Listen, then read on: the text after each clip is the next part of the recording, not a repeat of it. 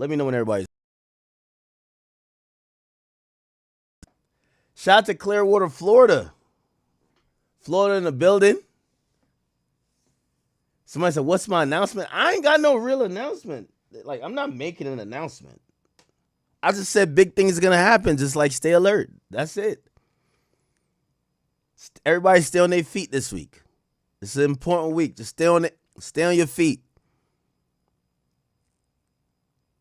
Might be announcements. I ain't say I was going to make them. It's just going to happen. Just let it happen. This week is going to be important. Actually, the next 2 weeks is going to be important. You know? I'm giving y'all a heads up to stay alert. A lot of things, a lot of surprises. You don't know what might happen. Somebody said, what are we doing for Cinco de Mayo? What do you want to do? You give me a plan. I might pop up on you. What's good? I see King Academics online. What's popping with y'all? We are here. Don't worry. Somebody said, I'm Cope Maxing. Holy. St. Petersburg, Florida. I got to come visit out there. IceMan tour. Y'all want to do an IceMan tour?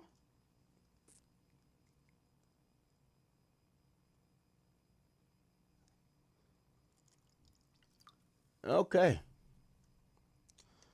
Just stay alert, man. Stay alert. and no, I don't know. I don't have any inside info. Everybody keep thinking I'm the key. I don't have no inside info, bro. I don't. I just know that, the universe works in very interesting ways. And I told you this is a complete reset, right? It's a reset of the culture. And I've heard some murmurs and stuff, not necessarily Drake related, but if in the next month or so, I think y'all are going to look up and be like, oh, the culture is resetting. The haters, we're clearing them all out. We're getting back to natural order of things, the business of just what we've been used to, the good times. You know what I mean? Like, these days MAGA stands for two different things, right? It don't stand for Make America Great no more, because I don't even know if they're doing that no more. MAGA stands for two things. Make Atlanta great again. Atlanta, okay? Atlanta's down bad. So MAGA now means make Atlanta great, okay? We got to figure out how to make them great. I seen an announcement. Did y'all see this? Big Bank. He's like the Atlanta mayor. He's interviewed, the Gunners, the 21 Savages, the Lil Woody's. He's a guy who does a really good job. A guy comes from the streets, but he has some, some smarts, some wits to him. I ain't even gonna lie to you. He came out recently and he said, yo, fuck it. It's time for me to interview 6ix9ine. And I was just like, shout to Atlanta, man. I think Atlanta is realizing everybody, half of Atlanta is ratting. So but they don't know how to do it right. You see, at least when 6ix9ine did the ratting, like 6ix9ine did it with some style, some finesse. 6ix9ine was, king rat. The Atlanta dudes, they're breaking all the rat codes. And Big Bank is going to be interviewing 6ix9ine seemingly. I've never hit up 6ix9ine this quick when I seen this post. Big Bang said, I need y'all to tag 6ix9ine. I need to interview him. I call 6ix9ine directly. I said, yo, they just picked you to give the state of Atlanta address. Yes. The biggest Atlanta podcast will have Tekashi 6ix9ine sitting up there talking politics within the city. He's going to help decipher and break down the hypocrisies. He'll let you know if King Spider told. He'll let you know what he think about Gunna. He's going to break the whole city down. And apparently, that's where we are in the culture in the world. Tekashi 6ix9ine has been summoned to Atlanta. Make Atlanta great again. Make Atlanta great again. Make Atlanta great again. That's the new MAGA. Make Atlanta great again. Could we do it, please? Could we do it? There's nothing moving out of Atlanta except the rappers who have figured out that gangsta music won't work, so they're all making Get Ready With Me music, okay? That's all that's popping. It's a bunch of Miss Trendsetter and replicas of those that's working. No more gangsta music. It's too crazy. There's too. Every week another interrogation tape. Every week somebody's giving a cop their number. It's Atlanta's in shambles. Never seen this before. Never seen it before. I don't hate Atlanta. How the fuck I hate Atlanta? I like Atlanta, actually. I think Atlanta, let me clarify because, maybe people do think I hate Atlanta. No, I don't. Atlanta has to go through what everybody else goes through. Unfortunately, Atlanta came across like they were too thuggish and too tough at a point during the snitching pandemic. And they act like they were above the fray and they were the examples to set of real street niggas. We have now found out they're the worst examples. And this is what I'm saying. Nobody hates Atlanta. But for the next year or so, they got to take a lashing. I'm sorry. If you're from Atlanta, for the next year or so, y'all going to take a lashing. You're the butt of every joke. Atlanta is the butt of every joke for the next year.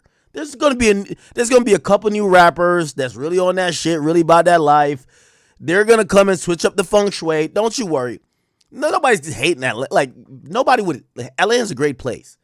But for right now, Atlanta's cooked. Deep fried is over. But it's coming back soon. And this is a good time for all the young rappers in Atlanta. This is your time to change. Like, the narrative about Atlanta right now, I don't know.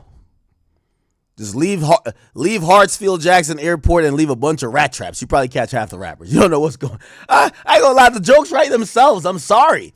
Nobody hates Atlanta. It's just that Atlanta rappers used to be mad vocal about telling, and nobody want to talk about telling no more. So, yeah, of course, it's hypocritical. But it's going to take like a year, maybe two.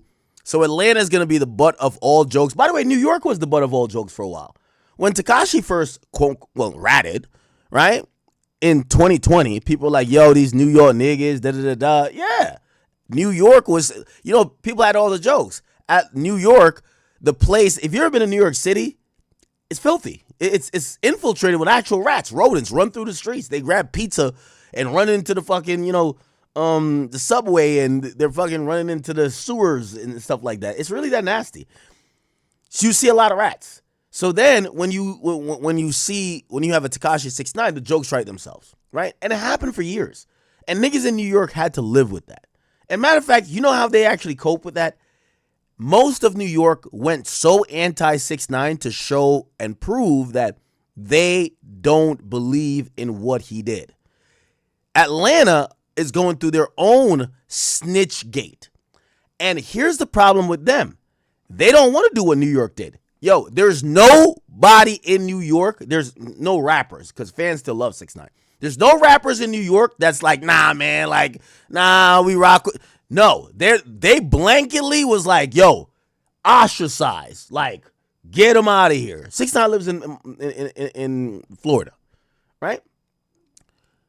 The difference is Atlanta, they're going through their snitch gate right now, and their whole thing is, hold on, snitching work different here.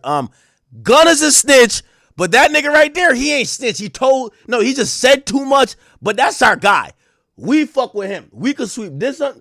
It's just funny. That's it. So nobody hates Atlanta. I don't want people to think that we hate Atlanta. But the Atlanta thing is different from New York. New York made a very blanket statement. We not fucking with 6ix9ine as the street guys, blah, blah, from New York. Atlanta, because it's so many of them accused of telling, they don't know what to. It's like, you ever seen that meme?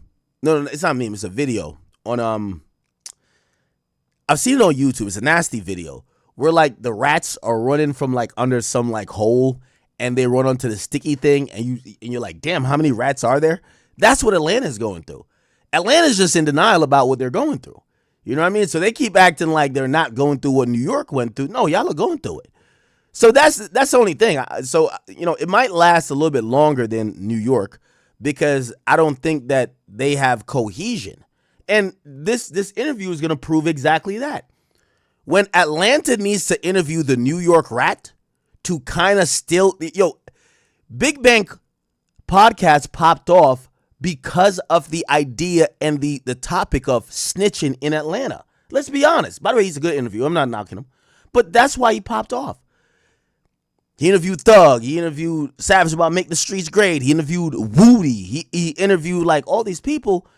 And essentially now he's interviewing 6ix9ine. The conversation of snitching in Atlanta is just not going away. You know why? Because there's no cohesive thing in Atlanta. So again, I think it's going to go away 1 to 2 years.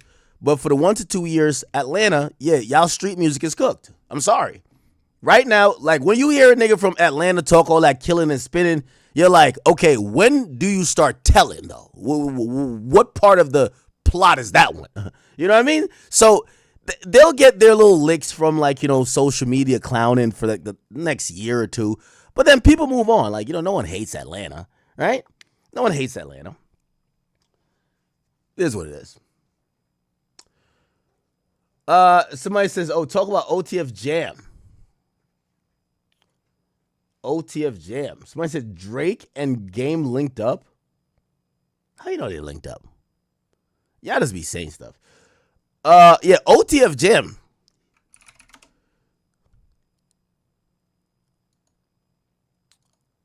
Have y'all seen that So OTF Jam is, and I guess we'll start here. By the way, welcome to the stream, people. I know it's a little bit late. It's a Sunday night. Some of you guys are preparing for early work on Monday. I do want to apologize a little bit because I do know some of you guys like to get a good night of sleep before work. But if you can't stay up with me, it's all good love. You'll be able to watch the rebroadcast or the clips later tomorrow. But if you can, rock out, okay? So OTF Jam is the guy that has been long rumored as being supposedly one of the original cooperants against Durk. Now, we don't really have much details of this actually being true, but apparently, according to the streets, they're saying that based on certain things, and apparently, like, you know, if you know these people or you're in the inner circle, you could tell who's quote unquote telling or about to tell. Not only because you probably know what's in the discovery, and in the discovery they are going to point out the cooperants, but also apparently, like, you know, his, you know, the family members and the people they used to tap in with him, he's been estranged from the gang. Now, his name is OTF Jam, but apparently OTF ain't been rocking with him. When Durk got locked, his name came up frequently. Even some of the members of OTF even posting some really, you know, disappointing things about him.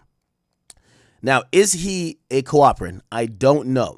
However, and by the way, he's not even caught up in this particular case that Durk is arrested in. So he's not a co-conspirator from what we know, at least named.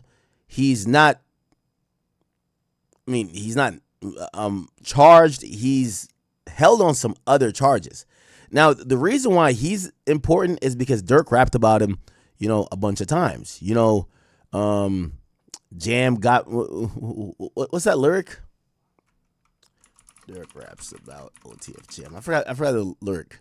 It's like, what he said. No, I think it's Back Again. That's one of my favorite songs. I love this song. It said, Jam, get out that jam. I give him 50, ain't gotta ask again. Okay? When Jam get out that jam, I'll give him 50, ain't gotta ask again. So, you know, supposedly he had gotten locked up, and once he got out, Durk gave him $50,000. And that kind of goes into people saying, damn, how could you ever snitch on Durk later when you got locked up and you got out, Durk actually gave you some money. Anyway, he's still not like addressing the fact if he's telling or not, which is kind of almost signs that maybe he is telling, because, you know, chat, there's these things where people get accused of stuff. Remember when Meek Mill got accused of fucking Diddy? And he came online and he said a lot of shit, and not one time did he said, I didn't fuck Diddy. And you're like, bro, that's like the first question to answer. Like, you know, it's like Boston Richey too. Like Boston Richey, like, you know, well, I don't think this is the most important question, but some people are like, yo, did you get hit by the pegginator? You know what I mean? Were you getting pegged, bro? And he kind of answered everything, but he didn't give a straight answer like, no, I didn't get pegged. And it's one of those things where we're like, why not answer the obvious question? It's like OTF Jam now. It's like, Jam, we're all hearing that you're the snitch. You're telling us mad info we don't care about. Could you just confirm or deny you're the snitch? So we got to make up our own minds, but this guy won't answer the question directly. Anyway, whatever. So this guy supposedly is out now, and he dropped a location. He says 726 East 164 PH, huh? place. South Holland, 30. This for and anybody else that feel they like that I'm doing something Sammy the Bull didn't do. Jesus Christ, these street niggas, they're confusing. So this is for anybody who feel like I'm doing something Sammy the Bull didn't do. I'm dropping my own location. Fresh out house arrest. I'm trying to see who's trying to get it in. Blood. It was a whole lot of woofing when I was in jail. Now it's time to show. Now, didn't Sammy the Bull cooperate? He's like a notorious hitman from like the mafia, right?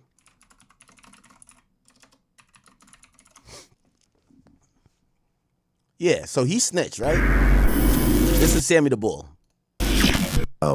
It's actually an anonymous jury because they're so worried about jury tampering because it's happened so many times before. This is, I guess, you've never seen. So he confessed to 19 murders and snitched against John Gotti.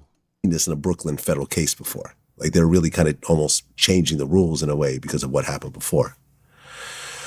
The prosecutors begin playing the tapes, where Gotti's discussing Gambino business, all the murders he approved, talking about how he hated Castellano, so the motive to actually kill him. And then you actually get brought to trial on March 2nd. Here you are, where most of your life you're told, you should not cooperate. You take a blood oath, and, cooperators are getting killed for this type of thing. How hard was it to really say, okay, I'm actually going to cooperate and take the stand? How hard was it? It was something that was against every principle in my life. Something I never even thought of doing. I've been arrested all my fucking life. And I faced cases that I've been offered that 100 times. Every time I was pinched. And I never did it. You talking about snitching? But I'll be goddamned if I'm going to turn around. If Cosa Nostra is that we kill each other, we do this, we do that, and then when we get pinched, you're going to throw me to the wolves, you want me to do the time, so you could hit the street. And I ain't doing it. I quit the mafia, I quit him, and I didn't give a fuck what happened to me. I would deal with whatever had to happen. Well, when you took the stand, you confessed to 19 murders, and you implicated John Gotti in 4 of them. Yeah. And I'm not sure if that's the true number, but go ahead. Okay. Damn. Gotti's lawyers cross-examined you, called you a junkie, talked about you use steroids and everything else like that, but...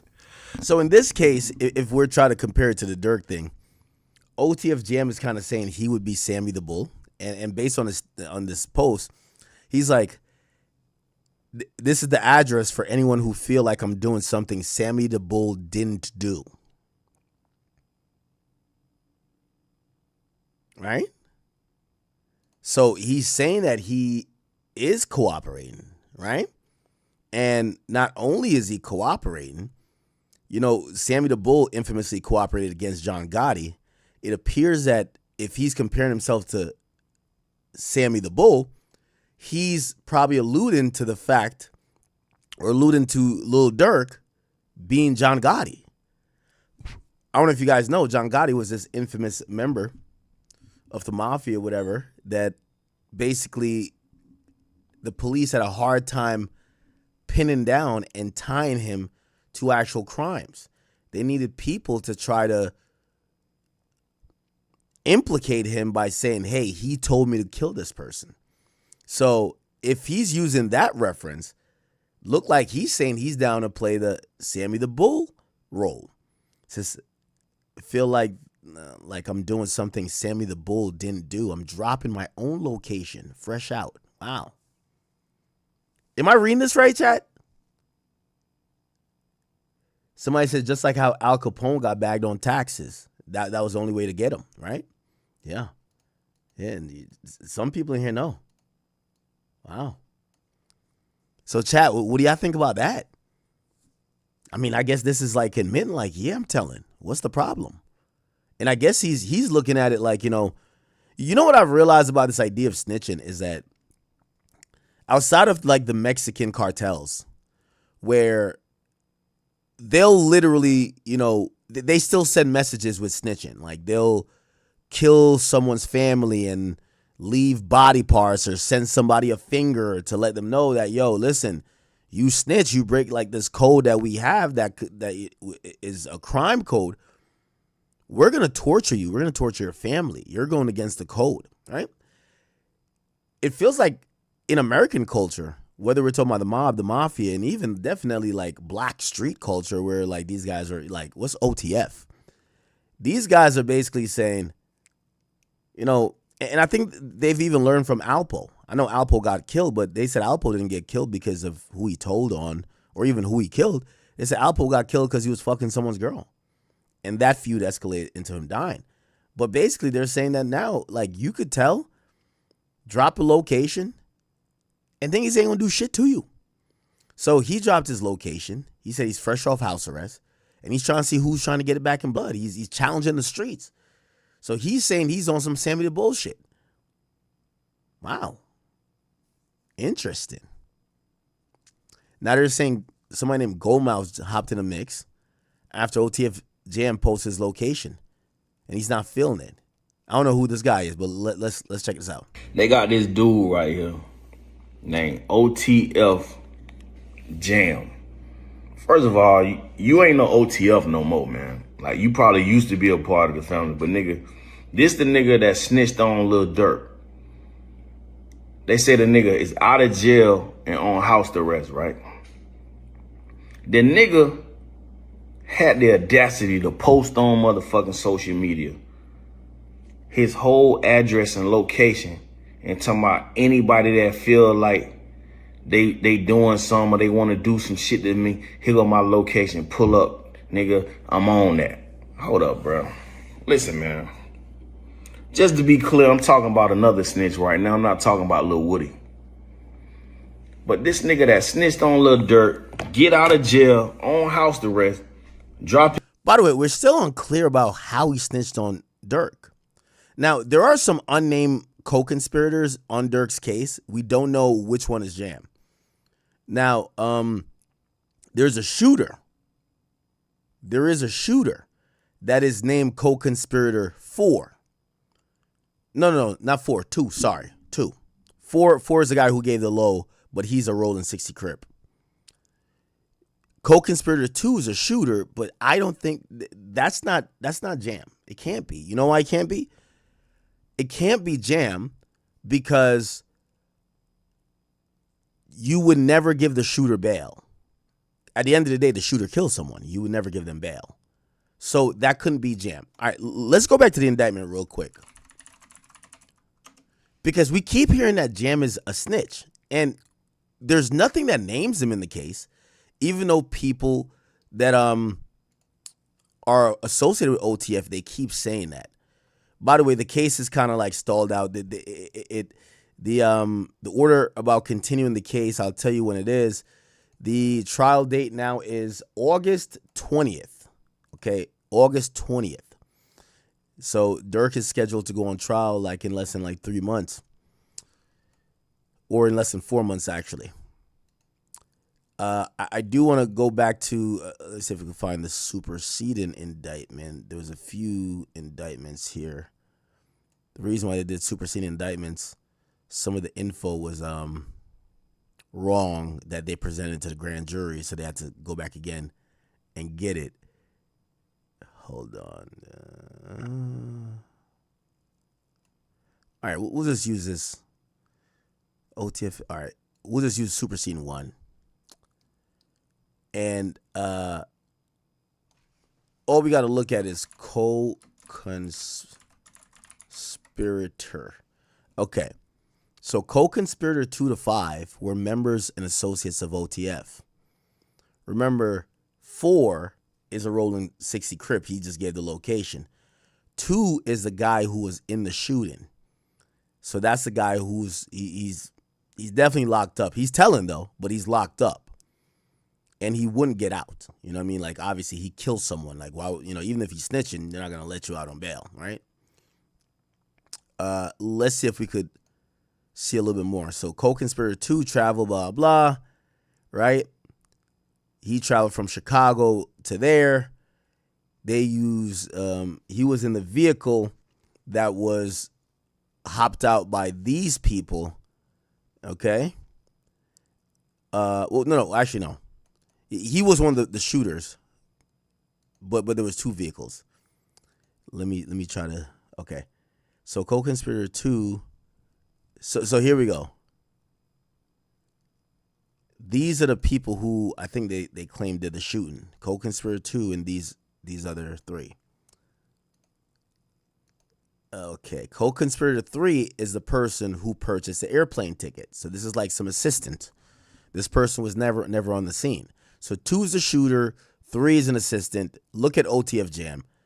OTF Jam looked like he's dumb as a box of rocks. You feel me? Like this guy doesn't look like, you know what I mean? This guy doesn't look like there's much going on up here. Cool. Like it doesn't look like much going up here. I don't think this is the guy. When Jam get out that jam, you give him 50. You don't call that guy to book flights. This is not the book and flight guy. Okay, so we could safely say we don't think he's the shooter because he wouldn't get out. He's not co-conspirator 3 because he doesn't book flights. Let's keep it going. Who's co-conspirator 4? Now, we already got that. Co-conspirator 4 dropped the low. Look, we're gonna find it. So co-conspirator 3 bought the airplane tickets. Let's go to co-conspirator 4.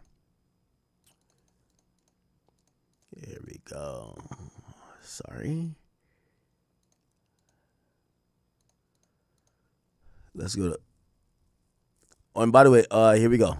Following the killing, it was told that Dirk was gonna pay 2, 4, and 5. Remember, 3 is a flight booker, so they didn't know that they're booking flights, or possibly didn't know they're booking flights for murder.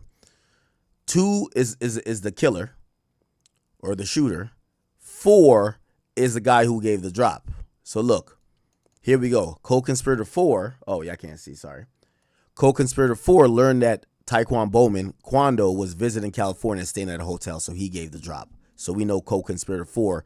So we know the co-conspirators here are the snitches, right? That's why they're not being named. So 2, the shooter, but he's telling.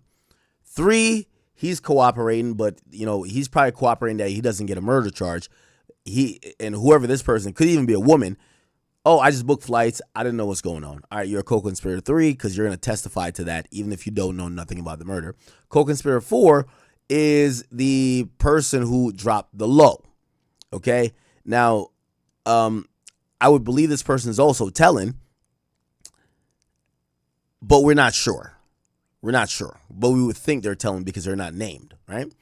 And then co-conspirator 5, let's see who that is. Okay, on August, Banks and co-conspirator at 5 asks 2 to go to California. So 5 is somebody who is helping Didi book or recruit the killers. So who's 5? Maybe 5 is Jam. 5 could be Jam. If it's any of the co-conspirators here, 5 would be Jam. Okay? He's not a shooter, but he helped orchestrate all of this. Now, still, I would be shocked if he was let out of jail regardless, even if he wasn't on the scene, didn't fire the bullets, because this is really a very serious crime. I'm trying to look where 5 is mentioned again. Yeah, okay, so we're back to, so he could be 5 or somebody else, but anyway, OTF Jam is literally saying that, yo, he's ready for smoke, and we're going to see what's up. Anyway, let me keep playing what this guy's saying. His location and tell everybody, if you got smoke, you want smoke, pull up. First of all, bitch ass nigga, check this out, Jam, because you ain't no OTF, nigga.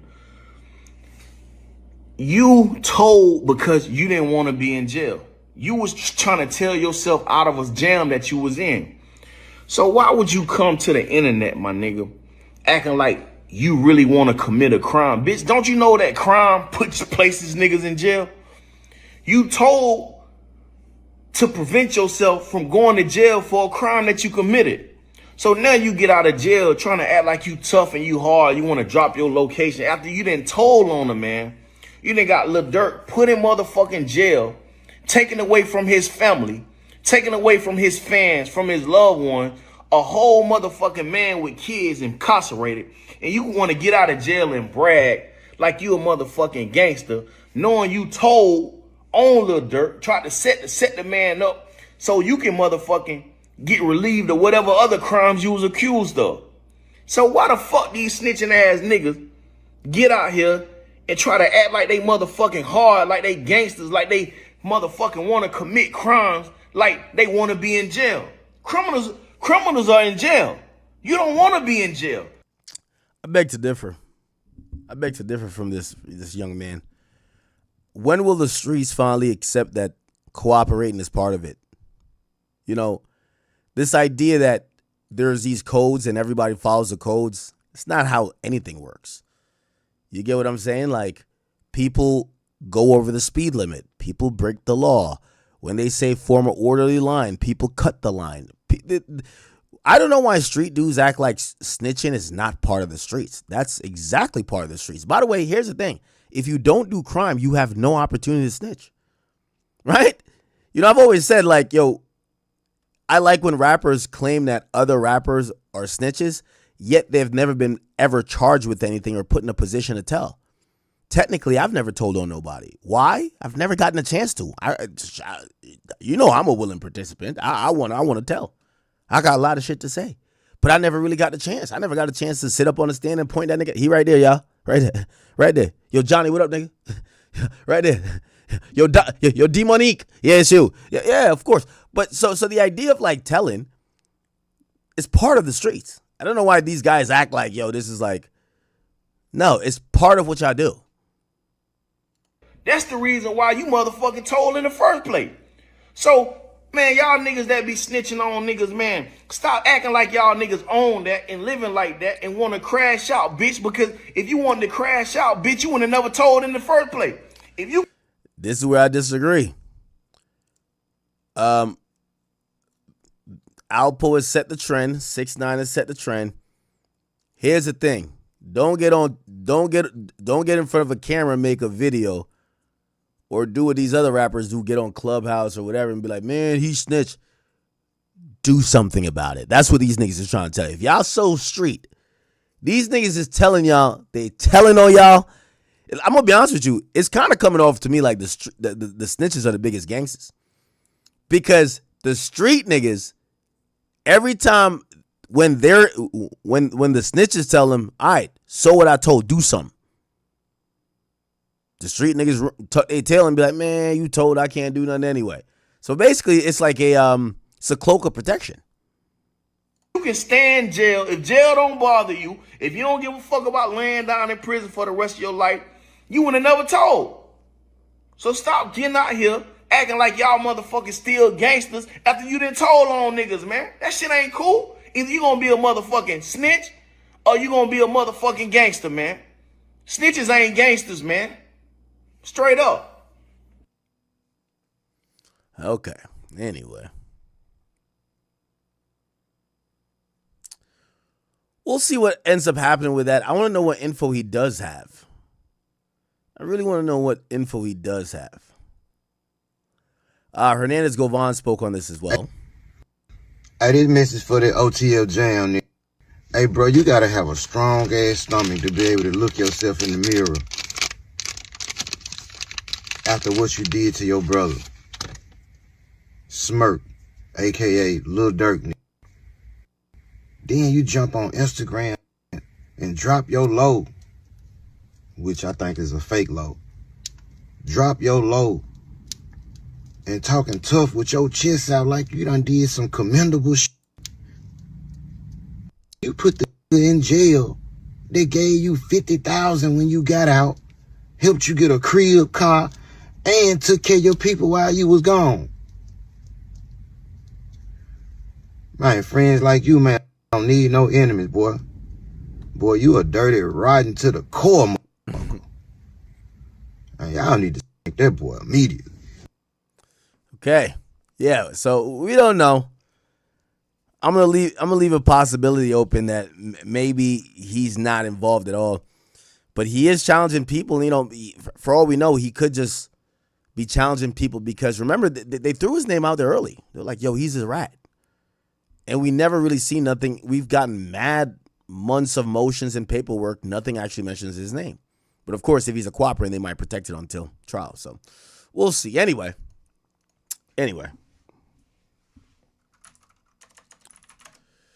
All right, people. Back to the Boston Richey saga. This one's messy. Really, really messy. So Boston Richey has finally decided to respond to all of this. And he has made a video himself. He's addressing all of the bullshit. Give me 1 second. I want to play it from the original source. Give me 1 second.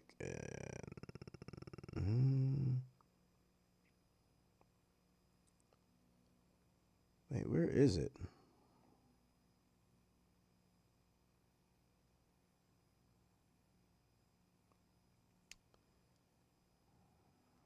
I can never find some shit when I want to find it, huh?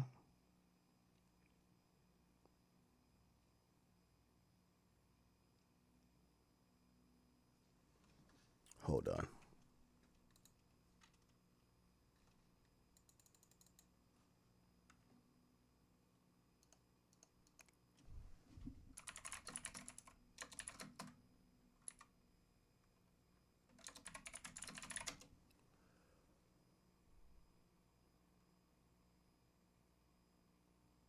All right, fuck it. Who cares?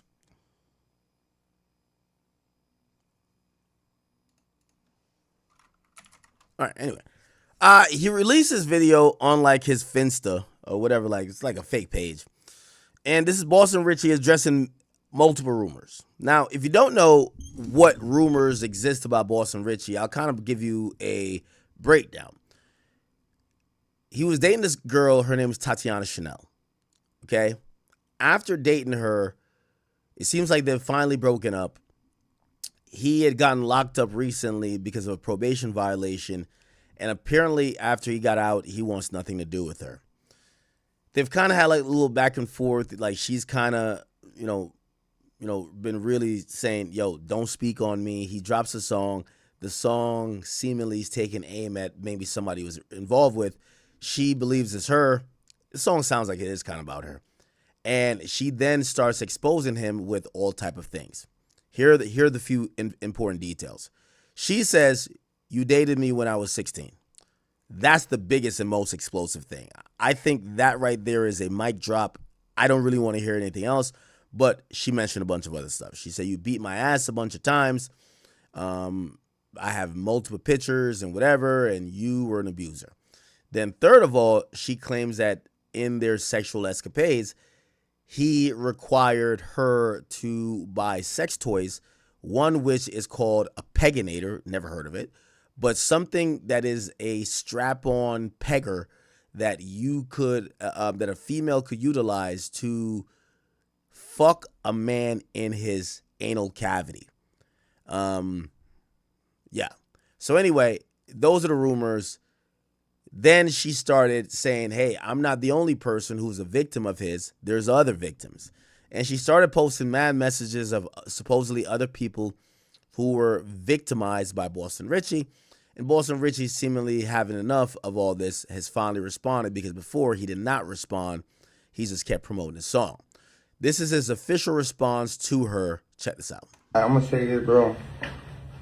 Well, I hate to say this because I ain't even the type of the internet nigga that go on the internet and goddamn speak on my personal life, my relationship status, shit, my career, anything that I don't went through. Like I ain't never been a nigga that run to the net and try to speak my behalf on a situation. I always take it to the chin.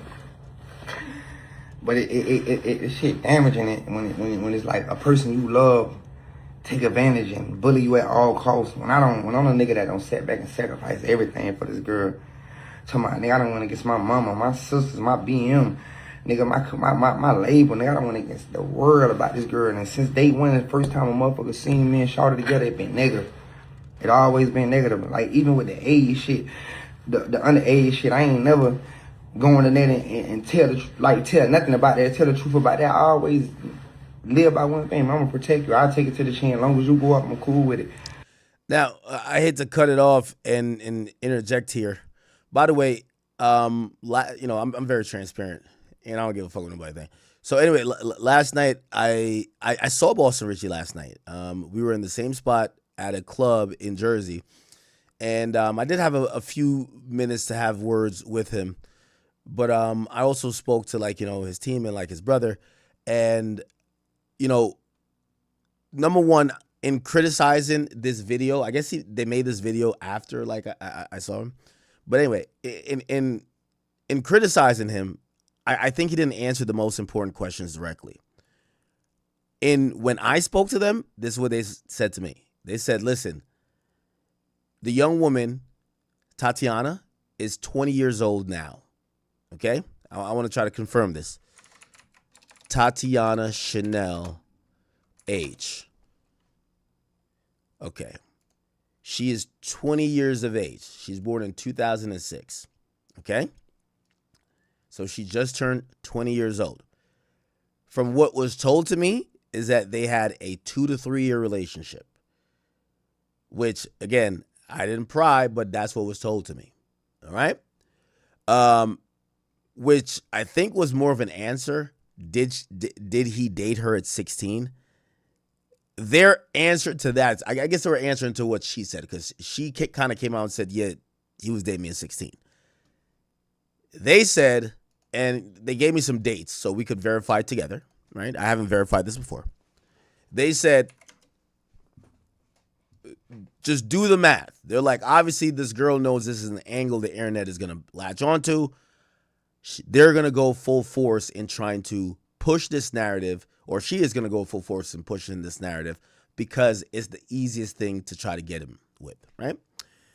But they claim, let's see, Boston Richey, and apparently he dropped something called Public Housing, right? Or Public Housing 1 or 2. I'm not too familiar with his catalog all that well, even though I do know his songs, or the poppin' songs. Anyway, from what they told me, they said, listen, Boston Richey got on about 3 years ago. This is exactly what they told me. They said, yo, Boston Richey got on 3 years ago. Okay? 3 years ago, that's when he got on. See? He gets the song with Dirk 3 years ago. This is exactly what they told me. Really, his brother told me. And again, I'm not here to tell you for you to be convinced. I could give two fucks. I'm just at least trying to break it down for you. They said, so 3 years ago, that's when he got on in music. They're saying this is a girl that they never met before fame. Okay? Apparently, they're both from Florida, but she's from, I don't know, Tallahassee or something. And they're from some other place, or maybe they're from Tallahassee and she's from some other place. Basically saying this is a girl that would have never dated Boston Richey or been with him if he wasn't famous. So the idea that she was dating him at 16 is clearly false, because the only time they could have met is after he gained fame, which is 3 years ago. So he gained fame, went to her city. I don't know how they met necessarily, but what they're telling me is then. Now, still, it doesn't put them in the clear, and I want to let y'all know I'm trying to be very fair here, because let's minus 3 from it. She's 17, right?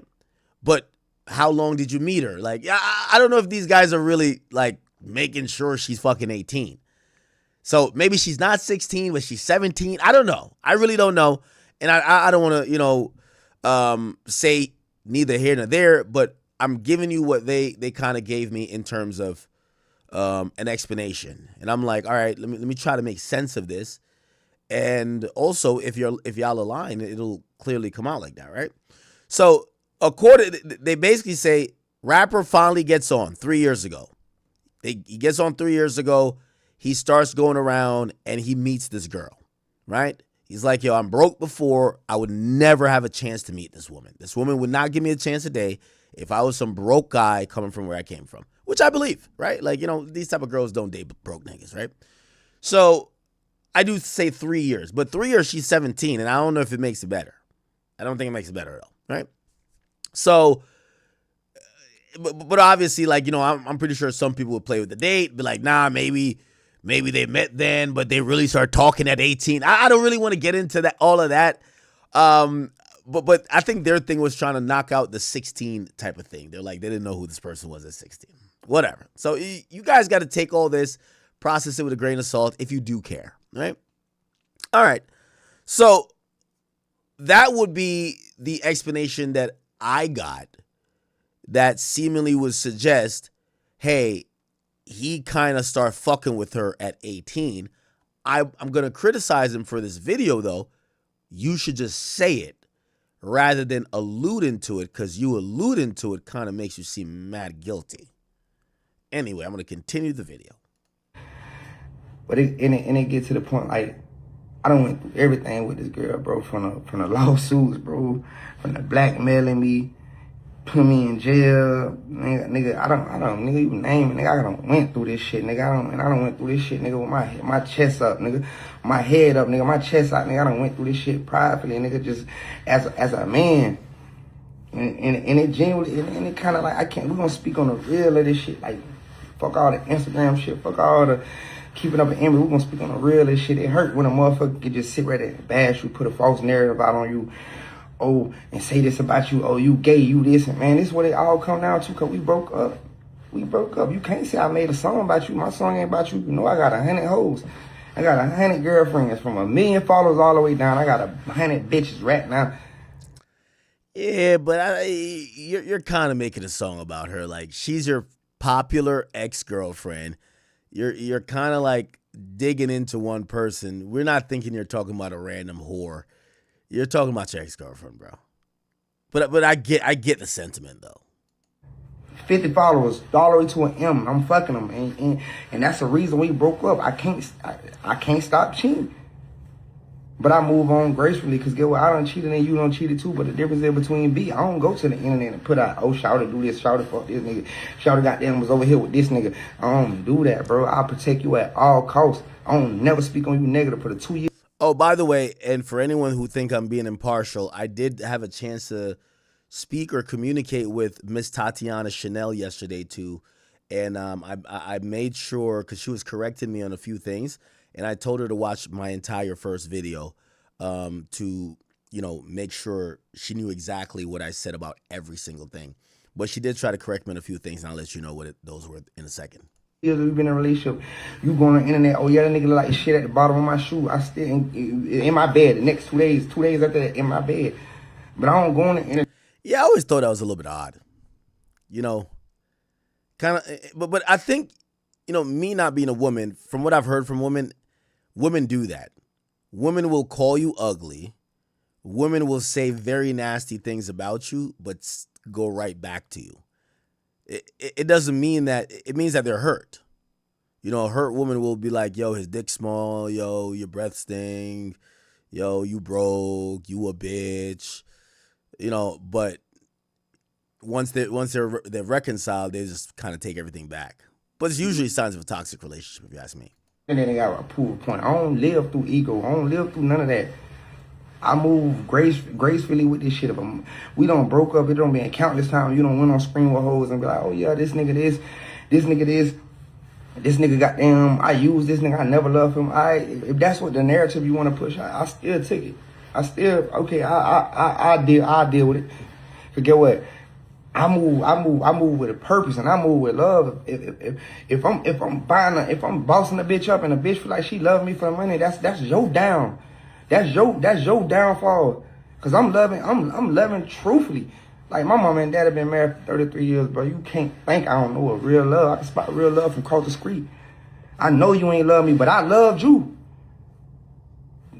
Down to the floor, I love you. Love everything about this girl. Everything I ever told this girl I was gonna do, I did. I delivered.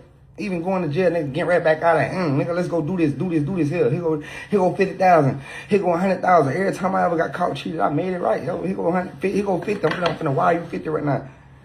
You think I don't think that's real love? Ain't no way in hell a bitch that's really love me finna be taking my money like that. Now, this is confusing too. So it's like he's saying that, okay, he had genuine love for her, but he knew she didn't love him because she would just take his money. Well, why keep doing it? If she is charging you for forgiveness, for love, and these other things, let's just say we believe him that he's in love with her. Why keep paying? Now, I do believe that rappers like, again, I was at a club with a nigga last night. I seen women fight over this dude. Like, women are really attracted to this guy. Now, I'm not sure if it's because of his music, how he looks, how he carries himself. I particularly feel it's because women like men who talk the language of tricking, which means they put women above themselves and they talk about how happy they are to spend their money on women. So women are going to be attracted to someone like that because they want someone to do that to them. But I seen it last night. I was like, wow, like, oh shit. These women all want this guy. Okay. I don't know shit like that. Okay, yeah, I'll forgive you. Give me $100K. Nah, you not a motherfucker who blackbailing me. Not a motherfucker who try anything a motherfucker can do, put a lawsuit on me. That ain't love. I'm sticking to the code right now. I could go put a lawsuit. You been breached contract. I could have been put a lawsuit on you right now. You know you dead. I got you dead to the room. And I still ain't, lawyer calling me, everybody calling me like press play. I still ain't do that. Could go in the name of one thing, protecting you at all costs. I know there's some shit you been wanting to do. You just looking for a reason. I'm dropping a song. You want to attach your name to my song so bad. I got 100 girlfriends. You know this. You done been in the studio with me countless nights and be like, damn, who the fuck you talking about in your song? Cause we never did that. We've been in the studio. I've been talking about my hoes in the studio with you and you know this. So why you want to make something about you? Cause there's some shit you been want to do. You want to see me down. You don't want to see me happy. You don't want to see hoes loving me. You don't want to see me out here having crazy shows. You don't want to see me with a hit song. You don't want to see me with nothing. How the fuck a motherfucker, I'm laying up in bed with praising like the Lord and the motherfucker want to see me down? Okay, I'll shoot him a little bit of bail here. I actually don't believe that she's trying to campaign for quote-unquote victims of this guy, nor she's really like, oh, man, you did this to me when I was 16 or whatever age she was. I think they're not together and she's hurt and she wants to hurt him. Right. And that's why, like, it's hard for like somebody like me to mobilize on whatever she's saying. Cause I'm like, yeah, sure. You're a young girl, but you were definitely enjoying all the money when the money was coming in. Like someone even sent me some shit where her mother now is saying, oh man, this guy like, belongs in jail. But there was a time the mom used to tell people when people criticized their relationship, the mom used to tell people, mind your business. Leave my daughter alone. You hating on my daughter. So the mom used to be telling people that her daughter was, doing whatever she got to do. So now the thing changes to, oh, you guys clearly, it instantly changes to abuse. When before everybody was complicit and willing, right? I don't know. Oh my God. I'm going to say this, bro. Fuck. This one I'm like watching on YouTube. I clicked off. It's going to restart. All right. I'm going to just let it play through without me interrupting. Well, I hate to say this because I ain't even the type of the internet nigga that's going on the internet and goddamn speak on my personal life.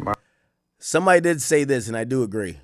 The sunglasses seemingly at night in the hotel room does not really speak to sincerity. And that's probably something you wanted to take off. My relationship status, shit, my career, anything that I done went through, like I ain't never been a nigga that run to the net and try to speak my behalf on a situation. I always take it to the chin. But it shit damaging it when it's like a person you love take advantage and bully you at all costs. When I'm a nigga that don't sit back and sacrifice everything for this girl.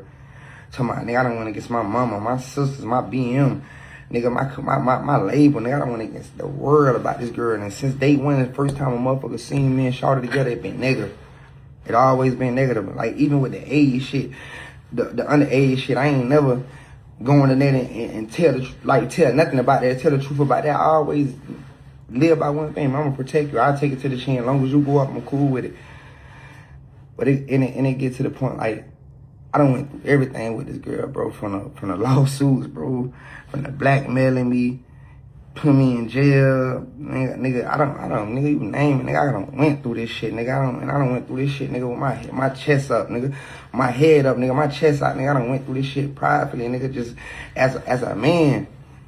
And it genuinely, and it kind of like, we gonna speak on the real of this shit, like, fuck all the Instagram shit, fuck all the keeping up an image. We gonna speak on the real of this shit. It hurt when a motherfucker can just sit right there and bash you, put a false narrative out on you, and say this about you, you gay, you this, and man, this is what it all come down to, cause we broke up.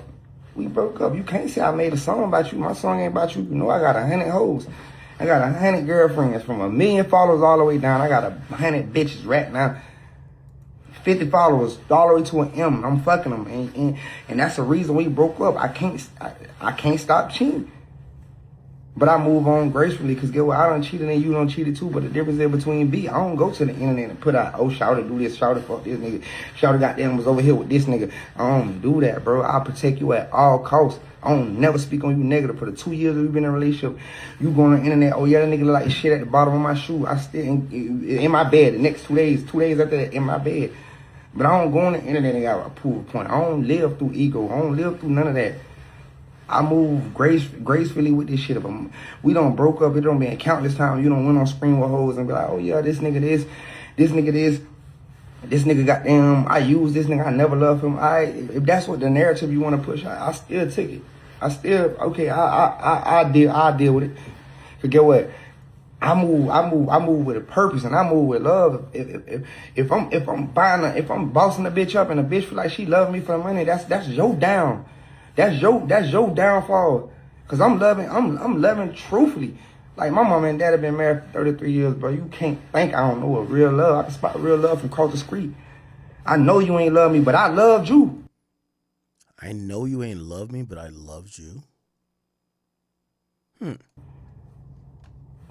Down to the floor, I love you. Love everything about this girl. Everything I ever told this girl I was gonna do, I did. I delivered.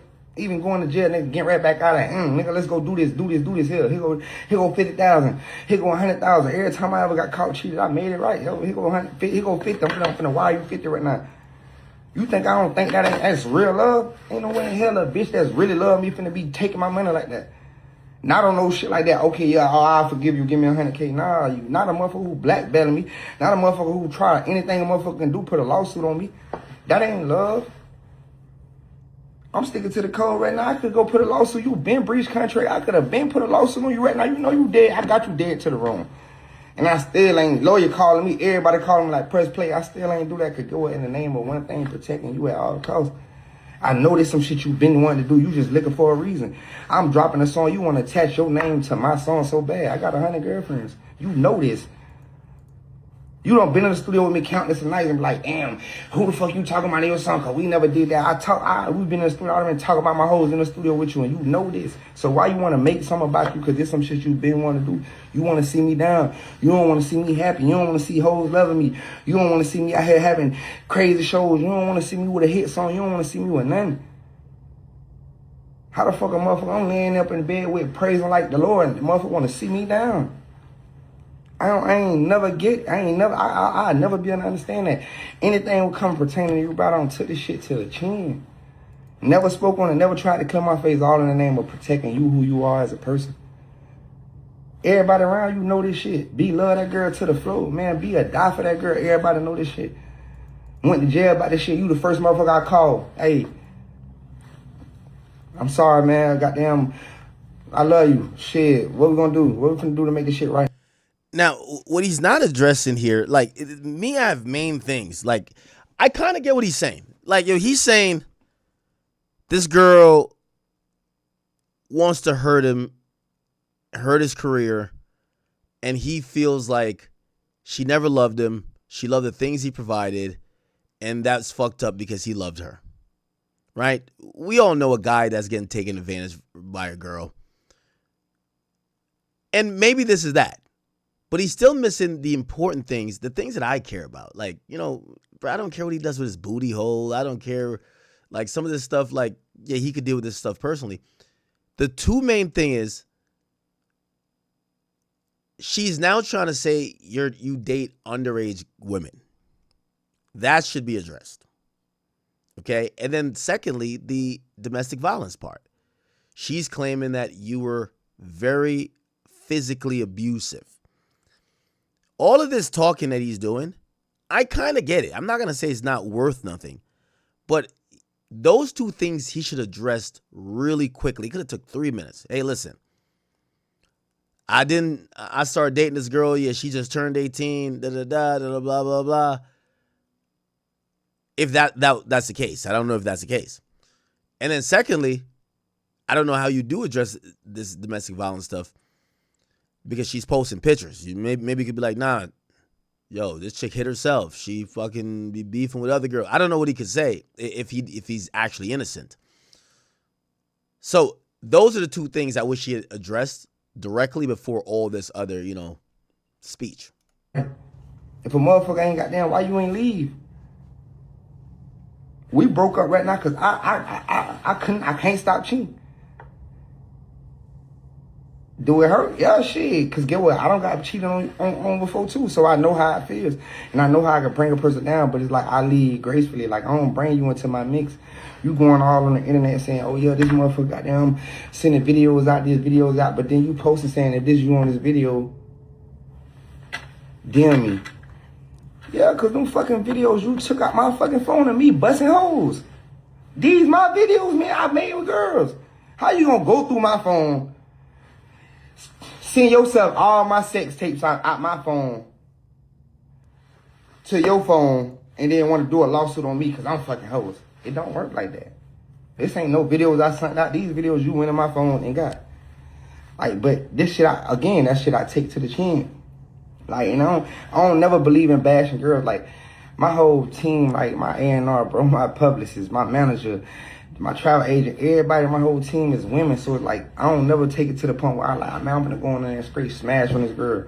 Because get what, these women I got to answer to. These motherfuckers who love women too. Like, I love women. So it's my shit I calculate. It's stuff I can't do as a man. I got my sisters I'm looking at, my BM I love, my mama, these people who I actively love. And these people who I actively care for. But it get to the point where it's like, damn, bro, how much can you let a person beat you down? How much can you let a person tarnish your image, blemish your image? Like, since I've been with this girl, bro, ain't been nothing but bad, bro. And I always accepted this shit just so she can go up. Like, you feel like, oh yeah, I'm a bring this nigga low so I can go up. It ain't never been no need for this shit. Cause get what? I ain't never tried to tarnish your name or say a lie about you a day in my life. I want to see you go up. Tonight, you want to see you go up. You get on my phone right now and call me and be like, hey, B, I need some money right now. I'm whatever the circumstances may be, and I'm going to send it. And we ain't got to say a conversation. I don't call your phone and text you. I don't tweet about you. I don't go around hoes talk about you, bro. I don't do nothing. I love you on my heart silently and wish things could have been better, bro. And that's it. I wish I could have did this better, did that better, but it's like, it come to the point where like, damn, a motherfucker want to see me so down. You want to get on the internet and spread narratives. Oh, this nigga gay. Man, but if any bitch ever been in it, if it's ever a thing was towards in the room, it's multiple hoes and nigga, that's some of shit, nigga. That's some of shit I can put might put my bank account on it, nigga. If it's me in a room, with toys and hoes, it's multiple hoes, and I don't even play that route. I don't go that route. Whatever other nigga do, I ain't got no preferences. It's against nobody. Gays ain't homophobic or none of that. But boy, I don't swing that way. And if it's toys in the room with hoes, I got multiple hoes. It's plenty of nights, nigga. I don't went in the whole room, and you know this nigga 4-5 hoes in the room, nigga. These hoes go at it, nigga. I don't even fuck them, nigga. That's just how I'm pushing my shit, nigga. This how I'm living. 6-7 hoes in the room one time, nigga. Me, I don't run train on hoes. Again, I want to be very fair. I get what he's saying. Any man that's been in a relationship, and this is probably a unique position because I've realized, like even me now when I date women, it's not like before when I'm not popular. Like, they have one advantage. The advantage is, well, I could use the fact that I've had multiple personal private moments with you, manipulate it, and basically try to ruin your reputation with it. That is a thing. We got to be honest with you. I don't see a bunch of men hopping online to tell the gritty details of what went on with women. It's usually the other way around, right? Like, and I'm always shocked when I hear all these stories. I'm like, so you have 3 years of stories to tell, and this whole time you were just posting Birkin bags and trips, and you made it seem like it was perfect? Why are you bringing us into the group chat now? Also, a lot of those things never coupled with the police. I completely get that. So there is a part of me that says, you know what, man, maybe this girl's just, you know, she's a young girl. She's probably also hurt that their relationship didn't work. She's probably hurt that he was cheating. That happens. You know, like in celebrity culture, I can't keep stressing it. Cheating is normal. If you guys are in a relationship now, it's not normal for your significant other to cheat 15 times. It's not normal for you to have to realize that because you're dating a celebrity, they're going to go fuck A, B, and C or X, Y, and Z. So I completely get that. But that's the part that I get about his story. So I completely get that. I do think she's doing this because she's hurt. Not necessarily because she wants justice. But I'm still giving him the criticism because as a dude, once people say certain things about you, you need to make it abundantly clear that's not true. And I know y'all gonna be like, nah, yeah, you gotta clear up the pegging. The pegging is the last order of business. Brother, they're trying to act like you like young girls, like you are some type of Jeffrey Epstein. That needs to be addressed instantly. You should completely, unequivocally, in plain words, address the type of women that you're into and how you met this woman or whatever. Now, I'm going to be honest with you. When you don't address that head on, it feels like maybe you don't want to talk about something that potentially would get you caught up, which is proving what people are saying. So that's not good. The second thing is the abuse. Anything else, like, bro, I don't want to know what this guy does with his booty hole. The nigga's gay or straight, it matters me none. So, you know, and by the way, you if you want me to be honest, but again, it's not even my place to say it because I spoke to them privately. But no, he has to address this shit, right? When they spoke to me and they were mentioning the abuse, they said, "Hey, Richie's never put his hand on her." They claim that she's a little aggressive. She's you know how some girls are. They're whatever. Is that she's the type of girl, she'll find out the low where he's at. She'll pop up. She'll force her way into a situation. She'll get loud. She'll get whatever. And they're like, yo, listen, if anything, and they're like, everybody's witness from like his family members to his team. And they said at most that's ever happened to this girl. This is what they're claiming. It could be lies. I'm not saying it's not lies. They said a lot of times when she's going crazy, because she thinks she's either catching him with a girl or something like that, they have to restrain her. They're like, if anything she would have in terms of any bruise or whatever, it would be some minor shit from people restraining her because she's going crazy. Nobody's like fucking slapping the shit out of her, punching her.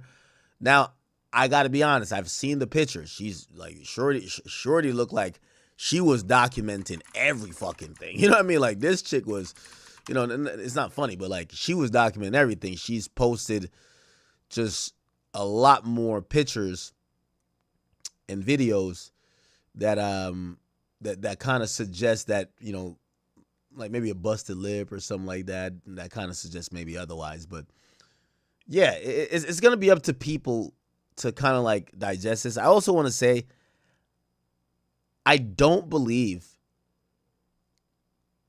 this cancellation is going to matter for Boston Richey.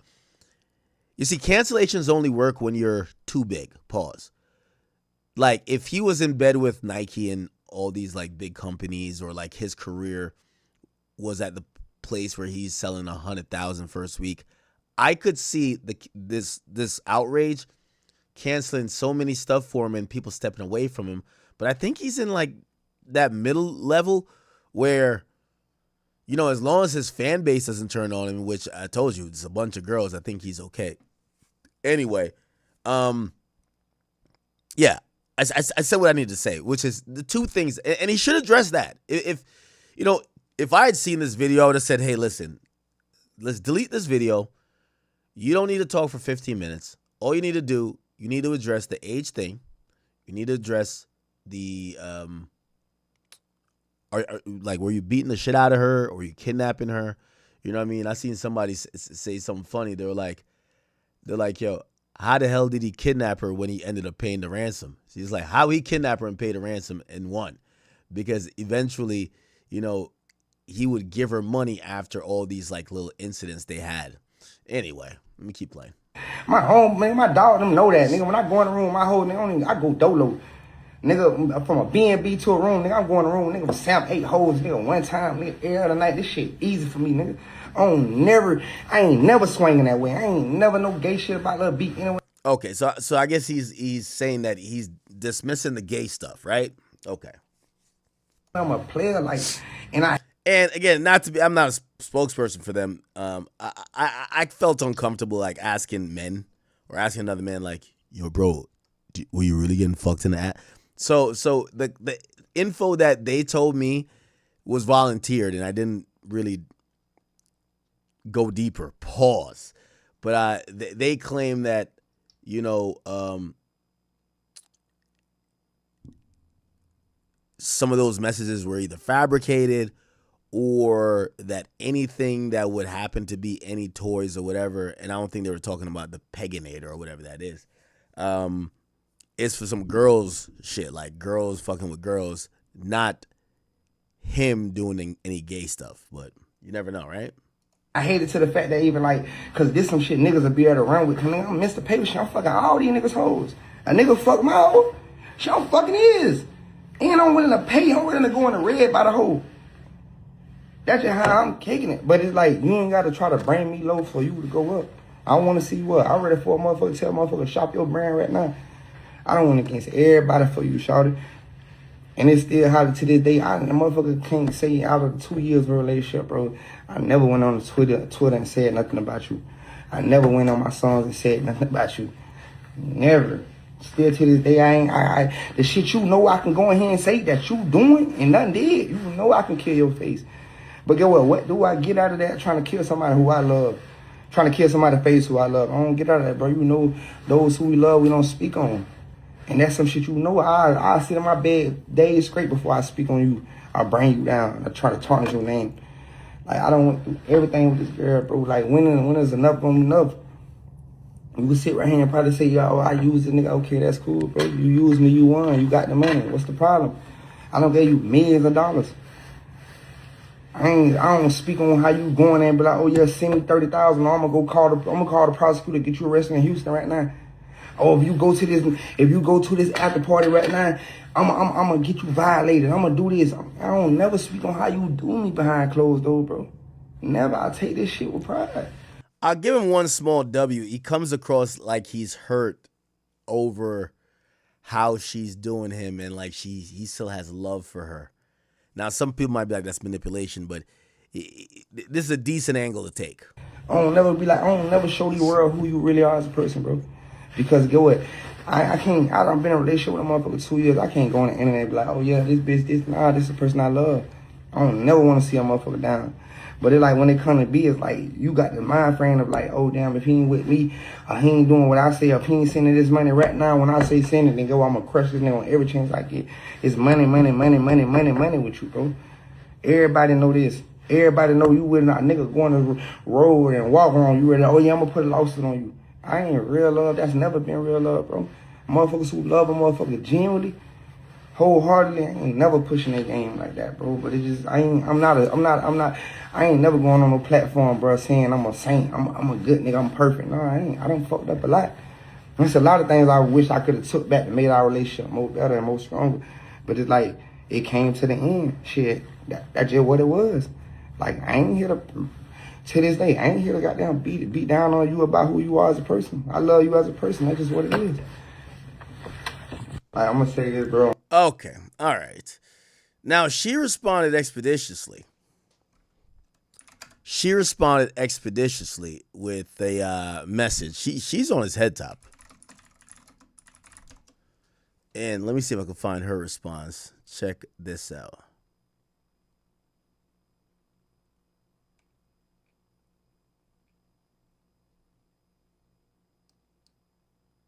I'm actually incredibly shocked. Wait, hold on. Jesus.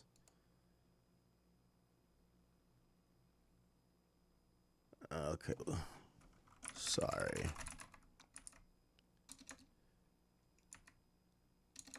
All right. I have to post on my burner page. Jesus. Or I think I did post it. Did I post it? This is her response. Here we go. So first and foremost, we're gonna talk about Mr. Mucus making.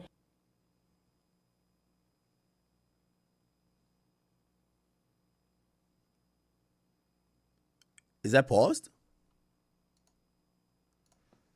Why is Instagram like lagging now?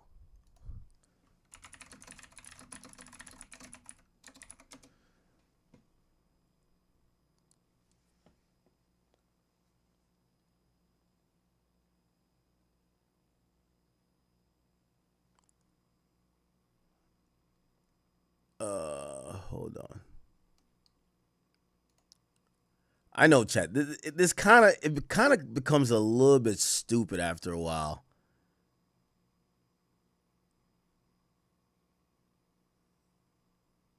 Where's her side at?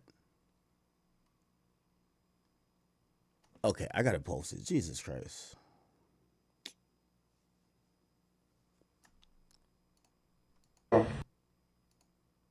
For whatever reason, like, Instagram is freezing.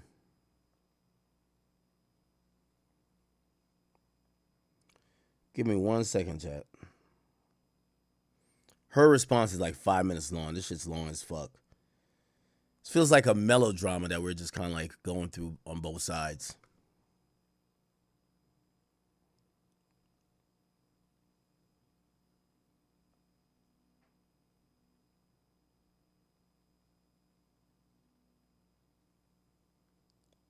Give me 1 second.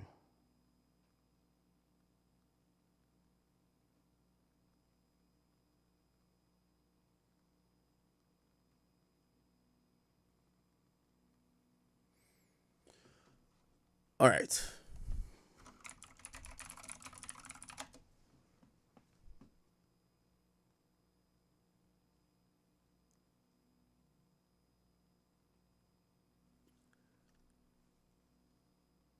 All right, it's almost done posting.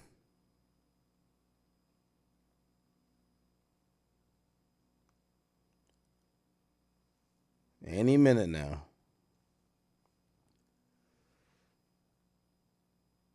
Somebody said, guys smashed the whole roster and the main chick is mad. What a surprise.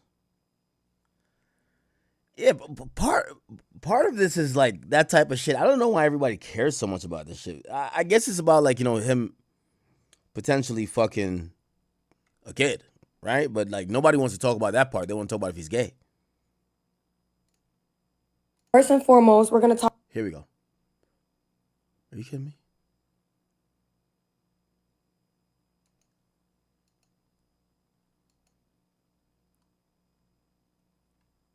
Why can't I play the whole video?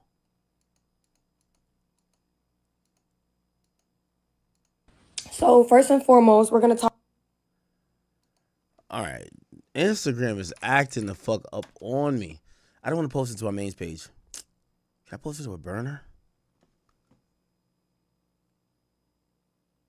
All right. I'm going to finally, you know what I'm going to do? I'm going to post it on Academics TV. I never post on Academics TV.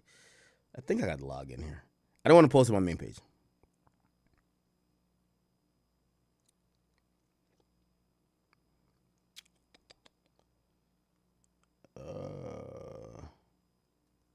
But I just need it for stream. Here we go.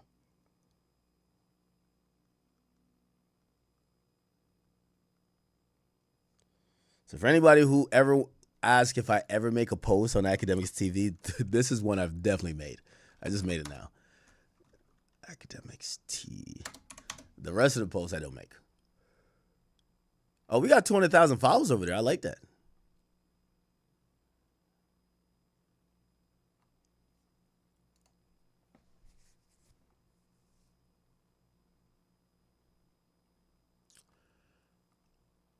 All right, it's loading.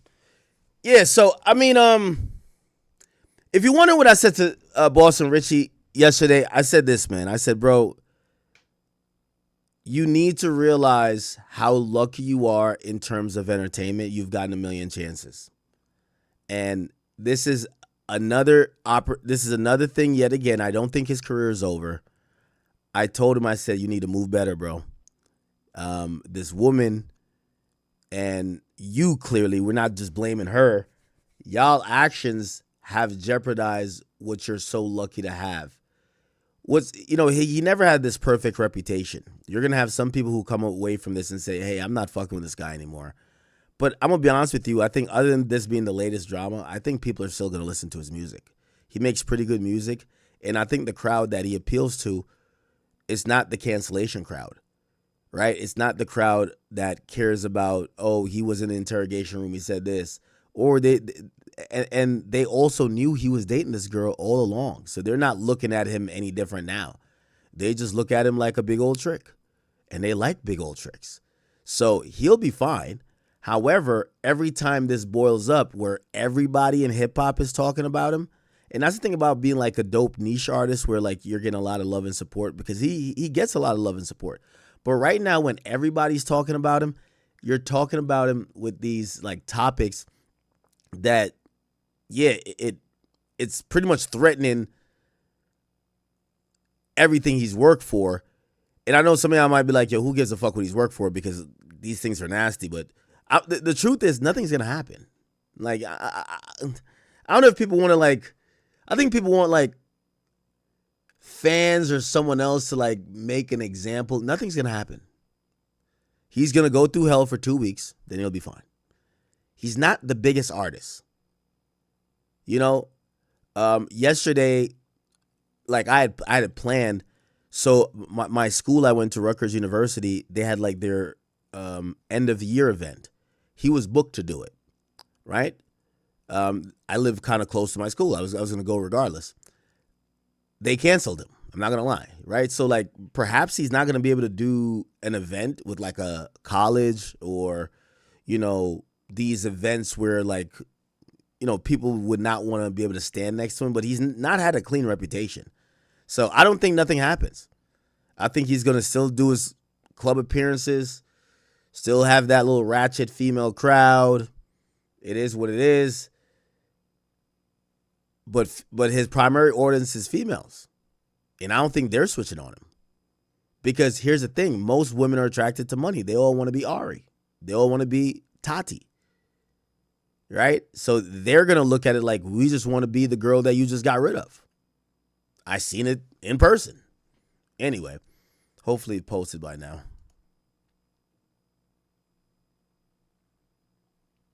It still didn't. Oh, okay. So if you ever wonder if I post on Academics TV, this is one I did do. And this is one I feel proud. I should have put posted by Ac.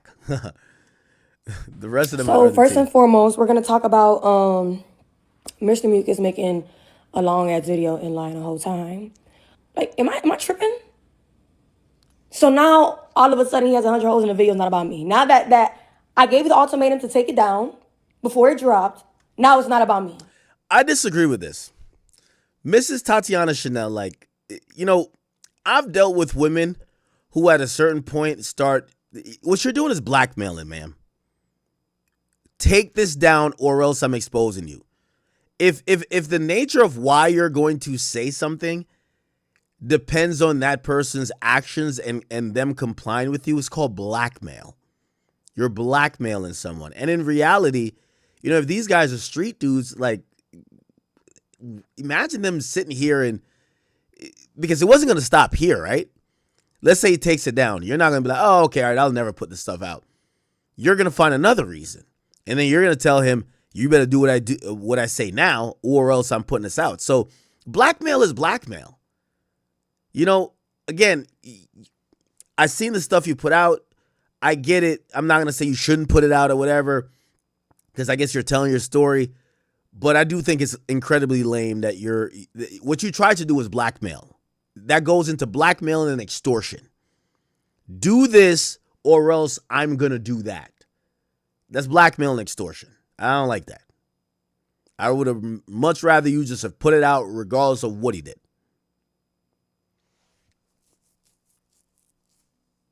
Cool. Of course it's not about me. You going to beat a bitch's ass is not about me. Got it. Just like your label made you switch the lyric because they knew it was about me. Okay, next. So he's saying that I got these images from out of his phone.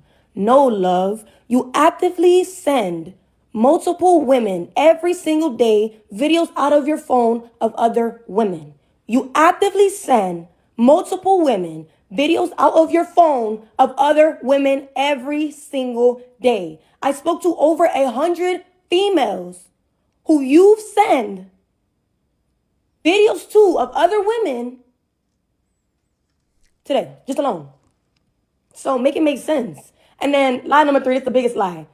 If it's toys in the bedroom, that means it was another female. I never in my life did a threesome in my life. I don't like no pussy. I don't like no pussy. I don't like no pussy. If we did a threesome, drop a receipt that we ever did a threesome. Drop a receipt where I ever said, hey, babe, let's do a threesome. I don't do that shit. Quite frankly, if you want to speak the truth, you asked me to do a threesome with your dog, Wavy. You told me while we were in the bed, when I was doing these things to you, go wake Wavy up from upstairs. He would like this, I promise you. I said, nigga, what? Wait, hold on. Wait, what happened? She said he wanted to have a threesome with his dog. Like, are we talking about like dog like Pluto, my dog? Or are we talking about like his dog like his homie, like his male friend? Hey, babe, let's do a threesome. I don't do that shit. Quite frankly, if you want to speak the truth, you asked me to do a threesome with your dog, Wavy. You told me. Wait, what type of dog? Like, we talking about Pluto or we talking about like a different type of dog? No, I'm serious, chat. I'm dead ass. Because like, if we did a threesome, drop a receipt that we ever did a threesome. Drop a receipt where I ever said, hey, babe, let's do a threesome. I don't do that shit. Quite frankly, if you want to speak the truth, you asked me to do a threesome with your dog, Wavy. You told me while we were in the bed, when I was doing these things to you, go wake Wavy up from upstairs. He would like this, I promise you.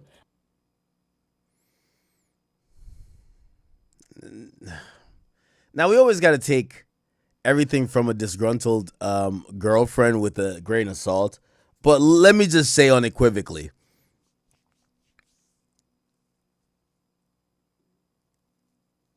you're telling her to go wake your man up? She didn't say for him to join. Is it for him to watch? I don't know, bro. I said, nigga, what? I didn't even keep fucking you. I went to go take a shower, sat in the shower like, damn, this nigga dog fucking him. And I ain't know. So let's not even do all that cap ass shit. Because one thing about Tati, I don't cap. You know yourself. I come with these receipts. And you want to sit here and lie and say, I went through your phone and I'm sending these videos. Yo, you don't even know I spoke to 9 15-year-olds today about you. About you. You drugging women. You're raping women. You're exposing women without their consent. You're letting your dogs run trains on these girls. You're sending out women's sex tapes. You sound fucking ridiculous, gang. And you know it. I left the relationship in February. This nigga literally every other day goes on a fucking rant on Twitter, rant on Instagram. I'm not the issue here, obviously. When I texted Cowboy and I said, listen, I'm going to leave this shit where it's at. I'm going to leave it in God's hands. I'm not going to do no lawsuit on this nigga because he really needs help. All I want is Epic to get this man help. Get this nigga in a program. You got nieces that are 15 years old and you fucking these 15 years old, niggas. You're fucking these 15-year-olds, nigga. And you have motherfucking kids in your crib that are 15 years old. And you're fucking these 15 years old. These 15-year-olds. All right. Enough is enough. I'm going to be honest. These are such heinous claims. Miss Tatiana Chanel, if you claim you have women coming forward and they're 15 years old, I think Boston Richey is about 29. Okay? Boston Richey H. He's 29. ma'am, please stop making videos and forward it to law enforcement. This is disgusting, right? Like at a certain point, this is actually a crime now. This is not about exposing. And this is where like my whole like, there's something about this that just doesn't sit right. Like, okay, when do we involve? So you're saying that all the 15-year-olds are hitting you up. None are hitting the cops up.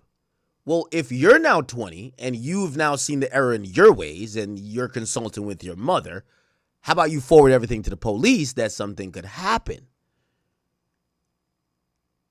I'm just wondering why this is a shaming thing. You can't shame. What you're describing is a sexual predator, someone who is someone who's engaging in illegal and non-consensual sex with a minor because a 15-year-old cannot provide consent. This is not for TikTok videos. This is for the police. This is for the police. And I'm wondering, I hope that nothing is in the scorned female realm with this, because I know how females are. I know how females are. You know, a female will say this about a guy. And you know what's so funny? There's no female who would even challenge me on this. Females are so fucked up. They'll accuse a guy they've been with of liking underage girl and being gay. Like, that's their favorite thing. They were with the nigga for 10 years, now he's gay. He cheats on her with a younger girl, not a young girl, a younger girl. Now he likes kids. So for me, when I hear these things, I'm not going to dismiss her. I'm not dismissing what she's saying. I'm just saying, I keep asking where accountability is coming in. Is she going to forward these things to the police? The police would love to have a conversation with all of these women. Love to. I don't believe it's consensual to be even. You can't have consent with 15-year-olds. It's just not happening. You can't have sex with them, bro. Come on. So I'm kind of hearing her and I'm like, all right, okay. But is she just saying this to shame him? Or is she saying this to kind of stop the cycle? Because a part of this also is her kind of saying, hey, I didn't know better. And by the way, if you wonder what she messaged me, when I spoke about her mother and I said, I think her, respectfully, I think her mom might deserve the same jail cell as Boss and Richey if this is exactly how it went down. If your 16-year-old daughter was not present in the household and you allowed her to leave and she basically gets sex trafficked or she is taken advantage by some older men, maybe you are liable just as well. This is a underage minor that this is how it works being a parent. You're responsible for. She did message me and she said, I could read it directly, but the gist was, hey, Ak, like when I was like 15 and 16, I used to run away a lot. I was out the house. And I think she was kind of saying that to absolve her mom of like some blame, right? Like just absolve her mom of blame. Like, no, you can't blame my mom. But I'm still blaming your mom. Like, let me tell you this. I'm Jamaican. My mama would have beat my ass, my friend's ass, my friend's parents' ass, everybody. I couldn't run away to nobody else's place. Like, it don't work like that. Like, I'm Jamaican. It don't work like that. At 15, yeah, you can't do none of that. Nuh-uh. So this idea, I think she was trying to tell me like, hey, listen, it's not my mom's fault because she didn't know what was going on with me. I think the opposite. If your daughter is 15, you need to know what's going on with her. It's your responsibility. It's your biggest responsibility. I don't care if they're unruly. I don't care if whatever. I don't care if they keep running away. It's your job to follow up with the police officers to find out where your daughter is. There's no such thing as a runaway that's legal. It doesn't work like that. You have custody of that child. You are the guardian. That child needs to be under your supervision. Now, I'm not saying maybe you can be like, all right, hey, go hang out at your grandma's house or maybe your auntie's house or whatever, for a few weeks. We're not getting along cool. But this idea of your child being 15 and just you don't know, that's negligence. That's negligence, and we can't excuse it. Now, I'll read what she actually did say to me. She said this to me, right? She says, I moved out of my parents' crib at 16 and 17. That's not possible. Maybe it's because I'm Jamaican. That's not possible. What do you mean you moved out at 16? Now, I think some people, when they hear shit like that, they're like, oh, no, that means she's accepting she's an adult at 16 or 17. I still just don't understand how the mom is not aware. And by the way, the mom put out a 5-page statement today. Because I think me and a few other people started saying, all right, yeah, maybe Boston Richey's a piece of shit. Or maybe he's, whatever, because of these allegations here. But are we going to act like the mom is not also equally to blame? Culpable? She put out a long statement. I'm going to try to read it for you in a little bit. So she responded. I was going to finish what she said. She said, I moved out of my parents' crib by 16/17. They did not know I was with him until social media found out. I think that is a gross lack of responsibility by your parent. First of all, since when could kids just move out? Oh, yeah, I moved out at 16. How did your mom allow that? Oh, I'm out. Yo, let me tell you this. I wish I could tell my mom, yo, mom, I'm out. Catch you. I hide. Yo, I gotta bring Mama Demix on here one time. But I feel like it would be too much trolling. Cause I would have to role play that. Would be like, yo, mom, what happened if I was like 16. I was like, yo, I'm out. I'm leaving. My mom raised 3 boys. My father stayed back in Jamaica. So when we came over here, when I'm like 15 and 16, I'm just with my mom. My mom, I will always give her the ultimate credit. My mom never made us feel like we could get a one over on her because our dad wasn't around and he's in Jamaica. My mom operated like the dad and the mom. How? My mom know how to beat. She know how to beat sons. Like, it ain't one of those where like your mom hits you and you just laugh it off. My mom know how to. When I mean beat, we ain't get abused. I don't want nobody, but she know how to discipline sons. Like 3 grown ass men. You not about to overpower my mama. Like my mom is going, man, stop playing. My mom's Jamaican. You know how she giving it up. It's her rule till the end of this shit. My mama operate with an iron fist. Facts. I don't know how other niggas' mamas operate when the daddy not around. My mama operate with an iron fist. Mama, I think I'm moving out. And I'm 15. Shut up, boy. It's not happening. Nah, she ain't hit me like that. But like, come on, like, it's not happening, gang. Like, I don't know what her mom was on. My mom, first of all, my mom was a teacher. My dad was a principal. That ain't happening. That ain't happening. Again, me, I do look at parents a lot. Like, we gotta start holding parents accountable. In this situation, I'm sorry. I hold Tatiana's mother or her parents, could be a grandma, whoever she lived with, I hold them equally accountable as Boss and Richey. If her story is right. You can't let a 16-year-old go escape. Or not escape, move out. You know why? The likelihood of your 16-year-old, which, by the way, if, again, pause on this. Allegedly, this was a well-endowed, like, grown-looking 16-year-old, but she's fucking 16. So, you can't let her leave the house to move out. She's going to get sex trafficked. You should know this. Your job is to protect her. How the fuck you let her move out? So, it's kind of your fault. This happened on your watch. This is on your watch. That's how I think about this. Not absolving Boss and Richey. Let's say everything is true. To me, they're like damn near co-conspirators if that's what the case is.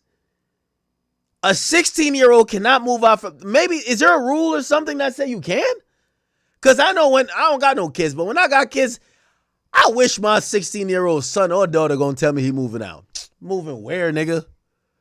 Moving where? Where the fuck is you moving at 16? Nowhere. My 16-year-old gonna have a goddamn tracker on him. I'm gonna have to know exactly where you at. Yo, my mama showed up one time like, yo, we in high school. My mama showed up. They had a little, like, something called Elk Lounge. I don't know if y'all know what that is. It was like Elk Lounge, and they would have little high school parties. My mama would really, like, she would to know too much details about any type of, like, she would make us have a social life, but, she's strict. She's always been strict. My mama worked as a nursing assistant because, she was a teacher in Jamaica. She had to come over here, go back to school. So she did 4 more. It's ridiculous. Like, you got to go to school twice. So she picked up another job and then was also doing teaching stuff at the same time. So kind of on the weekends, she worked as a nursing assistant. And she would get off at like 11 p.m. Now, it's one of the little high school parties. Our plan, me and my brother, was like, let's go to the party. But remember, mama get off like around 11. By the time she hit the crib, it's going to be 11:30.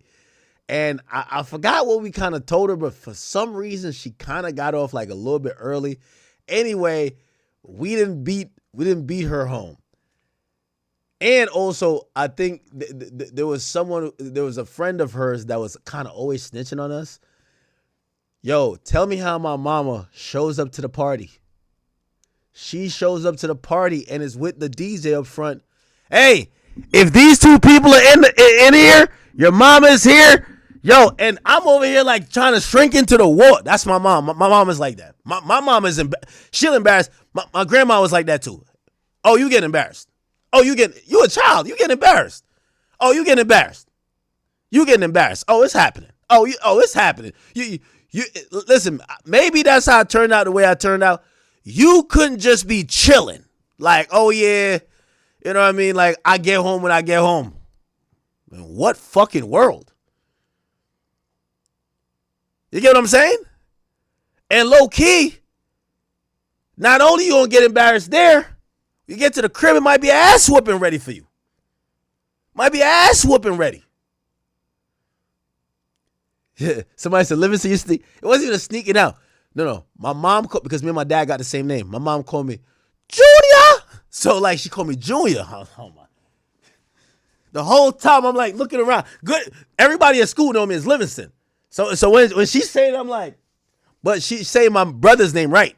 That everybody know. I'm like,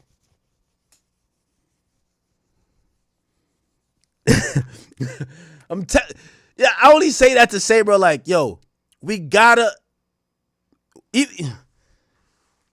I understand. There's so many parents that go through a lot, that have a lot going on. They have multiple kids. Sometimes the father isn't around, but it's no excuse. It's no excuse to allow, your child is your responsibility.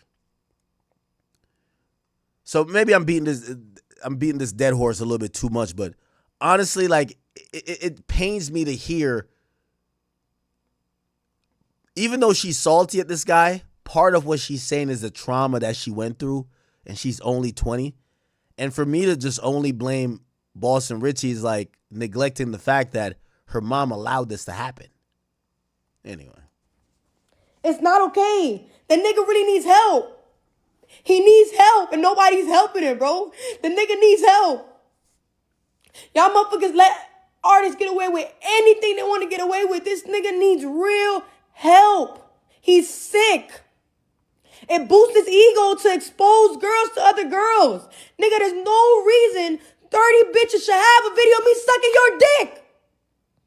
And I'm supposed to just sit here, let a nigga slide. Live in your truth. Accept your flaws.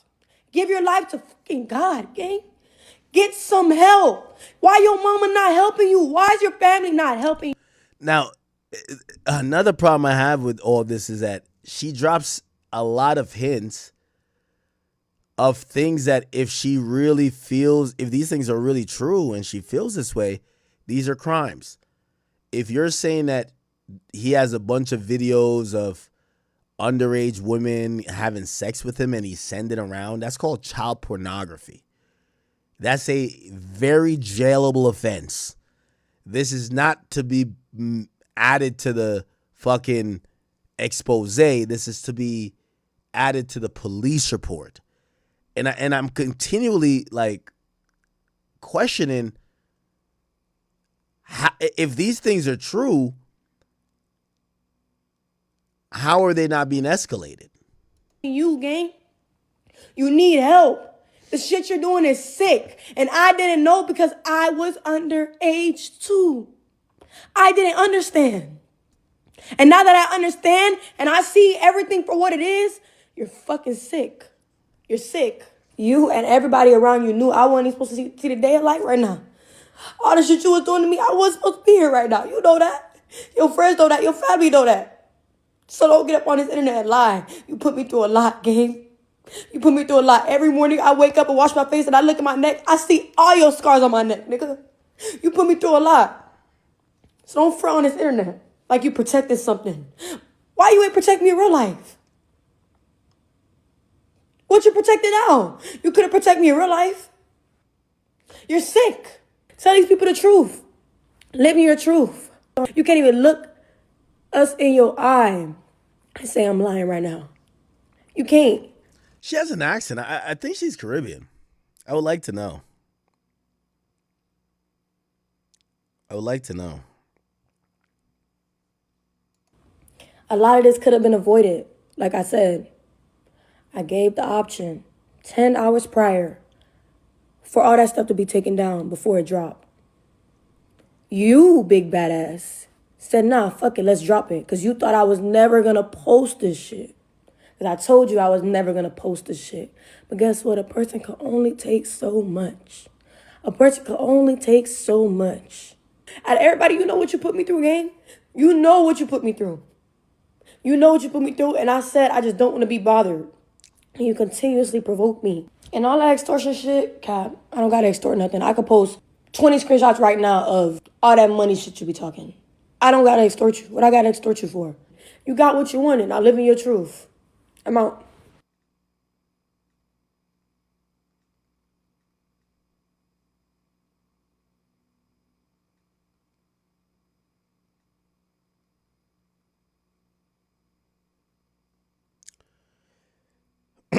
Okay. Anyway. Beyond that, did y'all hear what Charleston White said? Yo, this is hilarious. Charleston White's hilarious. Charleston White. Listen to this.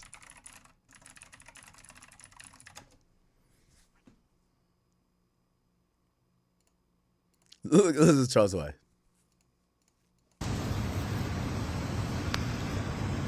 And another thing. To another thing.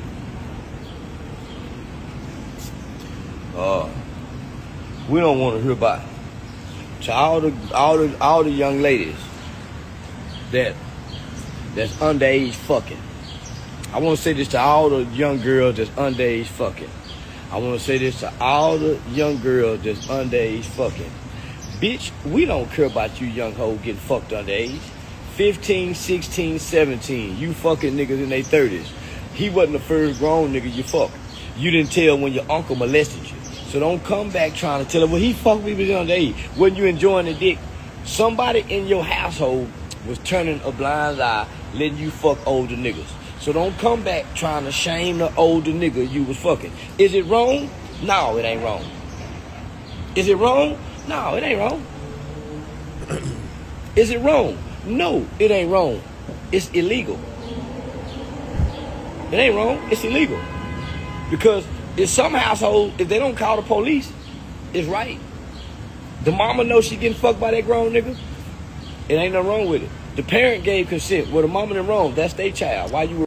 Now, I don't necessarily have the same school of thought as Charleston White, but he is kind of bringing up a point. There's certain cultures in certain, throughout the world where age of consent also depends on parents, right? And and he's an older guy, so I think he's kind of leaning on that, where he's almost saying that, well, if the parents kind of seemingly co-sign this shit, like, the fuck we gotta do with all this, right? Now, I don't want to say that the parents necessarily co-signed it. I just think they turned a blind eye.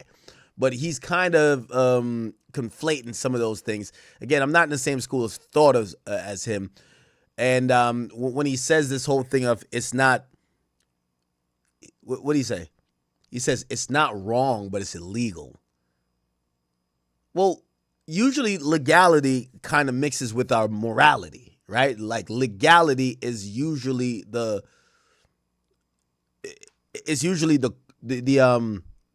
coded way that we have expressed our morality, which means if we don't believe that murder is fine, we outlaw murder criminally and legally. So if there is a age that is supposedly the age to consent or the age that someone becomes legal, our morality is saying that that is wrong. So it would disagree with what he's saying. Worried about it. Young hoes, 15, 16, 17, been fucking niggas in their 28, 29, 30 for a long time. We ain't finna let y'all come along and make it seem like it's wrong. No, it ain't wrong. It's illegal. Because in some states, 16-year-olds can give legal consent to have sex. So let's not act like Boston Richey was wrong for fucking her when she was 16. He wasn't wrong. Now, had she told when he was 16, he was wrong.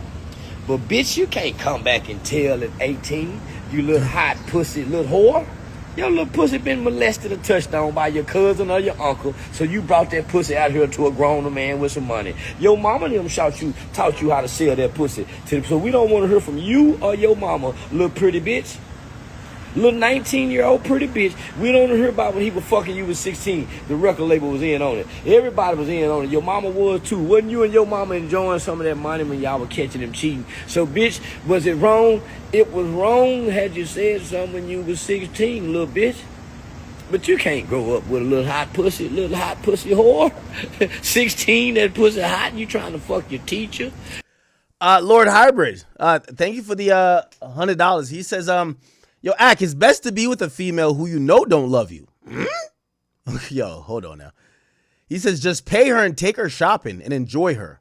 The girl you believe loves you is going to cheat on you and break your heart. No girl really loves you. They all cheat. So trick off so you know it's not real. I'm going to be honest with you. I said this before, though. Like, we as men, I feel like we have like this distinct relationship with I ain't gonna lie, if I was Boston Richey, I can't speak necessarily as him. I'd shed a tear if a girl came online and said, if a girl that was my girlfriend came online and be like, I never loved the nigga, I just love this money, I'd cry. Because like, it's like, again, even like, we get it. Like, listen, I'm not a delusional person. I've always said, like, at this point, if a girl is dating me, she's dating academics too, right? Like, you're not dating Livingston, you're dating everything, right? But if throughout everything, I'm not saying she's not incentivized that maybe I'm living a decent life, but if she basically could literally say, I never cared for this man, I only cared for his fucking wallet, that gotta hurt. It would hurt me. I'm like, I don't know how these other niggas are. It would hurt me. But I'm not like, you know, the top trick out here. If you're a trick, maybe like you shouldn't be hurt, but I would be hurt. I'd be hurt. You trying to fuck your brother's friend? You winking at some of your daddies? Because here's the thing. All right, Lord Hybrid, just to kind of go off what you said. If it's going to be that, where you said just pay her and take her shopping and enjoy her, I rather, like, first of all, I know I don't do transactional shit. But still, I'd rather it be known as that I never fall in love with you. Because once you fall in love with someone, it's like game over. So if I know, all right, cool, you know, every couple of times or every month we link, I buy you something, but I'm just fucking the fuck. All right, I won't get the feelings involved, whatever. But now, if I'm thinking like you're my soulmate and you're thinking I'm your ATM and that's it, I'm hurt. I ain't gonna lie to you.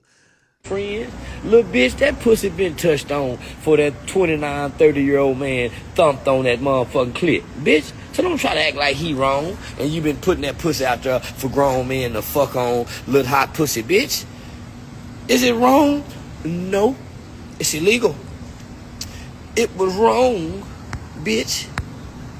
It was wrong, bitch, if you would have said something when you were 16. But, bitch, you can't wait till you 19, 20, done been burnt 2 or 3 times. Probably already got 8 human papillonias virus on that pussy. Yeah, bitch, you can't come back now, bitch, and you shaving the pussy. So you done had threesomes now, bitch. You cannot come back at 19 holler, oh, he fucked me when I was 16. Bitch, you know that's the, come on now, that's the ghetto fucking anyway, bitch. That's how your mama had you, your grandmama had her. So, bitch, just repeat what they call the generational cycle. Your mama was a hot pussy hoe. Your grandmama was a hot pussy hoe. And here it is, you a hot pussy little bitch now in a hoe. A funky bitch in a hoe. Because now you trying to come back and get revenge after all the money the nigga done gave you. And next time, Boston Richard, take your glasses off when you tell your story. It's more believable. You got to look the It was part of the fit, right? camera in the eye and say, hey, listen, I ain't taking no dick. The bitch lying on me. Boy, if you don't say that, you're looking suspect. Take them goddamn glasses off and look us in the eye and say, hey, man, that whole line, nigga. Bitch ain't putting down dick in my eye. Let us see them pupils, nigga, when you talk to her. But I'm just saying, this bitch here, we ain't believing no motherfucking bitch that goddamn me didn't tell it when it happened. We ain't finna let them do you. Yeah, I gotta be honest. I am like, once you hit the ex-girlfriend category, we know two things gonna come out. That nigga kind of gay, right? And you know what the funny thing is? Anytime a girl says her ex-boyfriend's kind of gay, she always mentions that he fucked mad bitches. Like, you'll be like, yo, yeah, my ex, he was mad. Like, I think he was gay. He was down low. What's your proof? Now, she's coming with some peg shit. But usually the proof is, yeah, he fucked like 4,000 other girls. Like, so the gay nigga was just getting all the pussy. Okay. All right. But I don't know. I ain't finna let them do you like they done Bill Cosby to come back 20, 30 years later. Oh, he did this. He did that. Bitch, you should have said something. But what if it was your daughter? I would tell her the same thing. Wasn't you enjoying that dick? When you was 16, that dick was good, wasn't it? And you didn't come tell me then, did you? When you turned 17 and you was underage and he was fucking you when he was 30, wasn't that dick good? Did you come? Wasn't you coming on that dick? Huh? Wasn't you bragging about how he doing this to you? And you stay silent now, huh? He was giving you money. Now the hush money. You see, I'm kind of like torn in the middle, right? I think both of them are hurt. Clearly the relationship is over. I think what she's, you know, part of it kind of feels like she's trying to like let people know what she's been through.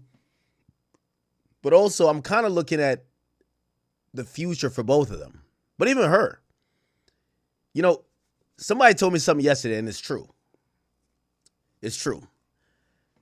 Yo, for women who get with a rapper, or you get with like these influencers that are in hip hop, you get to a fork in the road.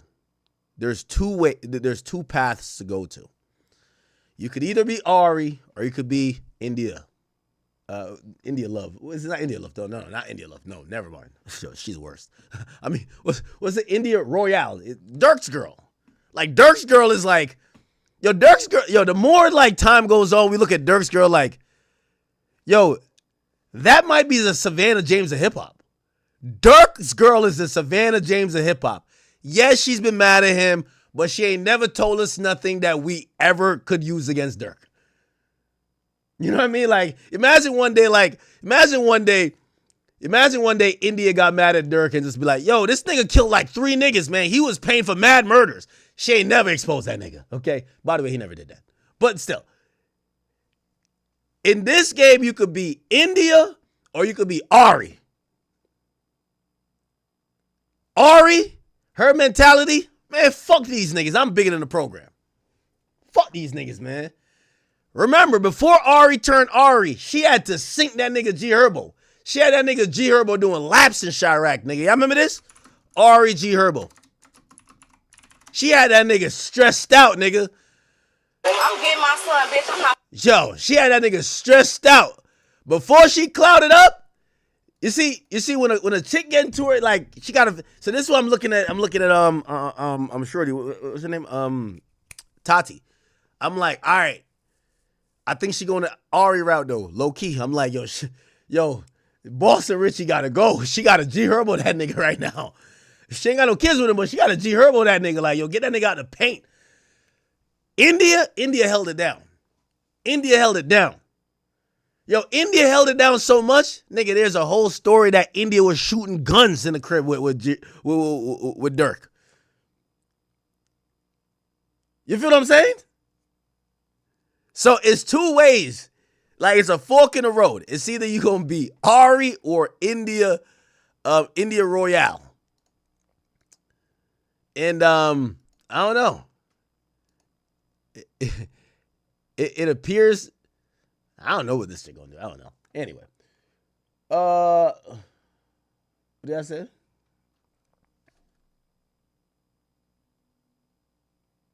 Huh?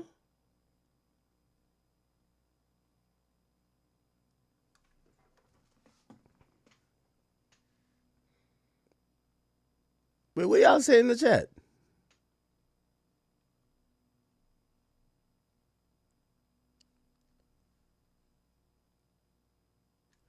Anyway, all right.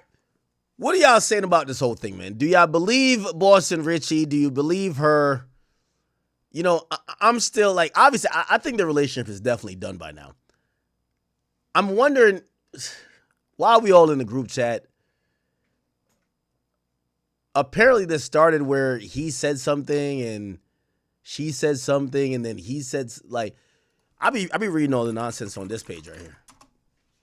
This page right here be having all the bullshit. Look at this.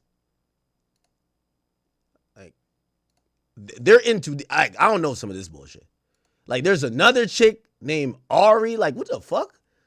They just got random NPCs. Oh, these are the pictures. Yeah, this do look crazy. I ain't gonna cap with you. Yeah, this look crazy. Now, they tell me, they say she's an aggressor. She's the person who be wilding. But this doesn't look good, and it feels like you got to contextually. What is this? What's this? Oh, is this Boston Richey texting her? I got something that will make everything go away, man. I fucked up big time. I hurt you. I'm so sorry. I'm sick as fuck. I'm ready to myself. I hurt the only person I got in this world. Baby, talk to me, please. This shit eat me up. Do I send the rest of the money? Yes or no? Tati, I need to tell you something important. I need to get this off my heart. And she captioned it by saying, does it sound like I only want it for the money? Look like he's offering, right? Tati, I'll wire you $400K. I just need you for 30 seconds, I swear. I'll sign a contract. What contract you talking about? What kind of car is on your top fave list? God damn.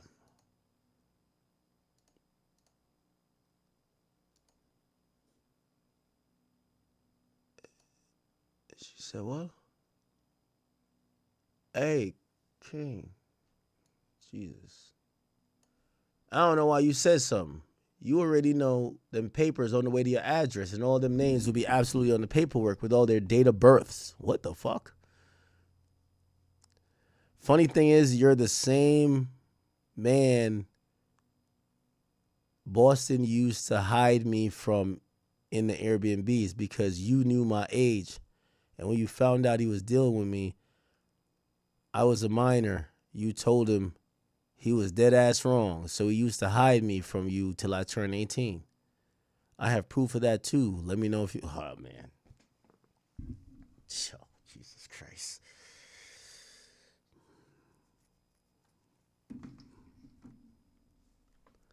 I have proof of that too if you want it posted.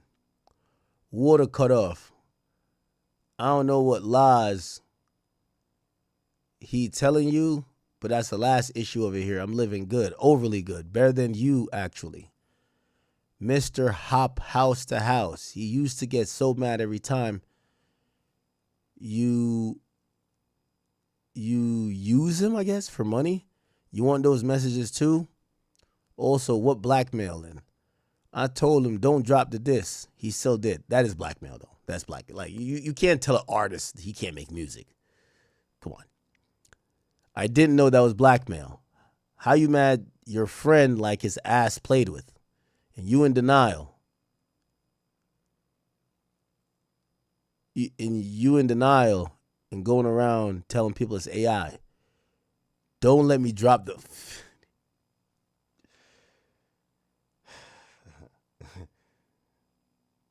Jesus Christ.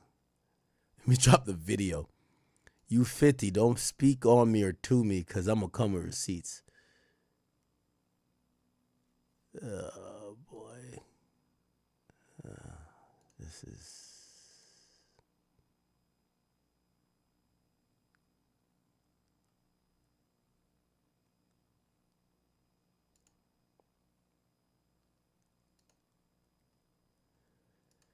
This is some shit, y'all. Somebody sent me some info on her, though.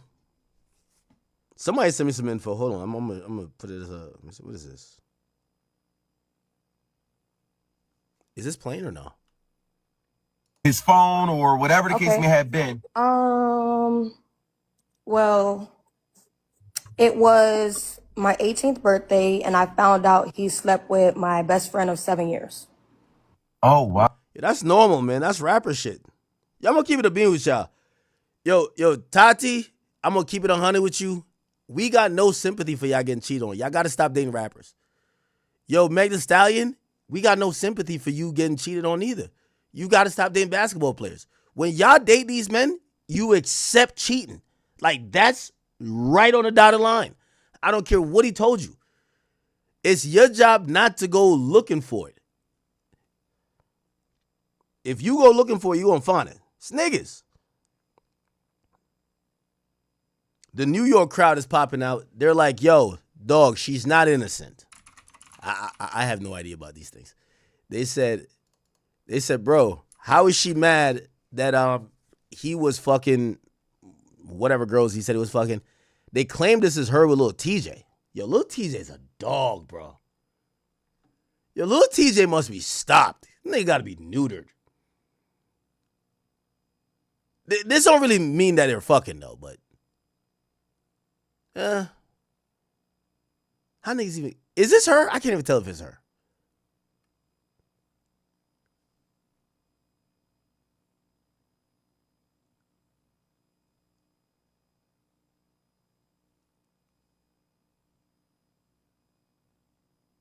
Somebody said she's doing this for clout. You giving her a promo. I'm not giving her a promo. Like, this is the biggest thing y'all want to talk about, nigga. The fuck? All y'all keep talking about Boston Richey and his fucking ex-girlfriend. Anyway. Okay, all right. Enough. All right, anything else? If we don't got anything else on them, we'll just kind of move on. Unless y'all want to talk about Finesse 2 times and J Prince Jr. Oh, but I kind of want to do this topic on Kick. Or I got to delete it. All right, chat. Should I do this topic? So there's a guy named Chud the Builder. It's either I do this topic on Kick, because we're going to switch over to Kick, like, you know, in a couple hours. Should I do this topic on Kick, or if I do it on YouTube, I got to delete the VOD. So you're not going to be able to watch it in the morning. There's this guy, he's been like wilding out. He's like racist. He's in Nashville. He's been provoking people, and shit's been getting crazy where, you know, a lot of people are taking note on social media where they're like, yo, this guy wants us to do something to him. A lot of incidents happen. I was going to explain it, but for me to explain, I would play the video that show clear, like he's saying words that is not cool. Anyway, all right. Oh, chat, about the Peganator. Did you hear what this guy said? Check this out, chat. It ain't no way that you can say that a man that like his girl fucking him is gay. Is it uncomfortable for a man? Is it uncomfortable in a man perspective for you to like something in your ass? Yes. Is it gay? No. How the fuck is it gay? Just because he want his girl to do it, don't mean he want another nigga to do it. If that's the case, everybody gay. That's like saying if you'll fuck your girl in the ass, you'll fuck a punk in the ass. Like, come on, bro. That does not mean that, bro. Flashback. Don't suffer for every little thing. Wait, what? You did. Bitch, you gon' cry. No. Bro, y'all got the. I don't get it, bro. I don't get it. I don't see how y'all can take situations and turn like the world. Listen, when you have these kind of conversations with people, all this shit be based off of mindset, bro. And it's the way that you think about shit. It's the way that you compartmentalize what's going on in life. If let me just cut this off, yo. Hey.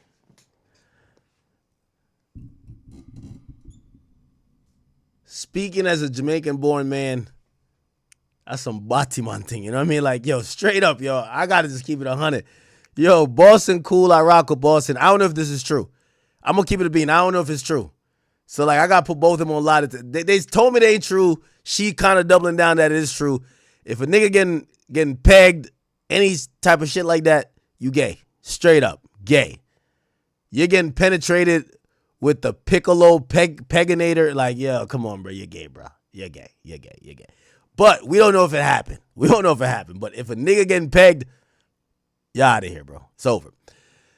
Yo, speaking of which, in terms of like the dynamic of like women and money and men, did y'all see Blueface? Blueface been wilding the fuck out. He's like, I keep telling you, the entertainment that Blueface brings us, I don't even think we deserve. This shit should be on like TV.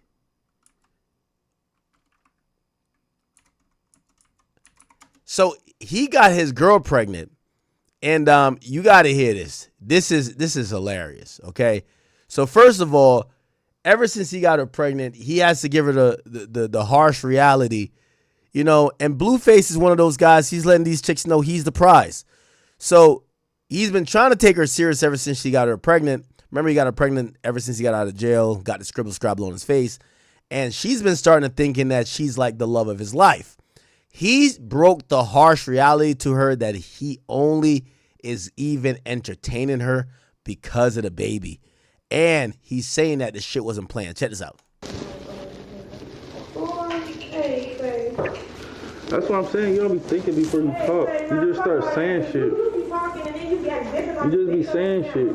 Just like that one day you said, oh, so was this baby planned? And I had to just make you look stupid as fuck. Because why would you say some stupid shit like that? Why would you say some stupid shit like that? Like, you be trying to say shit to make yourself look cool, and then you just look like a straight dickhead. You trying to make me look dumb. You do look dumb. I'm not making you look dumb. You look fucking dumb. You got on your got the nut in it. You literally just said, you try to say, oh, so let's not tell him I put this baby on you. We planned it, right? Fuck no. This was never on my fucking bingo card, nigga. Bitch, stop fucking lying. This was never on my fucking bingo card. My bingo card never said, nigga, when I get out, I'm gonna put a baby in the veil and we gonna fucking be together and have a family and all that shit. Bitch, you fucking smoking dick if you thought that was what I was thinking when I was in prison. Bitch, watch your fucking mouth. Yo, I'm gonna be honest with you. The way how Blueface talks to his girls. What's wrong with you? Before I throw something at your motherfucking head, stop saying dumbass shit like that to me, for real. See what I'm saying, Chad? Like, no. Why the fuck would you think that? Why the fuck would you think some dumb shit like that? You the same dumb motherfucker talking about we gonna have a family. Shut your stupid ass the fuck up. We are gonna have a family. No, we are gonna have a family. But that wasn't the plan. I didn't plan. So when you said that, so why the fuck would you say that when we're in the car? But basically, we planned it. And you doing it every night. A nigga that ain't got a plan, he gonna pull that bitch out. So you think because a nigga nutting you, he planning on having a baby with you? I feel like a nigga shouldn't nut in no bitch if they don't see no future in them. That's how the fuck it should be. You don't just go around nutting and shit.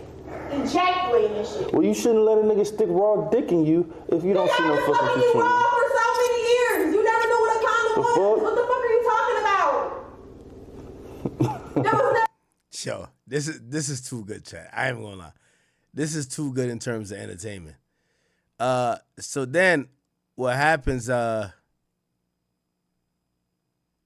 to this shit. You got the last word.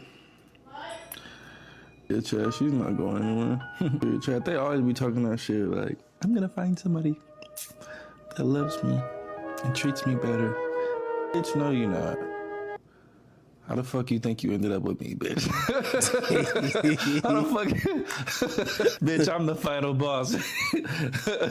When you end up with me, bitch? Hey, no, Dan, always like, bitch, when you end up with me? Shit, all that shit is out the window, bitch. I'm the final boss. You want to come over here Yo, to the motherfucking, to the dark side.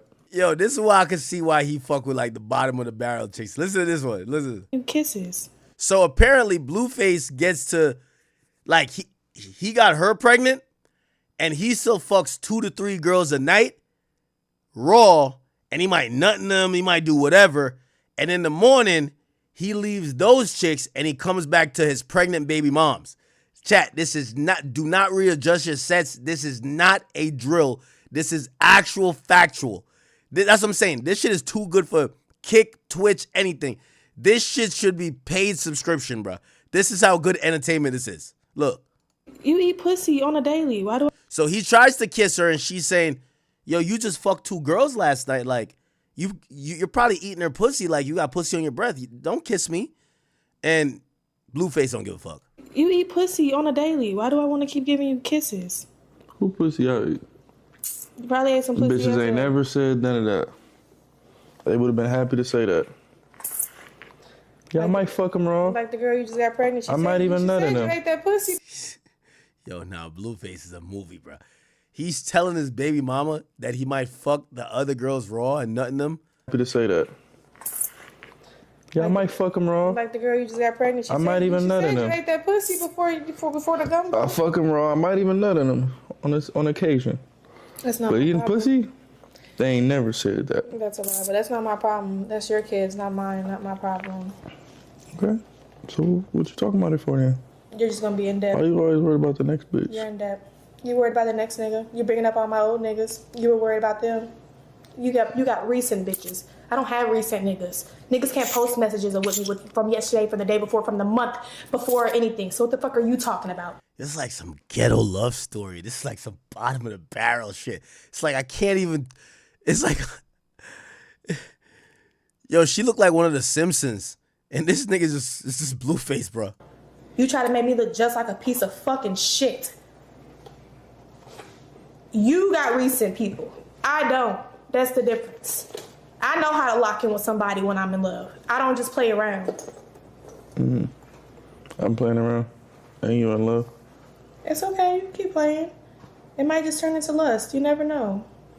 The way that I'm being treated, it's just. You don't like the way I treat you? Damn, the nigga rubbing the belly, bro. Yeah, nah, this is too good for live stream. Put it like this: I could never commit to just putting a baby in a girl belly just to get some good content. That's what Blueface is doing, and I ain't gonna lie, this shit's great. Now, well, not great for the kid because we seen what happened to the last kid, but whatever.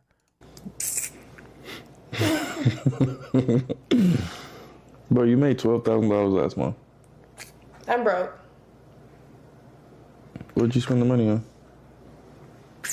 Responsibilities. Flying. Your responsibilities ain't $12,000. Flying. I just checked this Apple Pay. You made $12,000 Did you feel happy to tell them? in the month of April. Did you feel happy to tell them? Did you make your cut today by telling them? You made $9,000 in March. And bet I'll make a whole lot next month. You made $21,000 Bet I'll make a whole lot next month. in the last 2 months. Bet I'll make a whole lot next month. What the fuck did you do with the money? Bet I'll make a whole lot next month. All right. You want to be ungrateful? What? Who's being ungrateful? What you talking about next month for? What are you talking about? I'll figure out my hustle for next month. I'll make sure it's legal and not illegal. I don't know if I feel bad for these chicks, but this is great entertainment. So he told her the harsh reality that she's one mistake from getting replaced. Check this shit out, chat. You fucked them, though. You be fucking them. I fucked her before. I ain't fucked her since. No, I'm saying in general, the bitches, every bitch that's texting you, I don't know why they dumbass be texting you talking about anything with a clip much more, knowing that y'all are just fucking. Like, their feelings be too deep off in it. Because when I was fucking you, my feelings weren't too deep off in it like that. I wasn't always on your case. They be trying to, like, wiggle their way in by doing dumb shit and saying dumb shit. Like, you just be doing everything for them, but just giving them dick. Yeah, so that should let you know, baby. You want but you should know to not. You one mistake away. One mistake away. Yeah. From what? One mistake away from what? From getting replaced. Is the food ready or what? Cause now No, say it. I'm getting hangry now. The food, nigga, I've been hangry. What? One mistake away from what? Nothing, baby. You bring me a plate of hamburger helper? One mistake away from what? Get me prepared now, the fuck? The fuck am I a mistake away from? Nothing. You're so amazing. So beautiful. Nah, Blueface having his way. Now, after supposedly she got mad and she like left the house for a bit. So Blueface, he put out an ad in the newspapers. He's hiring a new girl. Check this out. This is his main bitch position. Check this out. This is what he pays and this is what he requires. The main bitch salary, y'all. The second this bitch get tired of her fucking job, I'ma hire a new bitch. Dead homies. So keep sending applications, keep sending your resume in. That's what I'm paying. Now, don't get it fucked up. It's gonna take a lot of work to get to be the main bitch. Feel me? But it's gonna be worth it. And look, all you gotta do is cook, clean up, deal with me cheating a little bit, you feel me? Deal with me cheating a little bit. Deal with me cheating a little bit, you feel me? Till I fall in love with you, then I'ma cheat a little better. And do what the fuck I say. And be on my stream. And let me use you for clips sometimes. That's all you gotta do. Man, you bitches go to work and the job treats you worse. Don't do it like it's not worth myself. Bitch, you go to work, you clock in late, they gonna be, hey, you need to be on fucking time, alright? Show up late again, we're gonna have to have a disciplinary hearing. Oh, hey, go walk, bust them dishes and bust that table. Feel me? We got some new clients coming in. Or, oh, hey, bitch, go shake your fucking pussy on this pole and let niggas grope you and grab all on you and make the same. Damn. Listen to this shit.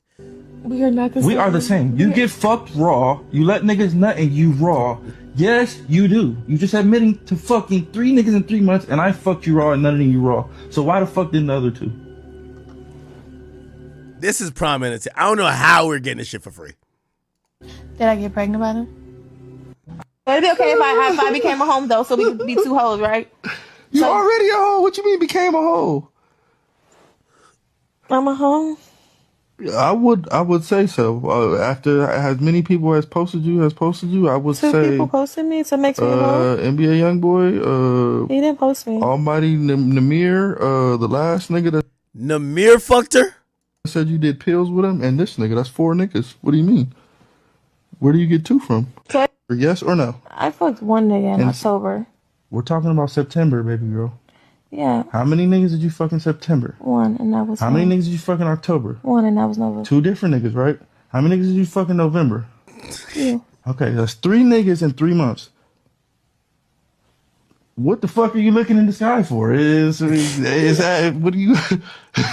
You just said the months and you just said the niggas. Airing out all my business. Because you're sitting here... You're forcing me! Yeah, I'm not forcing you to do You're a hoe! Yes, you do hoe stuff.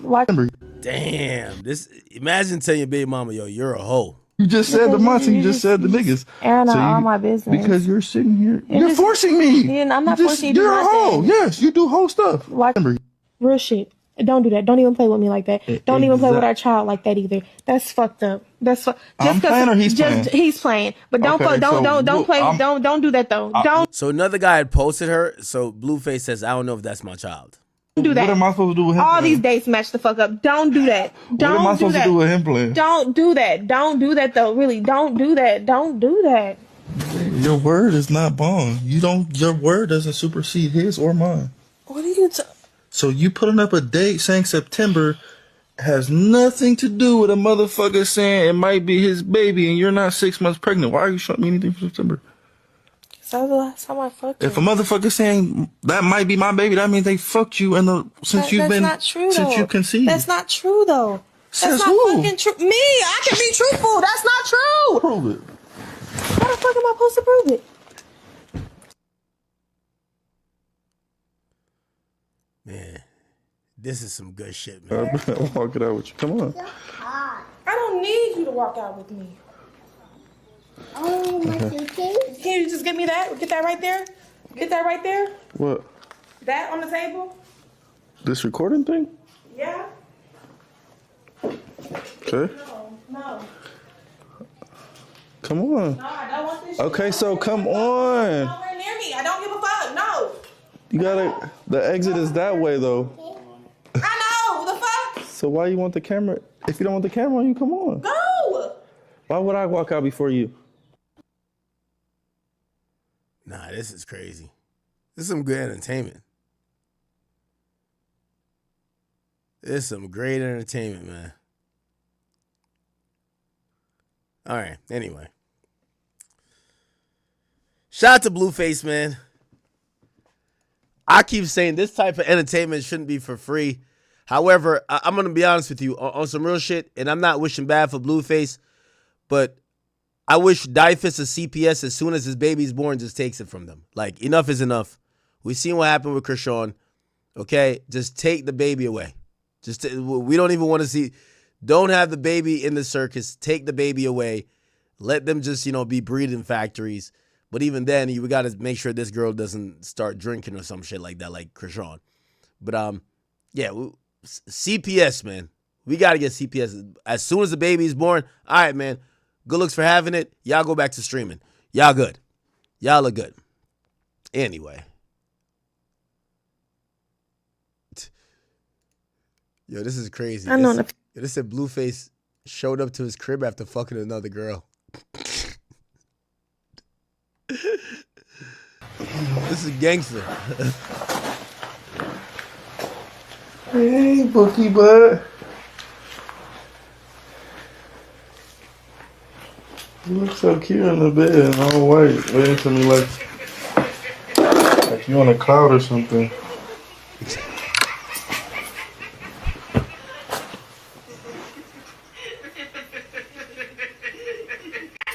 Just stay where you was at. I missed you all night, girl. I missed you You all. could have just stayed where you was at. What? All honesty. I could have stayed where I was at. You could have just stayed where I thought they said pregnant pussy was better. you was at 2005. I know in the future I'm going to be blessed with somebody that truly loves me. Yo, Blueface ain't shit. Ain't nothing better than cuddling with your girl after you just cheated. Perfect. Ain't nothing like home.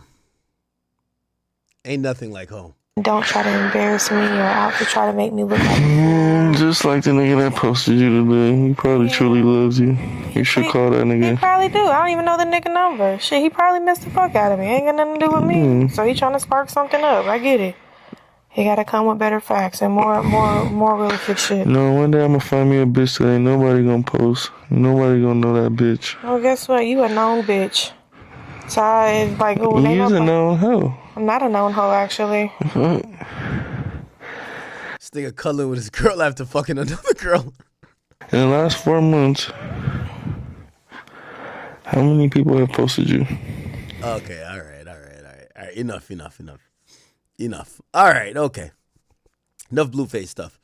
What y'all want to talk? IceMan? I know y'all don't want to talk about the IceMan. Okay, let's real quick. You know what we need to do?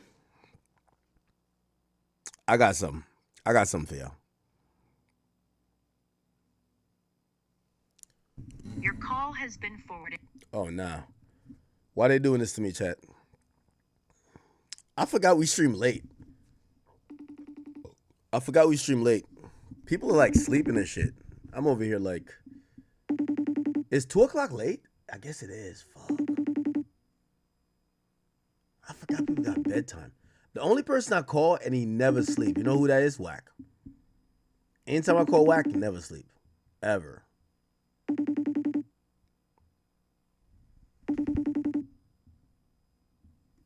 Okay. If he's around, he'll call. He was around earlier. It's gonna call Dogface. Anyway, have you guys seen? So, shout out to NBA Ben 10. He has been released from the hospital, and he actually posted him not being in the hospital, and he said this. Why everybody want me dead, bro? I ain't even do y'all nothing. Everybody want me paralyzed. I ain't even do y'all nothing. Bitch, I'm well and I'm good. So pray to another devil, bitch. What? So he says he's out of the hospital. He's well and he's good. He's back with his chain on, the bust down. And he's like, why are y'all wishing he is paralyzed? He's well and he is good. Now, apparently he posted a few more things and people were taking some note. There was a post by him that people noticed. Give me a second. They said that, no, even though he's been released from the hospital, he's actually still in a wheelchair. He posted something else, and people noticed, while he was trying to show off the I don't know, what flavor Fanta is this? He was trying to show off the Fanta. People show that, no, it looks like he's in a wheelchair. This looks like the wheels on a wheelchair.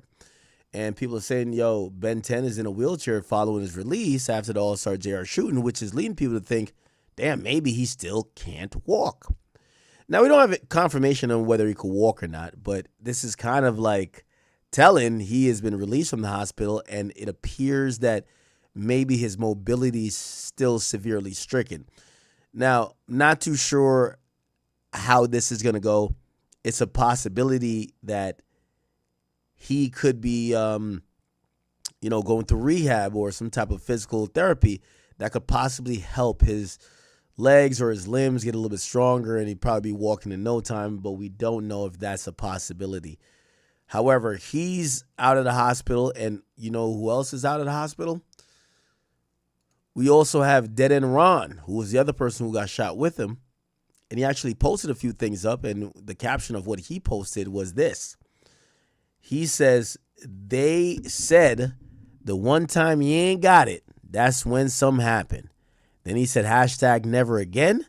Then he says, P.S. if you ain't get active, fuck ya. 5 times. So he posted him with a weapon. And I don't know if this is a post shooting picture. But yeah. Seems like he's also alluding to maybe people he was with that didn't get active when everything happened. And he's saying if you did not get active, he don't fuck with you.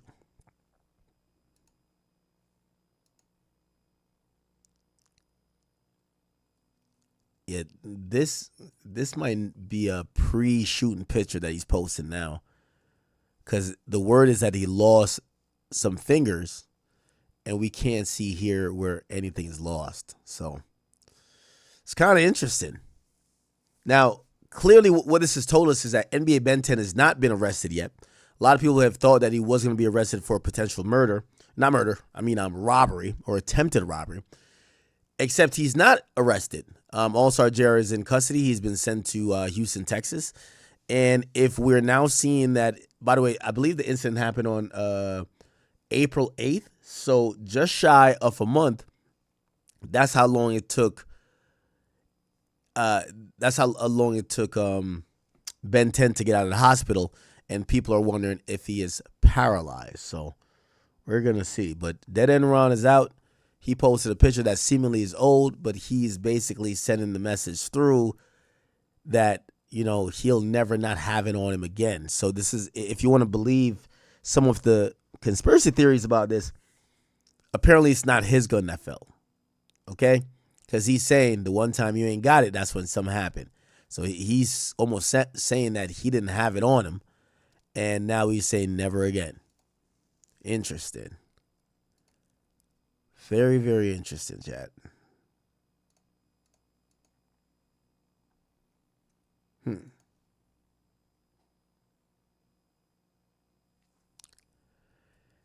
Yeah, we can't see any hand injury, so we really don't know what the fuck is going on. All right, we'll leave that there. Oh, speaking of Blueface, oh my God, I forgot to play this one video. This video was fucking diabolical. Chat, y'all gotta hear this. Listen to this shit. Sorry. He tired of that old ass. So Blueface picks up like he got 2 new girlfriends, even though like, you know, his girl is pregnant, but he cheats on her and she knows it. So he got 2 new girlfriends and apparently they're both like 18. So he brought them to like, you know, they got like the little kiddie meal at McDonald's, like a Happy Meal. And on the way back, you know, he goes on Instagram or he goes live and he basically starts bragging to people about his new girlfriends who are like 18. Check this out. Like, chat, you gotta think, chat. Every year, it's a girl turning 18. I mean, they have dating like cars. This is 2026 right here. Okay. 2026. You know what's so crazy? This is why I said Blueface gets the bottom of the barrel. He points at the chick and says she is the new 2026 girl. So apparently if you're 18, you're like a 2026 car. And her response is, with tints. Hit it back, you know? And that's the other one right here. I don't want to go get the 2002. He don't want that old ass Benz no more, baby. I don't want. So the other one says, yeah, he don't want the old ass Benz. He wants a 2026 car. And a 2026 car is a 18-year-old. Okay? The 1993 Hyundai. You know what I mean? I need me a 2006, you know, Corolla. Bro. He don't want that motherfucking Toyota. He want a Hellcat. So the 2026 Hellcat, she's a 2026 Hellcat. I don't want to be with no old hoes, chat. Sorry. He tired of that old ass. Like, chat. Chat, it's an interesting world we live in. Let's just keep it like that, all right? Well, all right then. Let's get to some IceMan updates, right? We get some IceMan updates. So it's been shown on social media that Drake seemingly is filming a bunch of like music videos or some type of thing. Because we've seen Drake and also the infamous block of ice kind of like popping up all over on social media recently. Recently, we've seen Drake on a truck. And look at this. Now, in all these videos, people can't really pinpoint the songs that's being heard.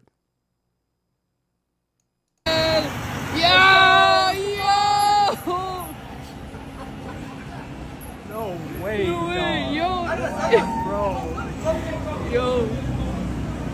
You see the infamous blocks of ice. You see Drake. They're clearly shooting something. We don't know what it is. We're getting the music video. Yeah, bro, let's go. Hold on. Yo. Wow. Okay. That wasn't the only video. There was a couple other videos. Look at this. This is Drake.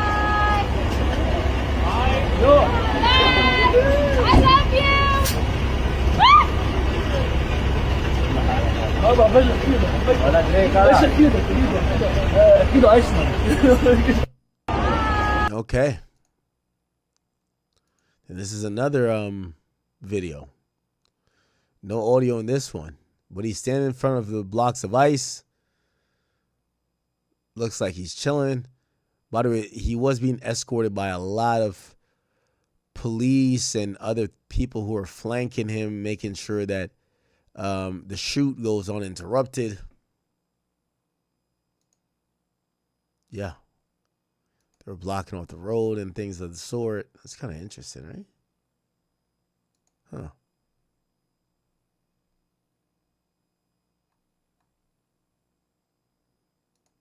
Yeah. So that's going on. We don't know what he's shooting. By the way, I just seen something. Listen to this. Sexy Red, who was just on DDG stream. Listen to this. Good, working. How you been? Good, you know, just working. Trying to make it. You hear me? I gotta go to Toronto and France. Sometime this week, actually. I'll go next week. You going next week? I know why you going. You going some other shit? Don't worry about what I'm going. It screwed me. It screwed you. Yeah. Get my goddamn lighter back then. Oh. Hold on, bad nigga. I invited you. I'm gonna stay in my place.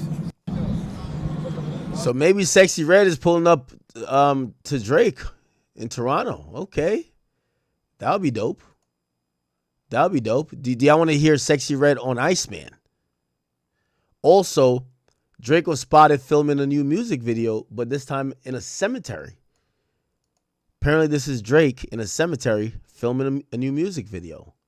This is him walking with a woman in a cemetery, and they're saying that's a video shoot. Wow. Wow. Yeah, we don't really know what's going to come of this.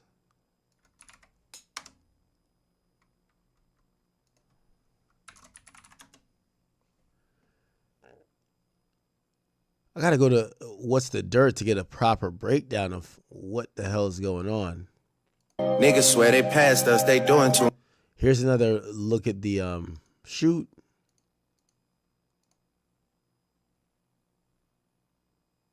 Who's IceMan? Is it Drake?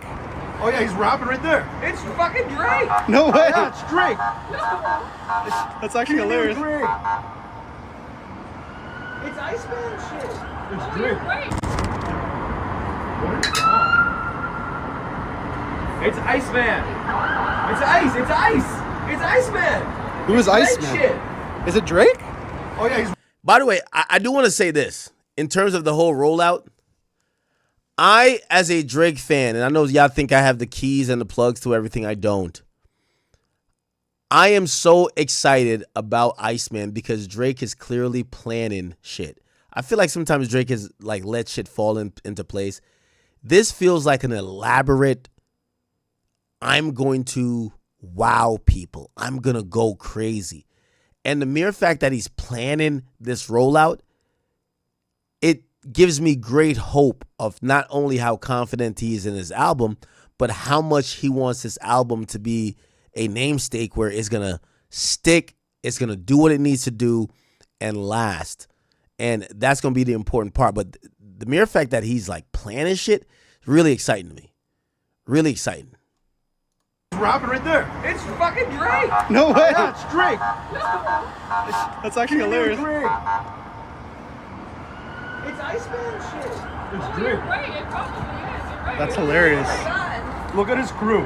All these guys. That's crazy. All right. What's this? Unreleased song by Drake at his party. Let's not play that right now. I think there's a few fake songs that's kind of came out as well. Is that all the videos? New song leak. Thought you run away from me, you could ever win. He's as hard as only moving on it when the flame and pressure only ever increases. The checking on my status, wondering where all the pieces. I don't need the validation, running out of patience, looking at the. Might be AI. We can't tell what's what. Whenever he Cook to the chest, yeah, whole block in the park. They bust, they wet, they come. Used to wait on the back of the transfer. Now you cook up a coat. I took that coat and I turned it to smoke. I took that dick in that beat. Wait till the coat on my teeth feel clean.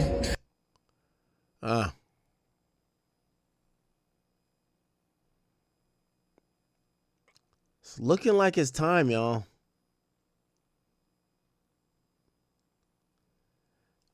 of the crew that was filming had this like hoodie on saying, "Freeze the world."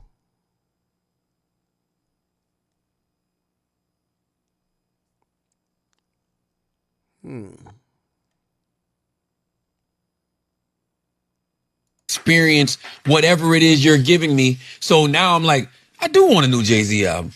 You know what I'm saying? Like, that's where I think, like, that's what Drake should be doing even with IceMan, right? Like, don't get, like, the hype is there.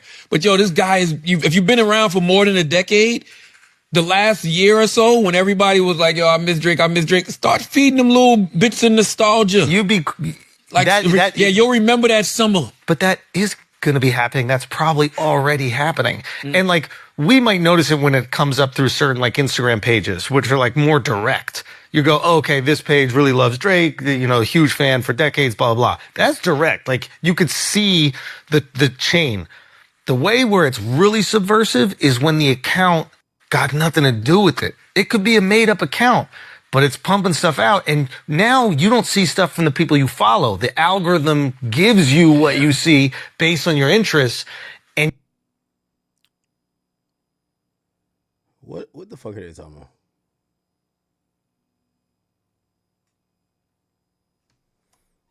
Shout out to Schultz. Yeah, Showman. Okay, all right. All right, we're trying to figure out what the hell is going on with this IceMan thing, man. Through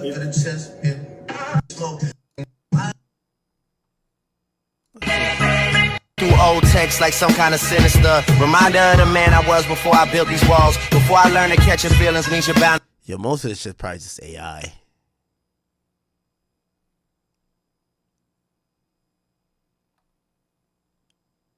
I thought it would be so cute. It's not that big of a deal, but yesterday when we went around like 1-ish. Let me look if What's the Dirt got something interesting about the IceMan.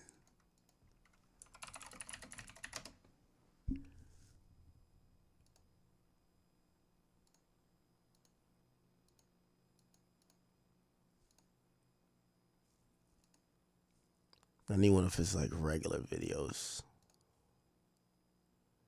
Oh, he hasn't dropped anything recently. What the fuck? Anyway, all right. If y'all are trying to look towards me for some IceMan update, I don't have any. All I know is that I increasingly am hearing things might pop off sooner than you think. That's why I keep saying stay alert. I don't know if that means a single. I don't know if that means what we're seeing now, which is just movement.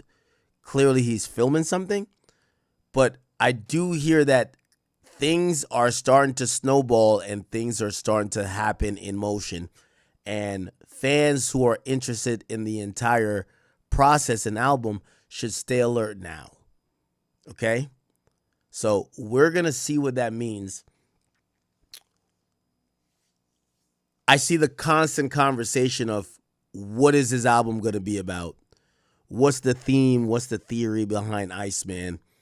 We're now seeing things where he is in a cemetery. And interestingly enough, once I seen the cemetery thing, I instantly said, Drake is, he's walking among the dead in the sense of the dead relationships, the dead fake friendships, the dead weight that was probably, you know, one thing I've realized about all of this like stuff, we haven't seen Drake with no one. We don't see no one next to Drake. He's standing alone. That's very important to me. It tells me that, I'm not saying that there's not going to be features on this album, but it tells me that he's really taking this personal in trying to do this by himself. He's trying to do this without the assistance of anyone, and this is a personal vendetta that he has an axe to grind. So I think it's good.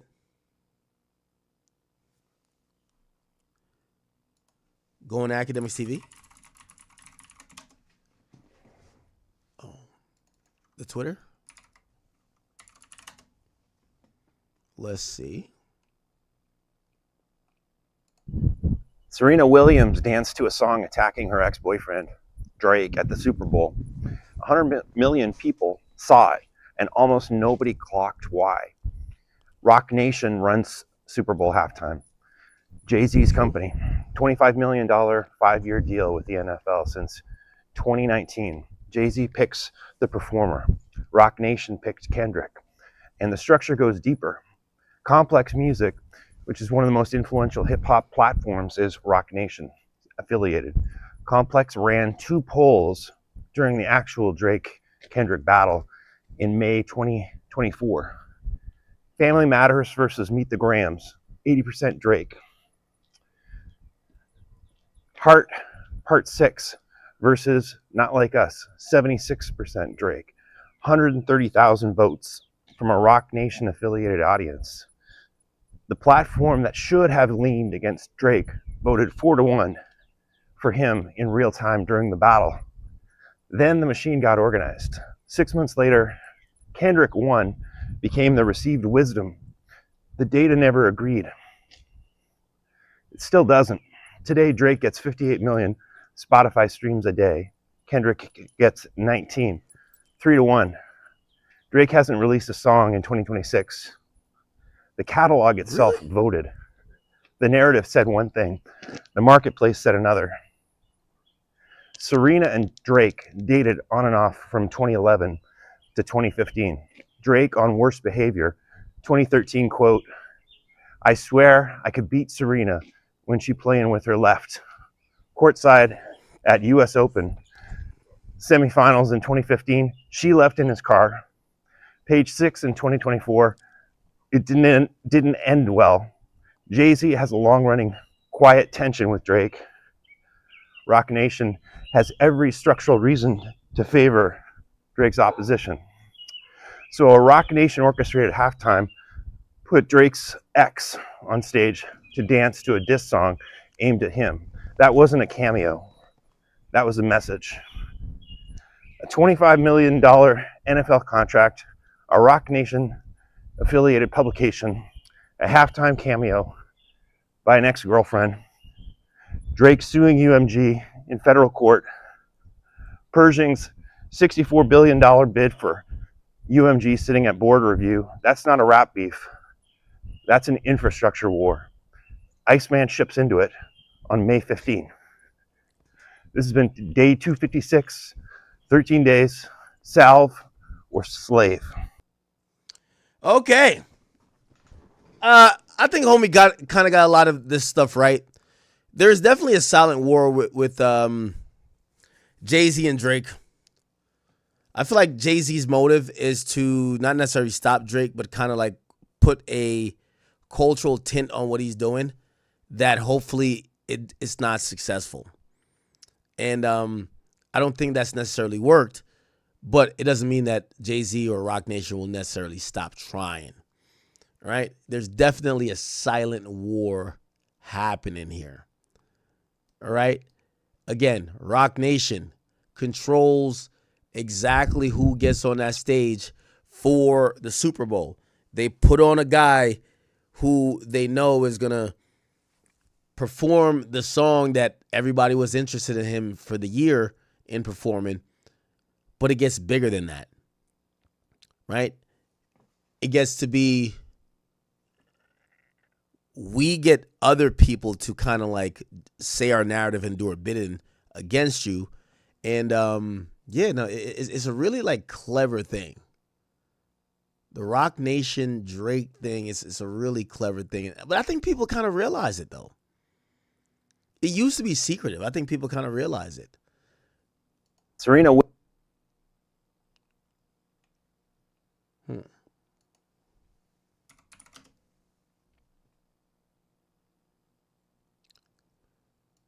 let me go back to, what's this guy's account?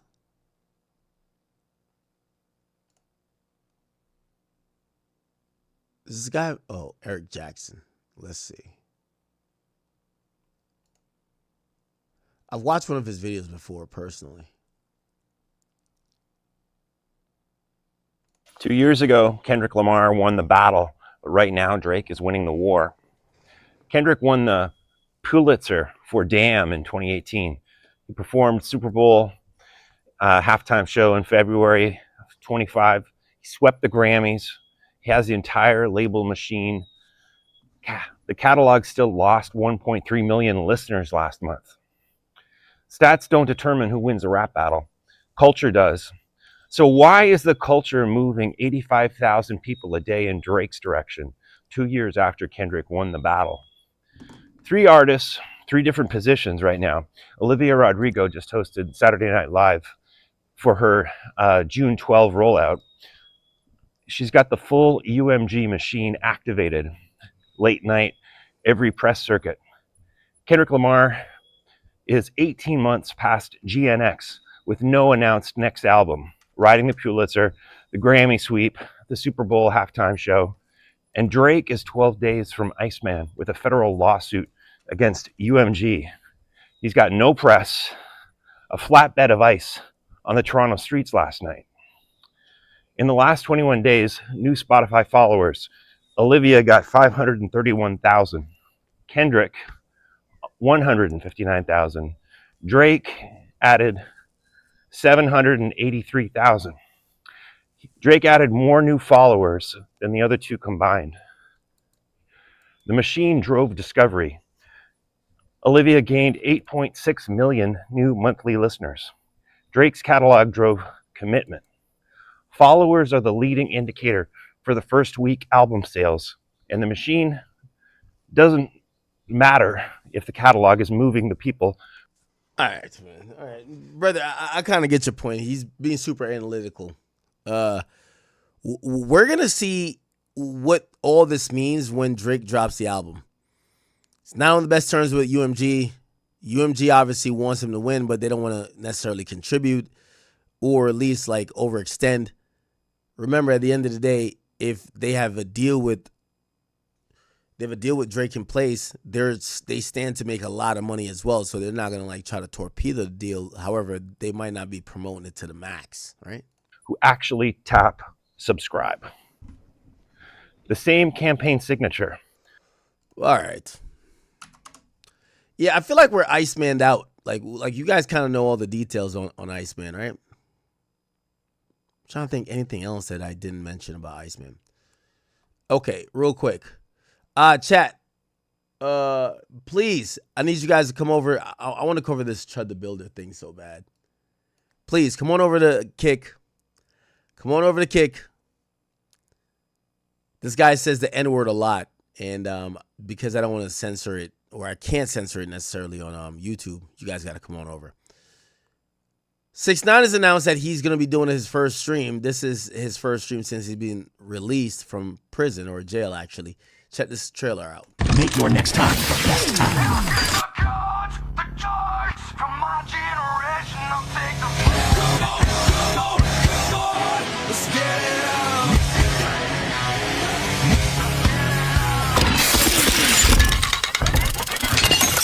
He's here. I can smell him. All right, so 6ix9ine is now announcing that he's gonna be streaming. Not too sure how that's gonna go. He's gonna quickly realize, by the great trailer, everything's great. You know, I remember he tried to stream before in the past. I told him it's about consistency, it's about putting in the time and work. And sometimes, you know, when it comes to rappers, they're used to making a lot more money for a lot less time. So they become lazy or don't stream. I think 6ix9ine kind of gets it now. You need to put that work in, and I think he will. I think he will. Next time, best time. I don't know why he put these girls in the video. They serve no purpose. From my generation, I'll take the let's get it on. I want shit down.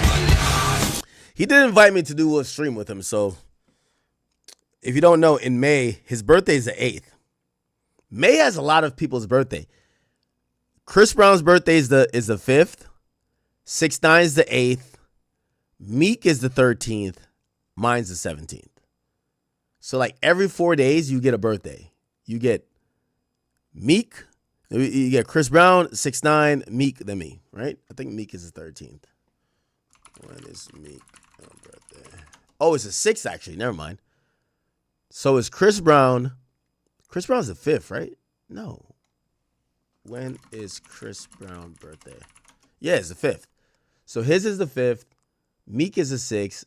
Tekashi is the 8th. Mine's the 17th.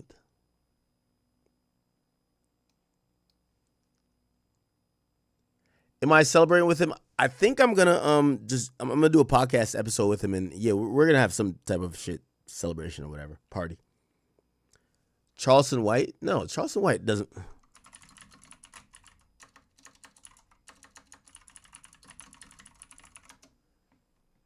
Charleston White is his birthday's the 17th? No fucking way.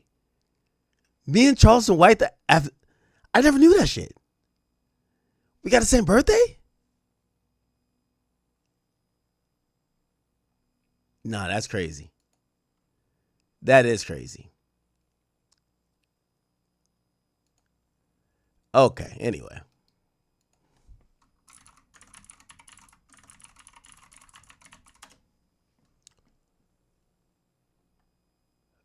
Elon Musk wants to reach $10 trillion. Okay, Elon, calm it down. Who else? Rockstar Games talking about GTA 6. Quavo and Offset reunited in the studio. Yeah. Recently, Quavo put up a picture where Offset's in the studio or in the booth, and he's chilling here. And also, Offset put up a picture of Quavo just kind of sitting down at the engineer's desk. So they're clearly working together again. You know, a lot of people thought that would not be the case after accusing Offset of smashing Quavo's love of his life, which was, if you don't know, what's Shorty's name again? Sweetie. So Quavo was with Sweetie for a while, and then the rumors were that Offset supposedly hit it. And that was part of the reason why Quavo didn't talk to him. But now it appears they've gotten past that and look like they are cool.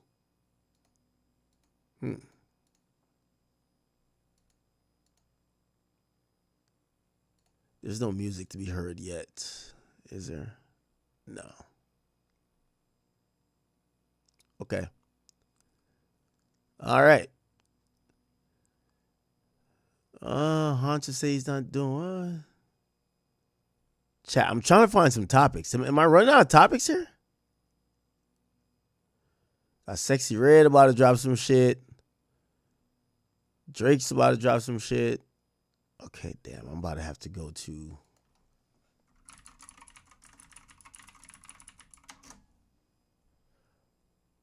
What's going on with Hassan Campbell? Respond to Wayno? Oh, y'all want me to do my responses? I could do my responses. Okay, I'm going to do my responses, chat. All right, let me do my responses, bro. I'll do my responses. I ain't going to lie to y'all. I feel like I'm doing charity work when I do responses now.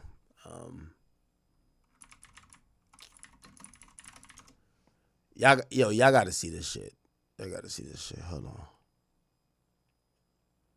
So, Hassan did an interview, and all of a sudden, he called me out? Let's look. Hassan. Wait, how could I? I'm trying to just get the clip.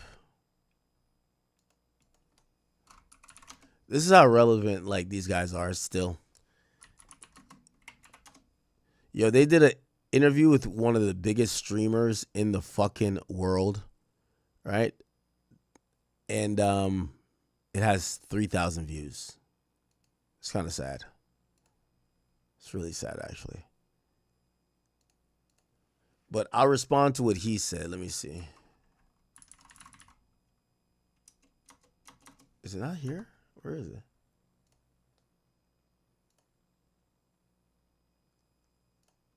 Okay. Oh, they did it live. Okay.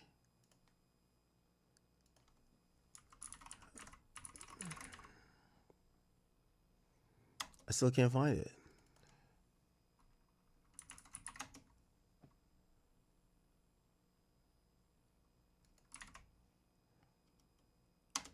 Does anyone have that clip? Hassan basically talked about me, Drake, and Aiden. Oh, here we go. I think this is it. Is this it?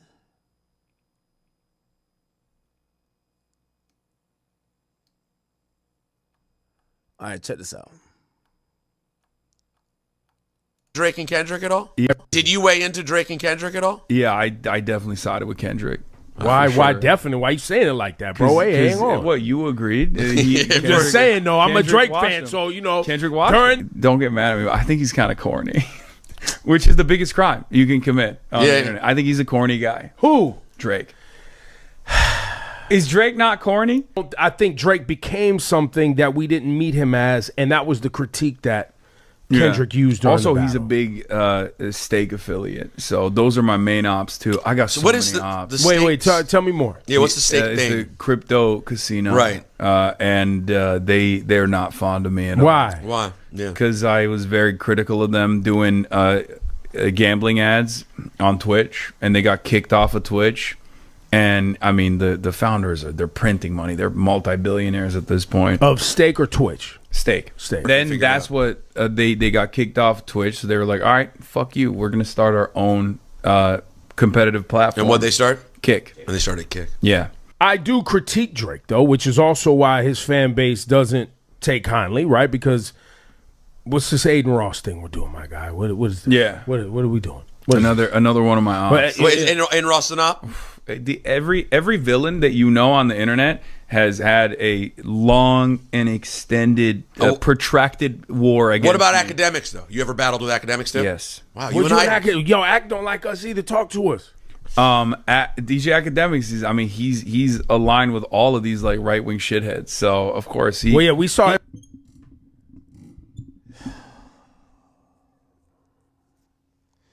Yo, Hassan, I ain't gonna lie, man. This was a sad day for me to watch. Like, I don't even know why you went on a press run on this failing show, but I'll address you. Hassan, I don't know if you're, like, losing it. You know, I've seen clips of you over at Twitch. I don't know if it's the Israel stuff or maybe... I don't know what your opinions are on most things. I really don't care. But for you to be on... this failing show and consider me an op is like crazy, dog. Like, it's utterly ridiculous. Let me put this in perspective. And this is why, like, you know, niggas like you should just stay your lane, brother. I have no problem with you. I think you're a well-spoken guy. I don't agree with you with most things. And this is the problem. Matter of fact, let me just keep it a bean. And you might not like what I'm saying. This is why y'all political niggas don't leave the house and really like, yeah, shit, you can say whatever about me. I got to go mix it up with rappers whenever I can. You feel what I'm saying? Security or not. Y'all niggas who in politics, this is why y'all be getting shot in the face, man. You ain't got no ops, bro. Like, bro, you have a difference of opinion than me politically. That's it. We had a respectful discussion the only time. I have nothing but positive things to say about you. Like, even though we don't agree politically. When you start saying like we ops just cause like maybe like I like Trump or some shit like that, bro. This is why niggas like in this country is killing each other, bro. It's just simple. Me and you not op, bro. I don't even know you for you to be an op for me. You feel what I'm saying? This is this type of rhetoric why niggas is like when niggas don't like each other in hip hop due to an opinion, they don't die. When they don't like each other in politics, y'all get shot in the face. Straight up. And a nigga like you shouldn't be like even talking like that. Bro, we have a difference of a simple opinion. You might think one way on one issue, and I might not think. It's not that serious. The mere fact that I remember when you hit me up to come on the stream to talk about some shit, and we kind of debated some stuff. I thought it was a cool debate. The mere fact that you running around here talking about I'm one of your ops, is like, nigga, are you dumb? Are you fucking stupid, nigga?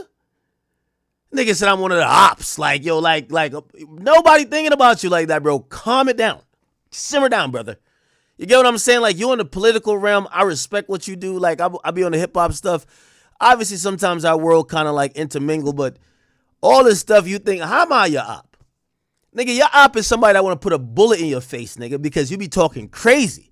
Like, all y'all political niggas, y'all got some crazy lunatic that writing y'all names on a fucking bullet. They're ready to send y'all niggas to a third dimension. That's your op, nigga. I don't have no issues with you. So when you just made up an issue to appease these dickheads, I'm like, what are you talking about? I have a simple disagreement. And in America, we should all be able to have simple disagreements, even in politics. If you feel you are on the left or on the right on one issue and I feel opposite, that's the beauty of what discourse should be, bro. Don't be running up to like my haters podcast and saying that I'm your op. Nigga, I'm not your op, nigga. Your op want to put a bullet in your head. Facts. All y'all political niggas, go look at Charlie Kirk. Your op is the nigga with the sniper rifle, not me. I had a civil debate with you, and I walked away from that debate not saying you're a piece of shit because you disagreed. I walked away saying we have a difference of opinion. Your op wants to put a bullet in your head, nigga. Please stop with this shit calling me your op. Your op is the reason why you don't do public speeches. We seen what happened. Please stop it. I'm not your op. Your op got a sniper rifle ready for you right now. That's your op, my nigga. Please cut it out. Please cut it out. Or at least address your ops properly. This nigga say I'm his op. Nigga, how am I your op? Nigga, I don't even like really you're not my cup of tea, honestly. In terms of, because we don't agree on stuff. But I'll tell you this. The people who I consider like quote unquote ops, I wouldn't mind them niggas getting clapped. Straight up. I ain't even gonna lie to you. Like in hip hop, I wouldn't mind them niggas getting clapped. I wouldn't mind. Me and you not ops, brother. We barely know each other, bro. Please don't invite that type of energy, because when y'all niggas get spliffed, man, y'all be doing a whole bunch of shit, okay? Please, let's just kind of keep it going. And also, this one thing I don't like about politics. Y'all use so much, y'all politically charged rhetoric is the exact reason why violence be existing. You get what I'm saying? Like, you know what niggas realize now? The number one people they trying to kill is the niggas who are using these type of rhetoric to charge up certain type of audiences, right? It's a reason why, like, I'm hearing about Daily Wire. They say they need all type of top flight security, like Charlie Kirk spliffed. I'm pretty sure somebody wants you on a t-shirt. I seen another nigga said they putting his name on bombs. Like, yo, bruh, whatever y'all got going on with, that's your op. If y'all need to focus on y'all real ops, I'm not doing none of that shit to y'all. I just like, I like light conversation. We have freedom of speech in a nice country. And here's my thing. Most people who I actually commune with or talk to or hang out with, I don't even hang out with a lot of people who even like look towards the Republican side. Me, I feel like I'm a switch hitter. Pause. No, I was gonna say no Boston. Nah, I can't do that to my man. Yo, no Diddy. Like, I'm a switch hitter. Like, I could be Republican today, I could be Democrat tomorrow. I'm just for me, straight up. But yeah, please stop with that op talk, man. Yo, you a political nigga, man. Like, when y'all talking about op talk, ops get spliffed. You feel me? Just stop with that, right? Other than that, how the hell did you find this podcast to go do? These are like the two biggest losers. Please, cut it out, though, man. Cut it out. Anyway. This dude something's op. Like, what is he talking about? Bro, you do politics, but like, how am I your op? This is why y'all niggas get shot. Like, y'all niggas is talking crazy. Like we, maybe he don't mean ops like that. Maybe he's just joking. All right, maybe he's joking. Let me bring it down. But yeah, these niggas talking about ops. I'm like, no, nigga, we have a political, like, I don't even got beef with you. That's what I'm saying. Like, we got beef? Nigga DM me, was like, yo, you should hop on stream and talk about it. So I was like, oh, that's cool. Now we got beef? Like, how we got beef? Anyway.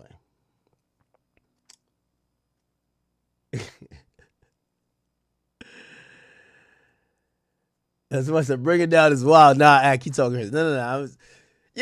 I just want him to realize that, yo, listen, please, like, his ops. And another thing, this is another thing I don't kind of like respect about their little thing. He don't really want to, he don't really want to get at his ops, like the Nick Fuentes of the world and the fucking Sneakos. I think that's like in their political like discourse community. Those are the people that really don't like him and talk about him.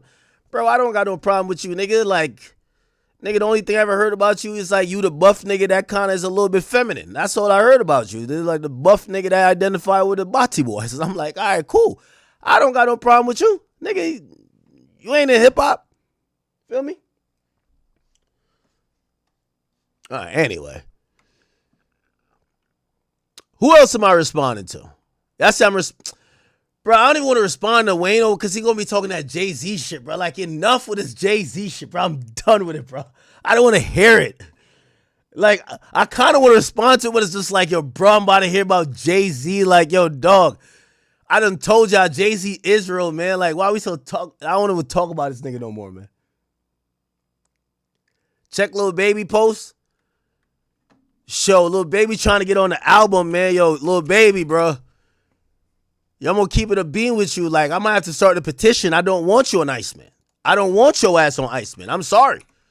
Like, word two? Yo, Drake, please. You don't need this nigga on IceMan. Please. Leave this nigga in Sephora aisle 3, nigga.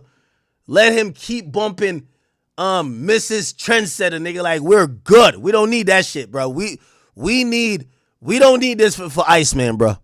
Told him I already picked my side. Nigga, I don't know what side he picked, nigga. We don't know what side he picked. I thought the side he picked was riding Passenger Princess with Thug. Yo, I'm gonna keep it a bean with you. I'm treating all these niggas like DJ Khaled, man. Keep these niggas away from IceMan. Please. If I hear this mushmouth mumble fuck on IceMan when I'm ready to turn up, I'm gonna be perturbed, gang. This shit gonna fuck up my yo. It's like I remember when I was seeing Eye to Eye with Nav, and then I'm listening to Uzi's album, and I'm lit, and I heard Nav. I'm like, please, start the petition. Yo, keep this nigga wherever he been at, nigga. We know, Lil Baby make the same song 4 million times. He got one semi-hit, he about to make 30 songs like it, nigga. You know how he made 30 songs like Whoa? Like, he made 30 songs like that? He got Mrs. Trendsetter, he gonna make Mr. Trendsetter. Like, we good, gang. Like, stay your ass in Atlanta, nigga. Figure out what y'all got going on over there, man. Leave the IceMan alone, please, bro. Please. He took a picture, he got Drake in the background. All right, cool, man. I'd rather he just like, just come out and he's sending mixed messages. He got, was it Snoop Dogg right here? He got, bro, what side are you picking? Bro, fuck what side this nigga is picking. Keep this bum ass nigga away from IceMan. It's one of my only wishes. Keep this bum away from IceMan. That's all I gotta say. Keep his ass away from IceMan, bro. Keep his ass away from. If I hear this mushmouth retard come with that helmet rap, this fucking like helmet, if I hear this shit and fuck up my goddamn mood, I'm gonna be tight. Keep this mushmouth Rosetta Stone, this fucking ESL, half a retard, send him back to go hug on Michael Rubin or some shit. Go cuddle with them. Go do the reverse Oreo hug, nigga. Keep this nigga away from a classic, okay? Have him be a trendsetter at learning English. Get the fuck out of here, nigga. Keep him away from IceMan. Please. Please. This mushmouth nigga, man, sound like he got a retainer and braces in, nigga. This nigga sound like, nigga, man, get this nigga out of here, man. I want to hear it. On the head. I know some of y'all Drake fans desperate. I ain't desperate. Oh, I already picked my side. Nigga, this was, if you trying to send a message like in support of Drake, you could have posted this the day after Not Like Us came out, nigga. This is not 2 years later. We good, nigga. Ain't no sides to pick. Get out of here, nigga. Bring that mushmouth shit back to the fucking trenches of Simpson Road in Atlanta. Get out of here, nigga. Get out of here. Fuck. Could have posted this 2 years ago. What side is there to pick now? fucking side is there to pick now? Ain't no fucking side to pick. It's only one fucking side at this point. It's only one fucking side. It's the winning side. Them other niggas disappeared. Nigga popped up like, what do you think this was like? You thought this was LeBron James the decision? Get this retarded nigga out of here, man. Bye, nigga. Bye. Go finally drop your fucking flop ass album. What's it called? Demonique? What's it supposed to call? CB fuck W? Fuck out of here, nigga. Bye. Get this retard away from my goat. Get him out of here. Not doing that. You could have posted this gay ass shit a long time. Get out of here, nigga. Fuck out of here. I seen some Drake fans hype. Oh, he's gonna give another wants and needs. Drake not feeding the needy. He's one of the needy. He's one of the needy. The fuck? You think that IceMan we're looking to hear Le Bebe? Come on, bruv. Like, we gotta be serious here, bruv. This was, bruv, stop it. Stop it.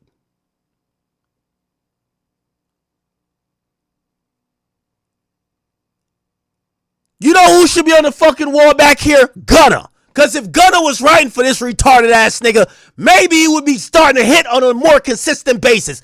Go to Gunna's house, nigga. I thought you and Thug was driving there. Go get back Gunna, man. Yo, focus on some Atlanta shit. Stay out of the IceMan business. Go find Gunna. Go find Gunna, nigga. That's the side you need to pick. You and Gunna tell it. The fuck? I don't want this nigga nowhere near IceMan. That's what y'all Drake fans want? Keep him, DJ. Listen, Future. Come on in, brother. Come on in, Future. Come on, Future. Come on. Future, we fuck with you. Come on, Future. Him. Then, yo, you know when you steal from like CVS, Walmart, Dollar Tree, they got your fucking picture there. If you see this nigga, call the cops. If y'all see Le Bebe enter the studio, nigga, call somebody, nigga. Call the short bus. Get him out. Get him out. DJ Khaled, if we catch you over there, if we catch you trying to ad-lib something, you're not the best. Get out. Get the fuck out. Enough is enough. It's IceMan time. We don't want some of you niggas around this shit, man. The feng shui, you gonna fuck it up. Some of y'all niggas couldn't find a hit right now. Y'all like Ray Charles. Y'all like Stevie Wonder. Y'all can't find a hit for your damn self. Don't bring that bad juju, that cursed ass shit over here. Please. If I hear Khaled coming in by We the Best, shut the fuck up, nigga. Get out. Out. Go home, Roger. Go home, Demonique. Dominique, go home. Go home. Go to Gunna's house. Khaled, go to Palestine. Get out of here, nigga. Get out of here. Yes, enough is enough. I don't want to see y'all niggas, man. I'm sorry. I don't want to see it. I don't want to see it.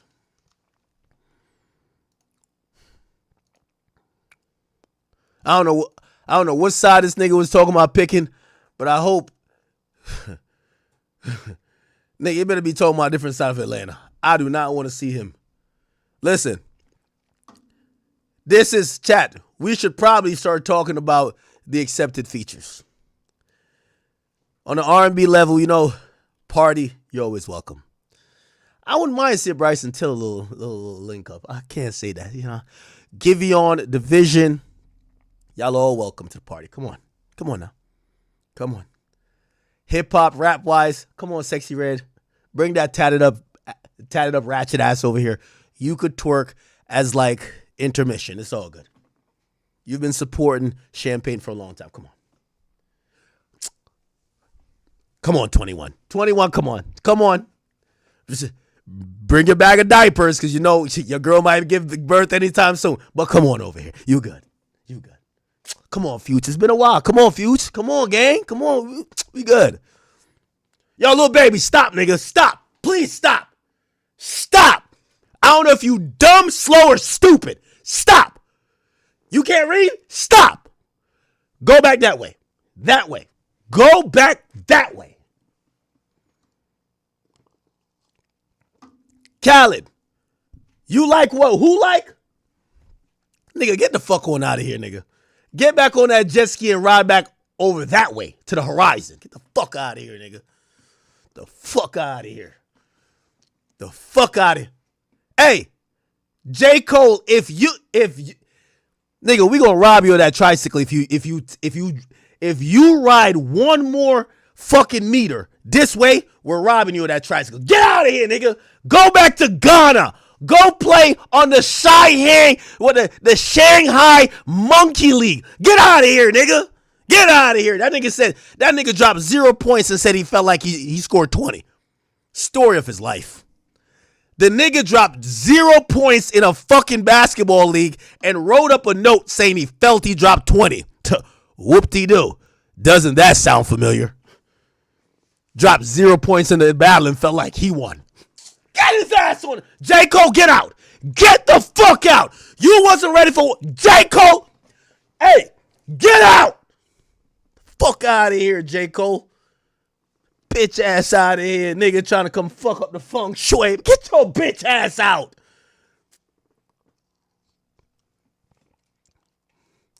Nah, I got another verse like first person shooter. Nigga, shoot yourself. Get out. Get out. Fuck out of here, man. Fuck out of here. Get that nigga out of here, man. Get out of here, man.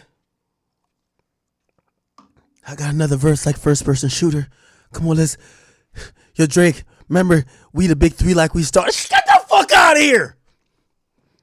Get the fuck out of here. We the big three like we started the league. Right now I'm feeling like, man, we don't give a fuck what you. Get out of here, nigga. Fuck out of here, man. Like, yo, we gotta identify the niggas we need to keep 2,000 feet away from IceMan. Like, yo, just have their face on like wanted posters. If these niggas show up, just press a button and we act like it's one of them, you know, them little front shops. Be like, yo, nah, we're just a laundromat. This is just a laundromat. They told you there's a studio? No, it's a laundromat. It's a laundromat. I think you have the wrong location, sir. Yeah, you should just go back. It's like Breaking Bad. Remember when Breaking Bad, they were cooking up all the meth downstairs? But when you showed up, there was a laundromat? Yeah. Yeah. J. Cole showed up there riding his tricycle? Or he come in the Honda Civic? Is Aubrey here? No, we just doing some dry cleaning today. Well, I think you got the wrong address, sir. Get out of here, nigga. Get the fuck out of here. Send that nigga J. Cole to El Pollo Loco, man. Show up there like, ain't this way I got the drugs? Sir, we don't know what you're talking about. This is, we could get you a number 3 combo. Yes. Get that nigga the fuck out of here, man. Get him the fuck out of here. Get him out of here, man. Get him out of here, bro. Chat, I'm telling you, we need like a good security guard to really just figure out who's allowed up in this bitch. Yeah, we can't get not everybody could just run up in this bitch, man. Nah, I ain't with it. I said, Yachty.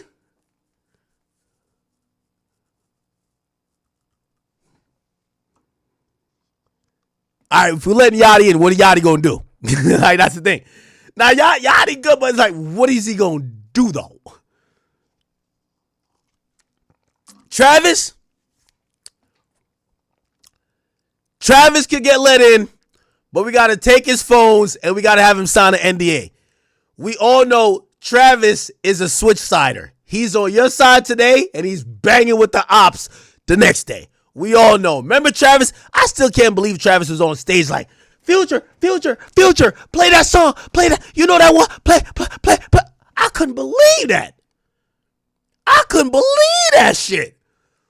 Let me go back. I couldn't believe that shit when I seen it. Look. I couldn't believe that shit. Look at this shit right here.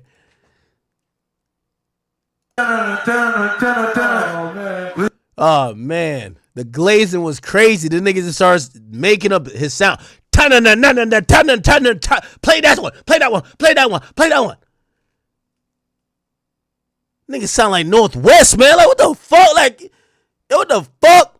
Not Northwest. Was it? No, Stormy. Stormy, yeah. Please, bro. I'm sorry, bro. Metro's trying to get out of here. You want the album right now, nigga. Can't get the dinner.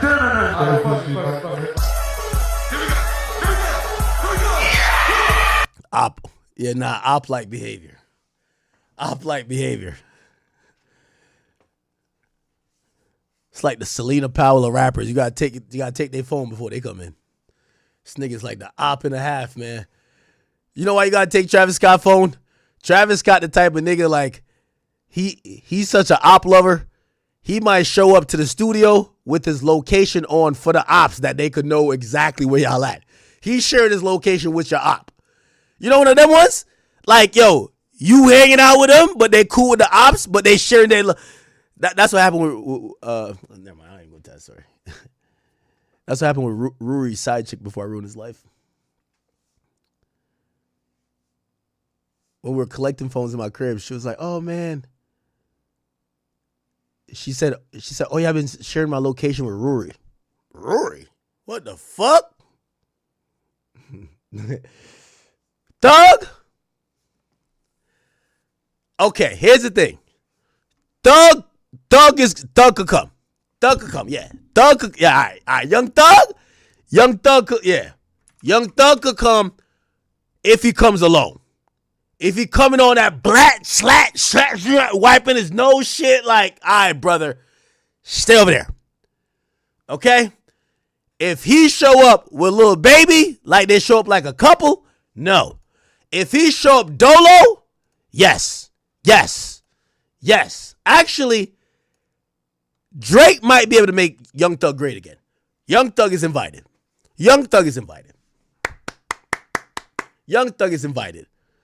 I feel like there's something creative that Young Thug could add, even if it's like half a sound, a quick bar, a little, yeah, like one of those little high pitch, something like Thug is still Thug. Yeah, Thug is still Thug. Yeah. Oh yeah. SZA?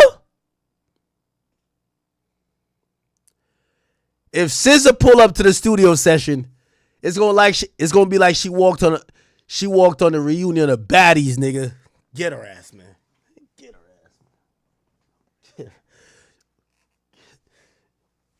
her ass. Yo, SZA pull up, yo. Get her. Yo, straight up. You know what I mean? Like, yo, oh, SZA's here. Yo, Chromos, handle that. I'll be back. Oh, yeah. Let me see. Now, we need Nicki to show up still, though. Like Nicki valid. Come on now. It's you know what I mean? That's like king and queen. It's all good.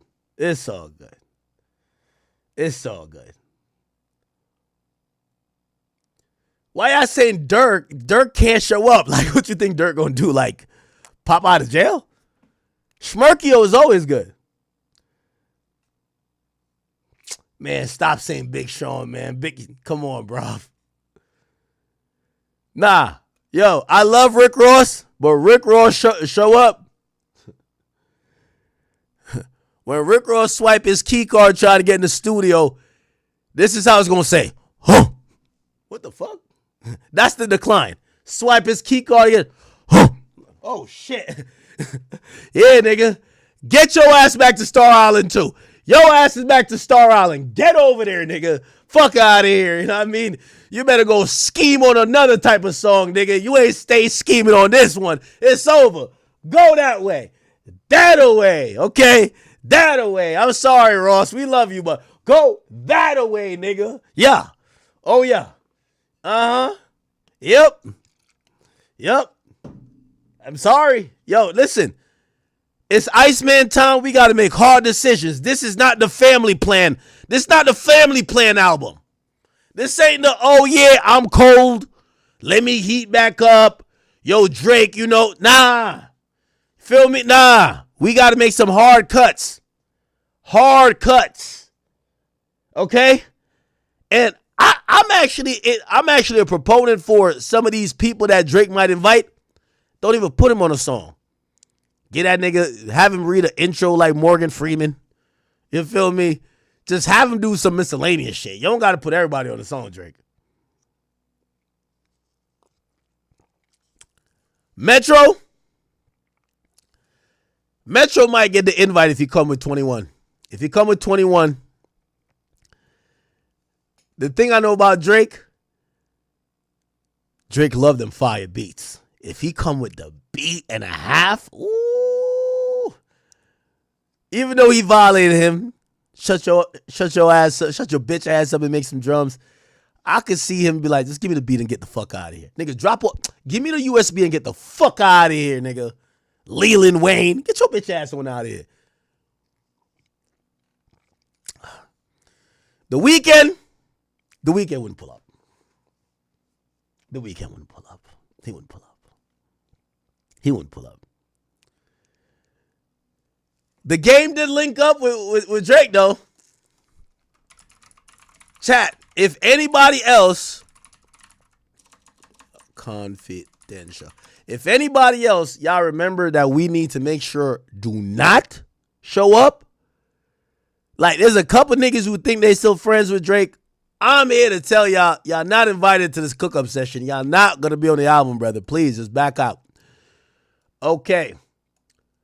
We had games said last time I was in Toronto. It was called T-Dot. Holy. Okay, that's what I'm talking about. Yeah, I ain't gonna lie. One thing with the game always fuck with Drake. I think that's why Kendrick never really fuck with him like that. Because Kendrick would want him to keep it all the way West Coast. And I think he has a good relationship with Drake. Like, what do you want him to do? Low Shimmy? Nah, Low Shimmy could come in. Come on, Low Shimmy.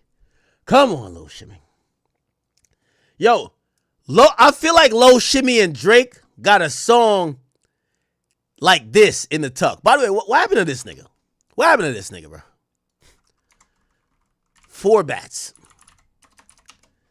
Low Shimmy and Drake could make a song like that. I buy you shit because you wear it. I ain't gonna lie. This song was so fire. You know, have you ever heard him sing? Let me hear this. 200 for your fucking nails. You running out of shoes to wear. So I bought you another pair. You running out of shoes to wear. So I bought 200 for your fucking nails. What the comments say on this song? It said, bro, sounds like me. That's the problem. Nigga. Yo, 4 bats. Who tricked you to perform this song without autotune, gang? Who tricked you to do this, bro? You got gold teeth on and a shiesty, my nigga. Who told you that they love you this much? No, nigga. You got to sound like the actual track. Why the hell did 4 bats come out here and do this? What? What the fuck?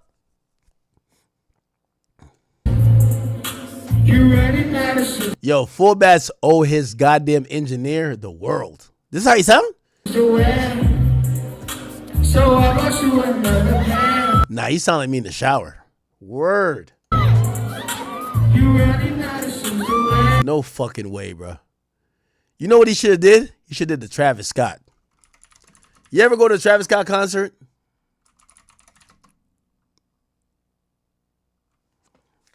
With Travis Scott talking on the mic, the whole thing is all look. Whoa, man. Look. Let him go. That's against the rules. Let him go. Like, yo, the whole thing. Bro, they don't even turn off the auto-tune for Travis Scott. It's full auto-tune. You know why? Nigga, we don't want to know how Travis Scott really sound. The fuck? Why the hell did 4 bats think we want to know how he sound? No, nigga. We want to know how the track sound. Fuck is you talking about? Let him go. That's against the rules. It's against the rules. Back the fuck up. He was back the fuck up. Go. Hey. Hey, stop. Yeah. Who told this nigga Four Bass to use his actual voice, bro? Yeah, I ain't gonna lie, bro.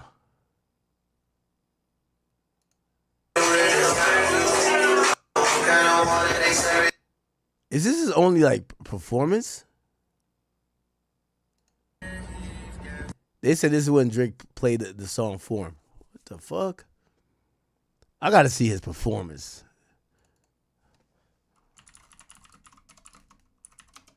Yo, he was like one of the hottest phenomenons. Let me see. To the top of your motherfucking lungs. I know y'all women Nigga look like Chief Keef, but his voice sound angelic. Bro, you gotta keep the angelic shit, bro. tonight. Oh, I know y'all know this one. Y'all know this. I say. I come and slap out in the air. Okay, this sounds a little bit better. And what? And send a text to you. Yeah.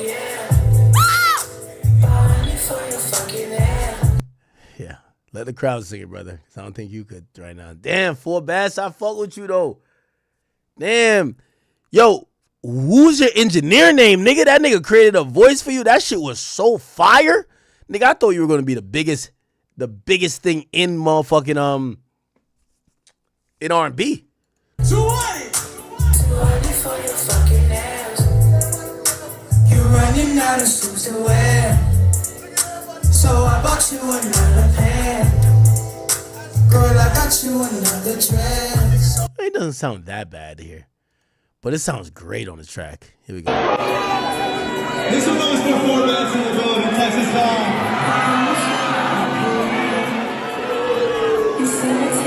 He was supposed to have like a Weekend type career. Well, obviously he can't sing like the Weekend.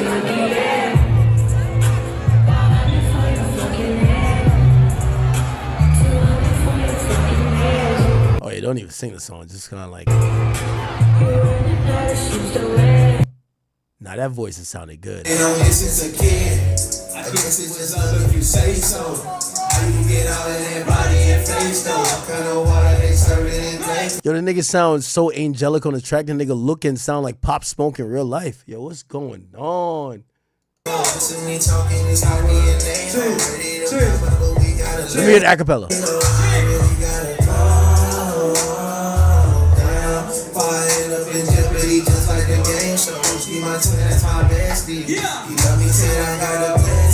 I swear he's catching me up. There's no way. Damn. This nigga fooled us, bro. He fooled us. W finesse though, huh? W finesse. Yeah, so the first one that we had. And send a text to your DM. Damn, that voice sound good. Yo, whoever's the engineer deserves some money for that, bro. I thought his voice was gonna sound remotely like that.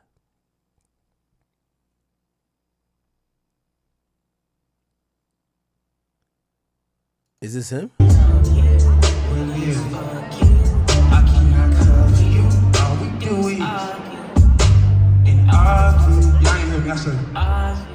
So why you break my heart? Why you told me all those lies? You said you was mine. Then you told me it's goodbye. Is this You're not playing fair. I don't sound that bad, I guess. You said you was mine. Then you told me it's goodbye. You're not playing fair. You know that shit hurt my pride. So let me say it. When all you do is. I heard the lore behind this is that Drake wanted to sign him. He was fronting, and he went with Kanye, and Drake said, all right, peace out, nigga.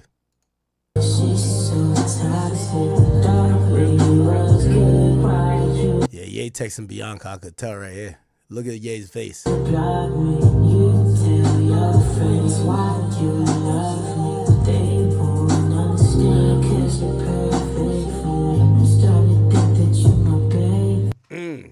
Interesting. God damn.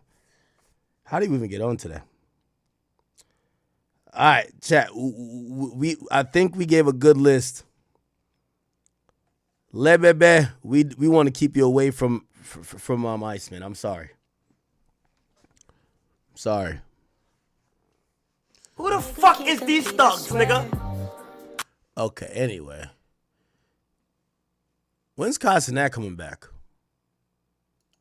Drake's theme around phones seemingly continues. 7 months ago, Drake installed a mysterious Bell payphone booth outside of his Toronto home, and no one's been able to figure out. Wait, what?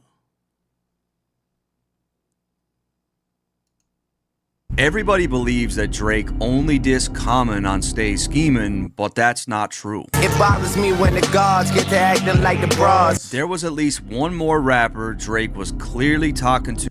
Oh, the Wayno thing? All right. What Wayno say? Bro, I just want to argue about over no Jay-Z no more, bro. Like, bro, these are like Jay-Z's like guys, man. Like, it's not that serious to me. Where did he say something?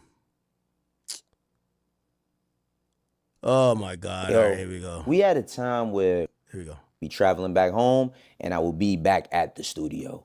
The 3 train sign and all that back in full effect. But let's talk about it. So this list from the New York Times, list of the 30 greatest living American songwriters, according to the New York Times, came out. The most surprising I saw was Young Thug. I was like, oh shit. Now, don't get me wrong. I love Young Thug, but that was very, very ambitious. I feel as if you're going to have, you know, a songwriters list. There are a lot of great songwriters that do need to be credited, but you got Jay-Z is number 1, Young Thug, Kendrick Lamar, Outkast, Missy Elliott, Mariah Carey, The Dream, Bad Bunny, Babyface. You know what I mean? You got Stevie Wonder.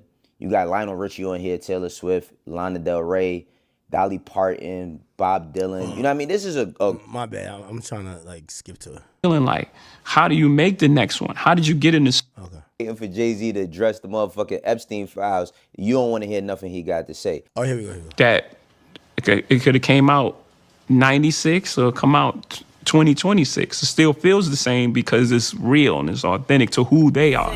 Now, of course,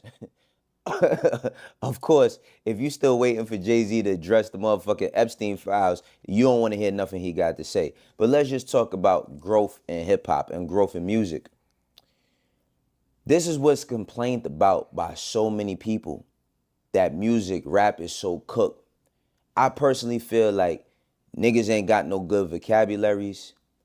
They don't have no words in their arsenal.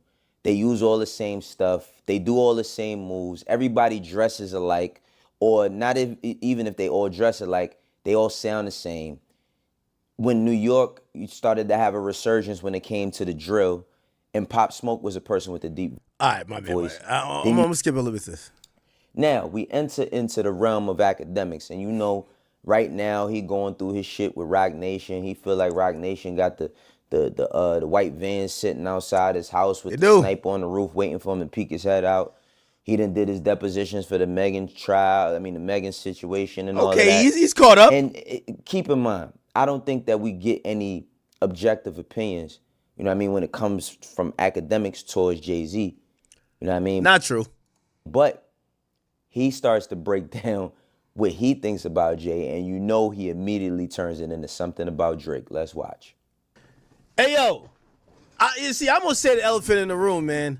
This is hating ass Jay-Z once again. He talking to Drake, man. You know Drake turning 40 this year. He trying to like, yo, he one of them type of nigga going to give you the bad advice that hopefully you follow. And then when you get unsuccessful, he be like, well, at least you tried. You know, at least, you know when people be like, well, at least you did it the right way. Man, if you don't get the fuck out of here, Jay-Z. Jay-Z had a whole career. That nigga said 30's a new 20 when he became 30. The nigga said, I'm young forever. And now that he's 70, he's trying to tell other niggas, nah, y'all got to make music like y'all old now, man. Nah, don't do what I was doing, saying 30 the new 20, young forever. Y'all got to make, y'all got to leave the youth alone. Man, this nigga don't get the fuck out of here. I keep telling y'all, man, Jay-Z the type of nigga, bruv, when he ready to, yo, Jay-Z likes to put a bow on a lot of bullshit. The guy's 70, half his life. Jay-Z was like 50 when he was like, yo, I'm young forever. What you mean you young forever? Let's go back and check out the math. Okay. All right. All right, let me get to what Wayno says. All right, before we get into Axe baseless claims with this shit, let's talk about 30's the new 20. Oh, 30's man, the here new we 20 go. is the hook. The song is about perspective. Being a nigga that's old enough that you are in your 30s, understanding what it means to be in your 20s, but realizing that you old enough to have made the changes in your life where, yeah, I'm still cool. I still got it. I'm still fly. I still could rap. I still could do all of these things that the young niggas could do, but with a different perspective. Jay-Z asked on, what was it, Renegade, do you listen to music or do you just skim through it? And this is the thing about Act, right? Like, immediately you turned it into something about Drake. And what do niggas... Yo, Wayno, he was talking about Drake, bro. Like, we gotta understand. Like, this is the thing that Jay has done so well that I wish Drake. So I'll give one props to Jay. You know what Jay has done a little bit better than Drake? And it's very few things. One is being a snake, right? Like, he's mastered that. Like, he's done that way better than Drake, right? But the second thing is that he knows how to subliminally pick you apart. You see, if Drake mastered that a little bit more, we wouldn't be here. I'll tell you why. Because Drake was playing he was having a Cold War subtle battle with Kendrick for years. He knew it, Kendrick knew it. Kendrick would throw a couple shots, he'd throw a couple shots. Unless you were really in tune, it didn't jump off the page. It was kind of like, oh, something is happening. But Drake got tired of it. And Drake was waiting for the moment that he was directly challenged. You see, Jay will just keep subbing constantly. You know, he'll keep subbing. And that's what he's really good at. He never gives you the attention that you may seek, and he still gets his point across. He never confirms he's talking about you. And he always has that plausible deniability. Oh, wait, I wasn't talking about you. It's kind of like how in Boston Richey, we know Boston Richey was talking about his girl or his ex. You know what he said? You know how many hoes I've been fucking? How could I have been talking? I'm talking about one of my other hoes. Come on, bro. We're not stupid. We know Jay-Z was talking about Drake. We know that was a subtle tactic to try to it's one of the OG interviews he's doing where he gets to kind of like analyze the space and he gets to kind of like cast aspersions. Yeah, he's trying to like shit on Drake subliminally. But okay, Wayno's going to give him the benefit of the doubt. Say, a hit dog gon' holler. Drake is somewhere quiet, getting ready to drop IceMan in like 2 weeks, and here go Act talking about Jay-Z is coming at Drake. You know what that means? That means that you understand the narrative that's been out is that Drake hasn't had any perspective in his music in a long time.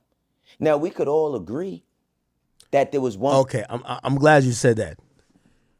Wayno, and for anybody else, I've said this unapologetically for years. I don't want Drake to rap like a 40-year-old. I'm good. Just like Future. If Future start making 50-year-old music, I'm good too. I don't want to hear that. Future is Future, and Drake is Drake. Drake is always going to embody a certain perspective. We don't need everybody to be telling us about their like colonoscopy and yo, I got a kid and shit is hard. We don't need everybody to transition into Grandpa Hove.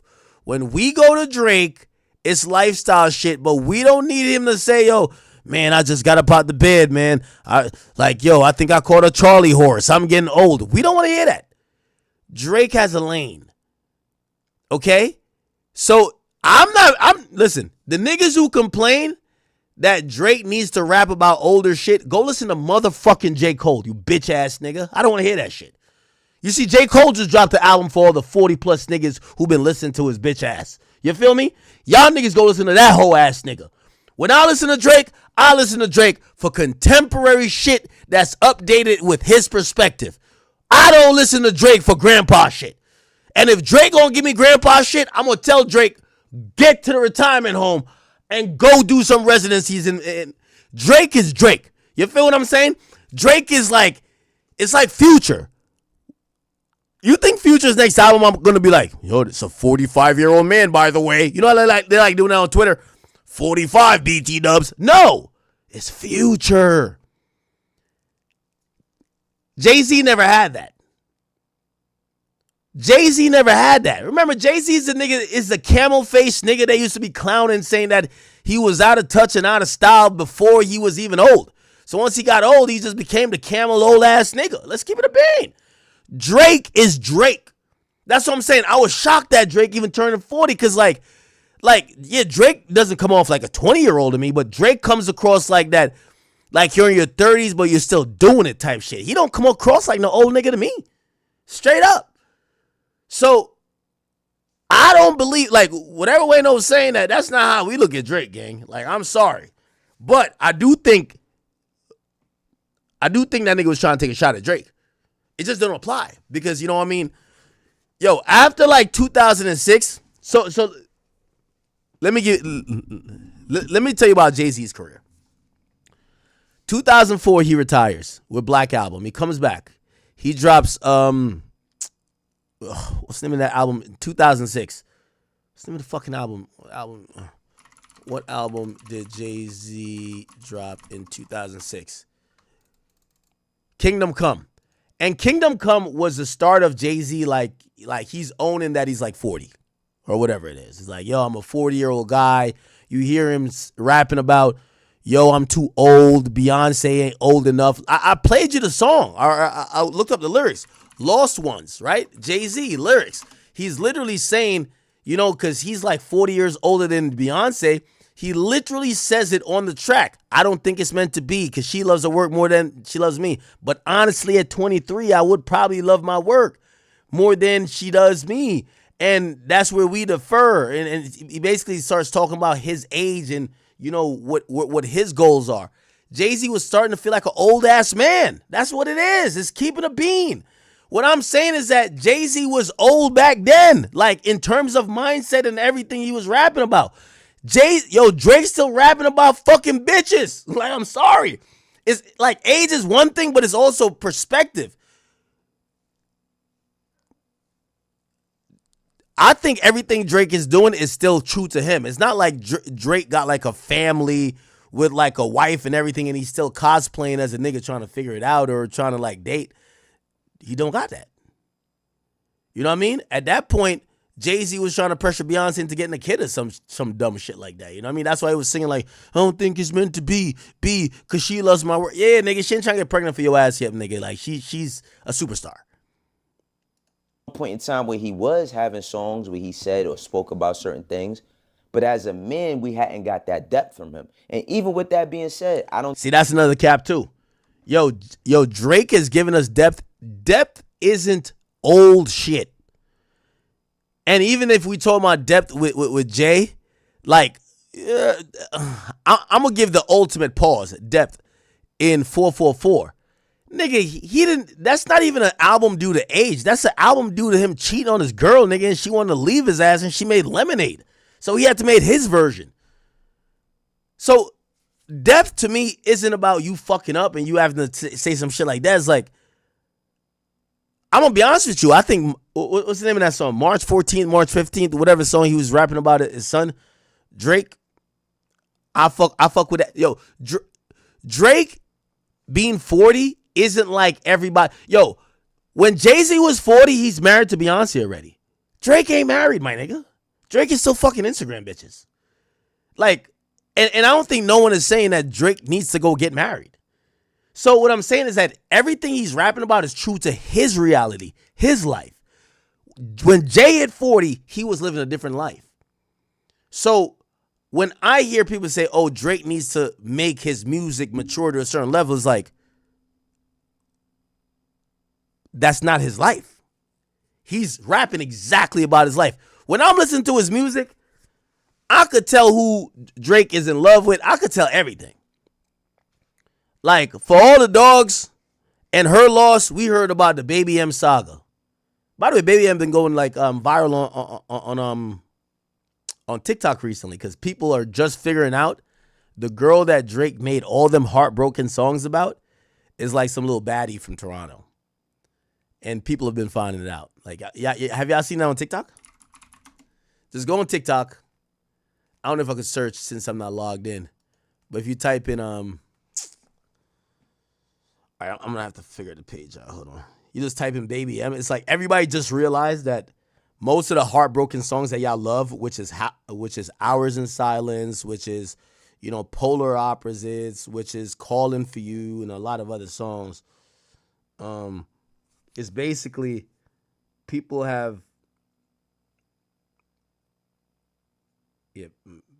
people are just like now finding out. Okay, like this. Yeah, it's been going super viral. So it's one of those things like, yo, when Jay-Z was 40, like that nigga was like a grandpa, bro. Like, you know, I mean, we're not expecting nothing from that nigga. What I'm saying is that don't try to put that shit on Drake.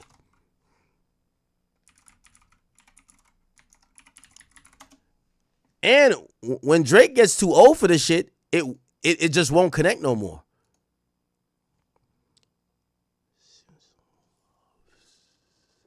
Okay. Yeah, this been going mad viral. Look. Right here, look. He lied to me. Okay, all right. It's like everybody finding out about this Baby M girl. This is the girl that Drake been like in love with. No, this ain't her. I thought it was gonna be an explanation. You know them explanation videos? Let me see.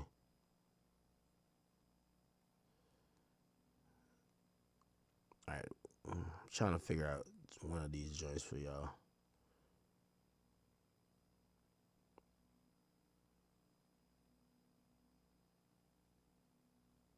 Yeah, everybody been making like, and by the way, if you're a real Drake fan, you been knew that most of these fire songs that he wrote was about Shorty. You get what I'm saying? Like, Drake's actually living the shit it's not like Drake is like rapping somebody else's life. By 40, like, Jay-Z was a grandpa, bro. Like, you can't, you know. Look, this confidence is super low, baby. All right, yeah. I thought he was going to talk about it. Anyway. Let me see. Who else? Who's this person?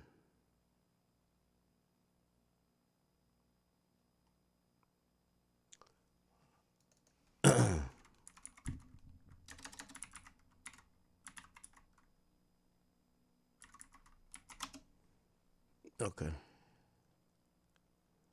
Is it this? Man.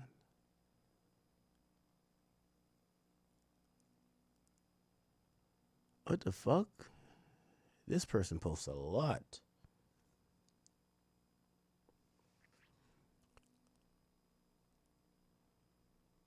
Like Drake was in like a whole beef with Dylan Brooks over Shorty. Oh, this one. You guys, our Poppy is a petty man. He is. And he never leaves a stone unturned. Her stories. And that's when I saw this photo. And I said to myself, self, take a screenshot. Then I thought to myself a month ago, live tonight, okay, all right, enough. Like, 6 p.m. Thursday. Anyway, we don't need to get into all that bullshit. Anyway, let me keep going back to what he has to say. I don't think the nigga was ready to make a 444 because he's not. Yeah, because he's not married to Beyonce, nigga, and getting caught cheating. Like, if Drake life ended up with him being married to, like, Rihanna and he got caught cheating, I guarantee he'd drop a 444, but he's not there. You know what I mean? Yo, Drake's still recording his albums at the strip club, my nigga. He recorded at Area 59 or 29, whatever the fuck that club is in Houston. It's a strip club. Does Jay-Z look like at 40 he was recording music in a strip club? Like, they're living two different lives. He's never been in a relationship, a public relationship, but he did address a lot of things on the Scorpion album that gave him somewhat substance, right? So I will grant every that album as got far substance. As a claim on when niggas be saying, oh, that nigga ain't got no substance. He don't be talking about shit. No, he talked about a lot of real life issues and things he went through on that album because he had to. But then we watched the nigga put barrettes in his hair and, you know, hang with Yachty and dress like Yachty and all of that. And guess what? This is not just for him. It's for a lot of people who don't grow up. Look at people like Jeezy. Yo, niggas, let me tell you this. Niggas is so tired of Drake's run. The new thing is telling him to just get old already. What? Wow, I'm going to keep it 100. I don't care what year it is. I'm pretty sure Jeezy ain't touched a brick in a long time.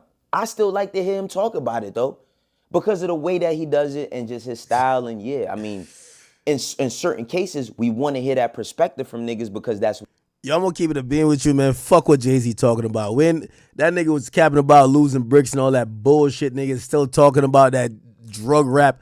The nigga dropped American Gangsta in 2007, acting like he was still in the drug game, nigga. Fuck out of here. That nigga was rapping about cap, nigga. Like, yo, I hate when niggas, y'all can't compare that bum ass nigga Jay to no goddamn Drake. The nigga dropped a fucking concept album called American Gangsta that was accompanied to the movie where he's talking about the streets, nigga, in 2007, nigga. That nigga probably ain't been in the streets in 10 years, nigga. And Drake over here actually rapping about his life, but because his life don't match up to what y'all want his life to be. Y'all want his life to be married to some fucking heifer with 3 kids, stressed out, mad gray hair, don't go to the club. Man, that's not his life. That's not Drake's life. Y'all want Drake to be an old ass nigga. That's not him right now. Like, he probably gonna get there. He's just not him right now. Oh, he ain't had his 444. Yes, 444 is a very deep album, but he only made the album because he fucked a mid bitch on his beautiful Queen Beyonce, and she aired his ass out, and he had to make a response. 444 was supposed to be the time of the night that the nigga woke up out of his slumber, realizing that the shit's about to go left unless he apologize. That ain't Drake right now, bruh. What y'all talking about 444? Like, what? The nigga got exposed by his girl on some Tati Boss and Richie shit, and he came with his own version. Let's not act like this nigga just got deep all of a sudden. The nigga was rapping about drugs, and he ain't touched drugs in years when he dropped American Gangsta. Come on, bruv. What they do best. I mean, people want to hear Jay talk about drugs, and we know damn well he ain't doing nothing illegal. But every now and then it'd be fun to hear the nigga go back to that. But then niggas want my old shit, buy my old album. That's what he said on Blueprint 3, excuse me. Now, as far as Forever Young is a song from Alphaville, a pop band that dropped a song in 1984, 2 years after I was born. Yes, I was born in the late 1900s. You feel me? But it's an iconic classic record that did really, really big. And when he sampled it, the whole concept of being forever young was about his legacy living forever, about how people who are older that grew with his music would then pass that shit down to their kids. And those kids... Yo, Wayno, respectfully, man, you gotta stop the fuckery, bro. You gotta stop your fuckery, bro. Yo, go to Jay-Z. Listen, I know y'all are Jay-Z, whole Vengers, all that type of shit. But let me tell you this. I got a little bit of, I got a good runway of hip-hop knowledge. Y'all not just talking to a nigga that never listened to Jay ever in his life. Let me just show you this. This whole, he been grown, this and third. What the fuck do you call Blueprint 3? Blueprint 3 was this nigga trying to figure out if he could fit into, y'all remember them garbage-ass songs that nigga dropped, bro? Y'all don't remember that shit. Acting like, come on, bro. So y'all don't remember Blueprint 3, 2009. He's not trying to keep up with the youth at this point? You don't think he's trying to keep up with the youth? So y'all listen to Blueprint 3, and y'all don't think he's trying to keep up with the youth? No? Man, y'all need to cut the bullshit out, man. Cut the bullshit out. Blueprint 3, he's trying to do that. And then Magna Carta, Holy Grail, this shit was just washed, low-key, bro. But he tried to do it there, too. At this point, he's 40-something. Who he got on this album? Who is he trying to be like? Bro, he made a garbage song with Rick Ross. Told my fuck with me, you know I got it. He's trying to ride Rick Ross's way, bro. Shit was garbage, man. Stop playing, man. Y'all niggas need to really start being honest. Jay-Z wasn't aging no gracefully, gang. Yes, he made albums that did showcase his growth, but let's not act like he wasn't doing what every rapper does, which is hang on or try to hang on to the cool crowd. You feel what I'm saying? Listen, yo, fuck with me, you know I got it. Bro, come on. Everybody was calling that nigga swagless back then. Nigga, I remember, because I was one of them. You feel what I'm saying? Bro, like, I don't know what y'all niggas be even be talking about when it comes to bullshit like this, man. Yo, 444 was his most mature album. Like, what was the fucking album he had? It was like, yo, it's on to the next one. And then he had, this shit right here, on to the next one. Bro, he should have went on to the next song, nigga. He should have never made that shit. What the fuck is you talking about? This shit was, come on, man. I don't even know why. Bruh, come on, dog. Come on, bruh. Come on, dog. We gotta stop the bullshit, bruh. We gotta stop the bullshit. Did this shit have like, any, what's that other song too? He had another song where he had Drake on it. This shit was terrible, bro. Bro, he had a song with Drake. Off that. That shit was terrible, gang. That shit was, yo, and I love Drake, but this song was terrible. You could tell that nigga was doing anything to try to keep contemporary. If you listen to Blueprint 3, yo, listen, I'm a fair ass nigga. Empire State of Mind, hit song. DOA, he tried to kill autotune. It only affected T-Pain. What we talking about? I love that song. I can't even cap with you. Okay? But his singles was trying to keep up with the youth. On to the next one. He thought Swiss Beats could give him one of those? No, nigga. We should have went on to the next fucking track. Get out of here. Star is Born. That couldn't help Cole. Let me see. I did like Already Home. I can't even lie. I did like Already Home. It had Young Forever on it. This thing was like 49. Like, come on, bro. And the song with Drake, once I seen him with the song with Drake, I'm like, yo, bro, this shit was so terrible. This nigga was still trying to hang on to the contemporary crowd. Jay-Z never made age appropriate, like whatever Wayno was talking about. And I'm saying he ain't got to till 2017. Till 2017. After Black Album, remember he retires. You get Kingdom Come. This is him talking about he want a family. Then he comes, this shit was whack, right? Then he comes back with a concept album, American Gangster. That shit was classic. American Gangster's classic. Bro, you could know I'm not no Jay-Z hater, nigga. I could tell you it's fucking classics. Reasonable Doubt, classic, nigga. Blueprint, classic. Black Album, classic. American Gangster, classic. And a lot of people would probably say, yo, a lot of people say like, let me see. He has maybe one more classic. 444. Actually, he probably has two more classics. Ooh, okay, I'll give him that. 444 classic. I'm not gonna count his collab album. And don't lie, Volume 1. Right? Make sure I'm right with this, because they about to kill me over some shit. Yeah. So like 5, 6 classics. He got classics. I'm not knocking. Niggas be acting like I'm just hating on the nigga. Like, no, bro. Like, the nigga do got some classics. My whole point with this that Wayno's trying to argue is that they're trying to say that Jay talking about age appropriate music isn't about Drake, and also that me even mentioning Drake is highlighting that Drake doesn't have depth. And I'm like, what are you talking about? Never. What are you like Jay-Z? Outside of 444, all we heard was a bunch of cap rap from the nigga about drug dealing he never did, shit he never seen. That's what I'm saying. That's why American Gangster is good, because at least it's a concept album. And if y'all talking about growth, when he tried to do Magna Carta Holy Grail, which everybody knows was the fucking painting album when he was into art, that shit was garbage. Straight up trash, basura. Like, everybody know that shit, nigga. That shit was ass. Feel what I'm saying? Nigga was like, y'all remember this fucking trash ass song called Tom Ford? Bro, let me play this shit for y'all.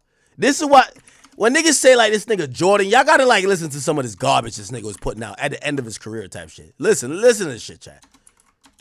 This is what Jay-Z was putting out, nigga. Like, that album was only mentioned because I remember like Samsung did like some deal to make him go platinum the first week. Tom Ford, Jay-Z. This shit was ass. He was trying to keep up with the kids. He couldn't. Look at this shit.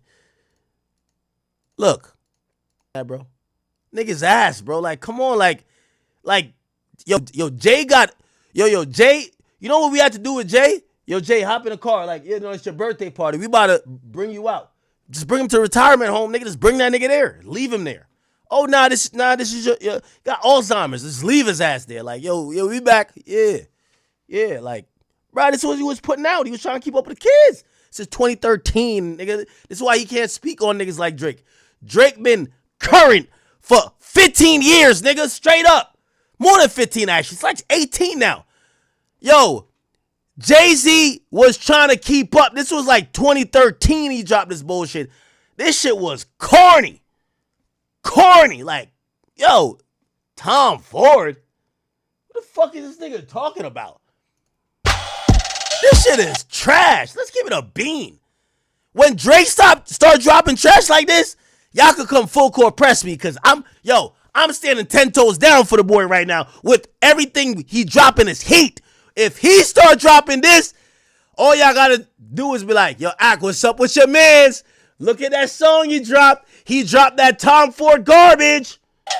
Coming up, coming down. Bro, y'all kidding me, bro? I told you he couldn't keep up with the contemporary niggas no more. Let's keep it a bean. Right clean. Like, that's another thing I don't like with niggas. Niggas is disingenuous.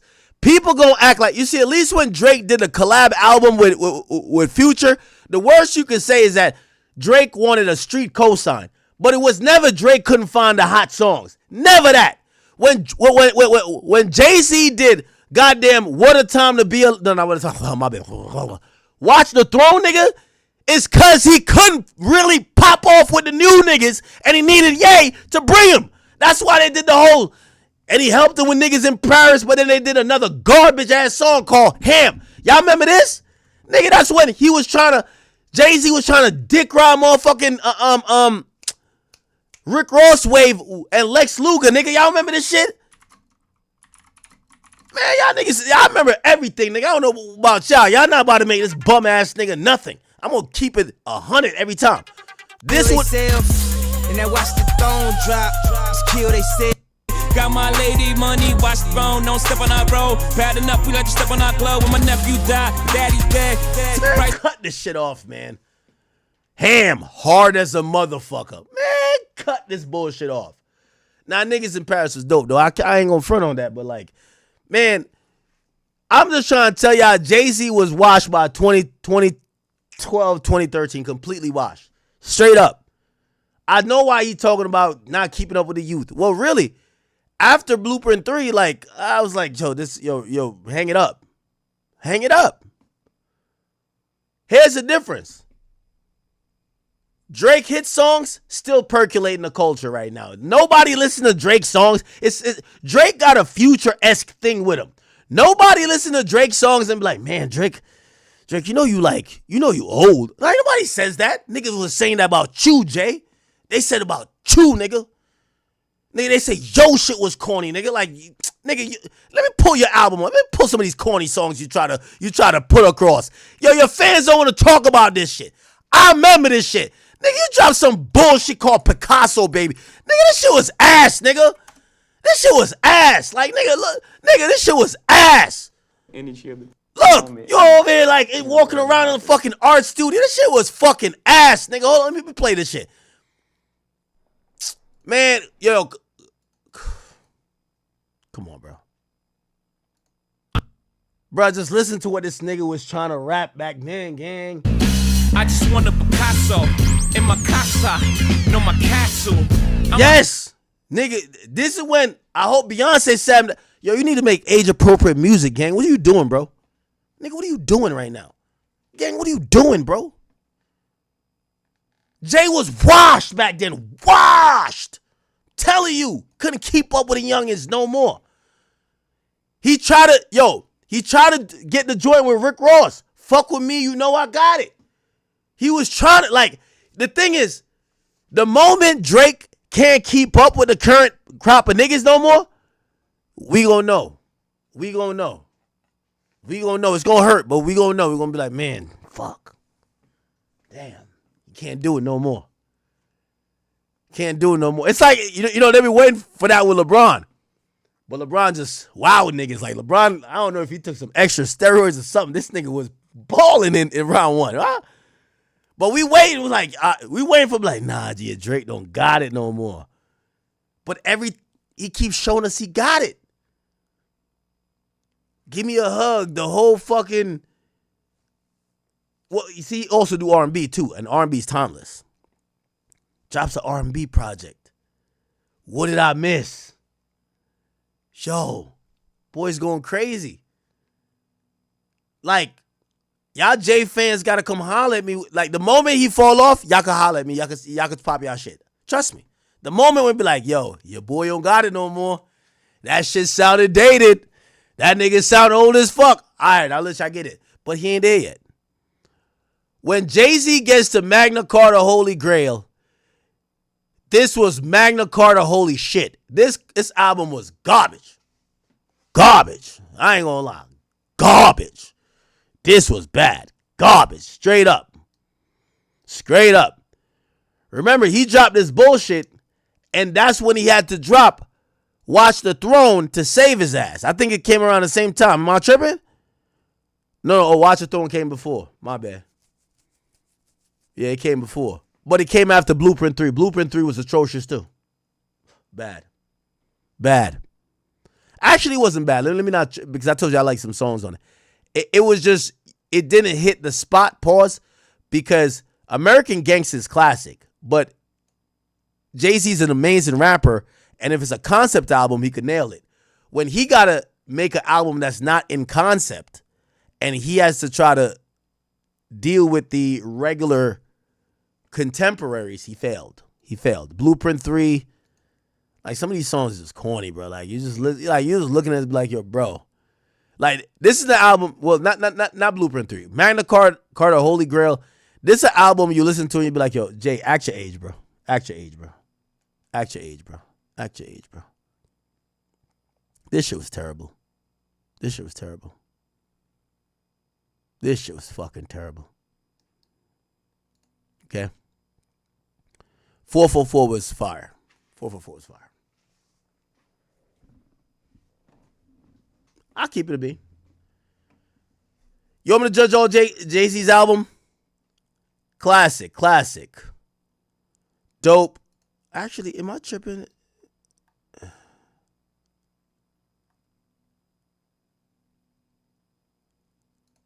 was good too.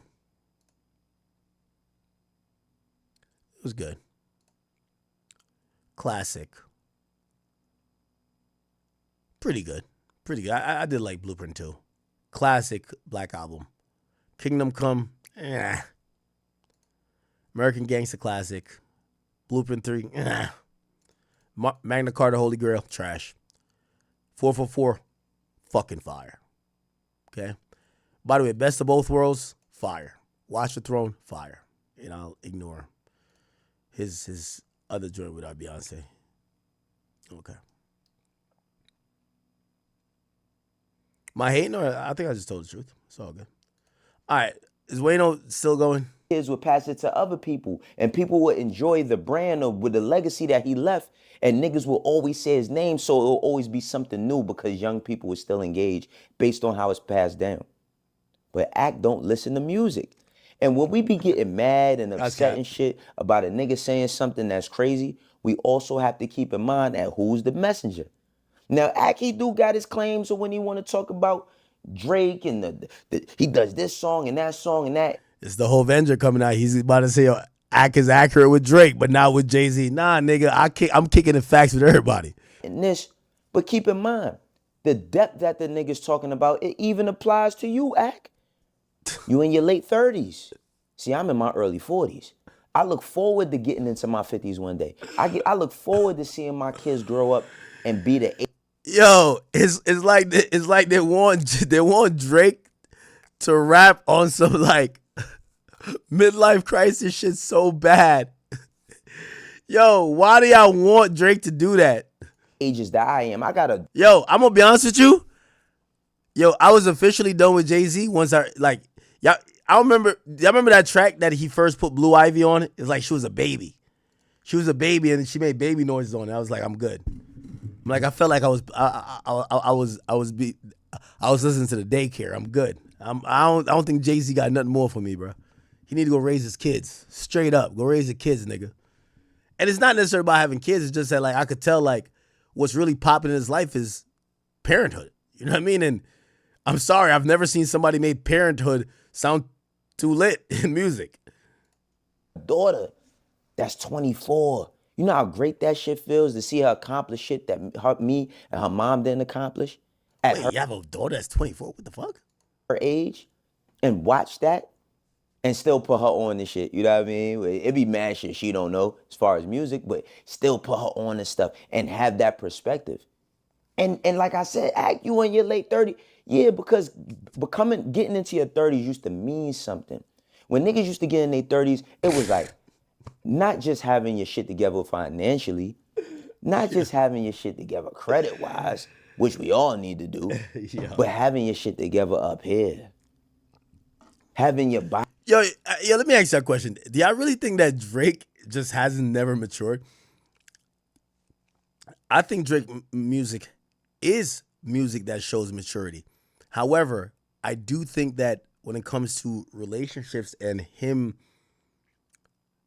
being a family man or him like settling down, yeah, I think his progress matches most other people. Most people these days, I know a bunch of women who are in their early 30s, they haven't had kids yet. They're still trying to find the right guy to have a kid with. I know a bunch of dudes who's still trying to find that situation. So, like, I don't necessarily agree that Drake music doesn't encompass all that stuff. Body strong, having your health together. That's what getting in your 30s meant, that you was maturing, that you was coming to a place where niggas was like, oh, I gotta stop playing around with life because life is real. But now we got niggas in their 30s that they act out and they want to hang with the young motherfuckers all day. I said to a group, I was at Def Jam today. Shouts out to my man Orlando Wantenberg. He over there, you know what I mean, doing this thing at Def Jam. That's my dog. And when I got, into the building, it was a lot of young brothers in there. And I was really happy because when they seen me, it's like all of them lit up and they all came to me, kicking it with me and trying to get some information from me. And I gave them all the types of information. And we had the conversation about them being young because a lot of them was in there. One was in his later 20s, but the rest of them was in like their early 20s. And I'm asking them, I say, yo, imagine, like I'm 43, y'all all in y'all 20s and y'all going out. It's Friday and I work here with y'all and y'all about to go out on Friday. I'm like, I come to y'all like, yo, what's the move for tonight? What we doing? I mean, on one hand, y'all might look at me like, oh, Wayno, cool. We might chill with the OG, chill with Unc. And then y'all might say, fuck is he doing? We about to go chill with the, with the y'all means and have us a good time. And then I get. All right, Wayno just doesn't get it. You see, he's projecting what he thinks about like Drake or Drake lack of progress in his mind onto everyone. That doesn't mean people are hanging out with 20-year-olds or trying to party with a 20-year-old guy that's trying to get 20-year-old. No, not at all. Get into that space, and I'm trying to chill with the y'all means. This is the perspective that niggas is talking about. And yeah, you could say you could yell at the top of your lungs, this nigga said da da da da da. But the fact of the matter is my brother, we ain't watching you grow up. You on some Peter Pan shit, yeah, bro. You ain't trying to grow up. Now, that's the problem. I think they have a different definition of what growth is. I get it, because Wayno has a 24-year-old daughter. So Wayno's been a father since whatever. I don't know what growth is to him, but growth is just a natural progression of learning, in my opinion. So, I mean, I guess to each his own on that one. I believe that two things could be true in the sense of, staying youthful. Because for myself, even though I'm 43 years old, I like wearing shit. I can't even grab the pairs of sneakers I got. My sneakers is over there. I got another, but I wore some Bo Jacksons. Like I wore some Bo Jacksons today, the orange and blue joints, and I wore the black and gray joints. I wore those the orange and blues yesterday, the black and grays. You know what I mean? I mean, those sneakers did come from my age. You know what I mean? From my time, they was retros. But yeah, I'm gonna wear the stuff that I want to wear. I got on Godspeed. I still shop at Supreme. I might buy something from Palace. You know what I mean? I might buy something from, like, I like to dress how I like to dress on my comfort and the brands.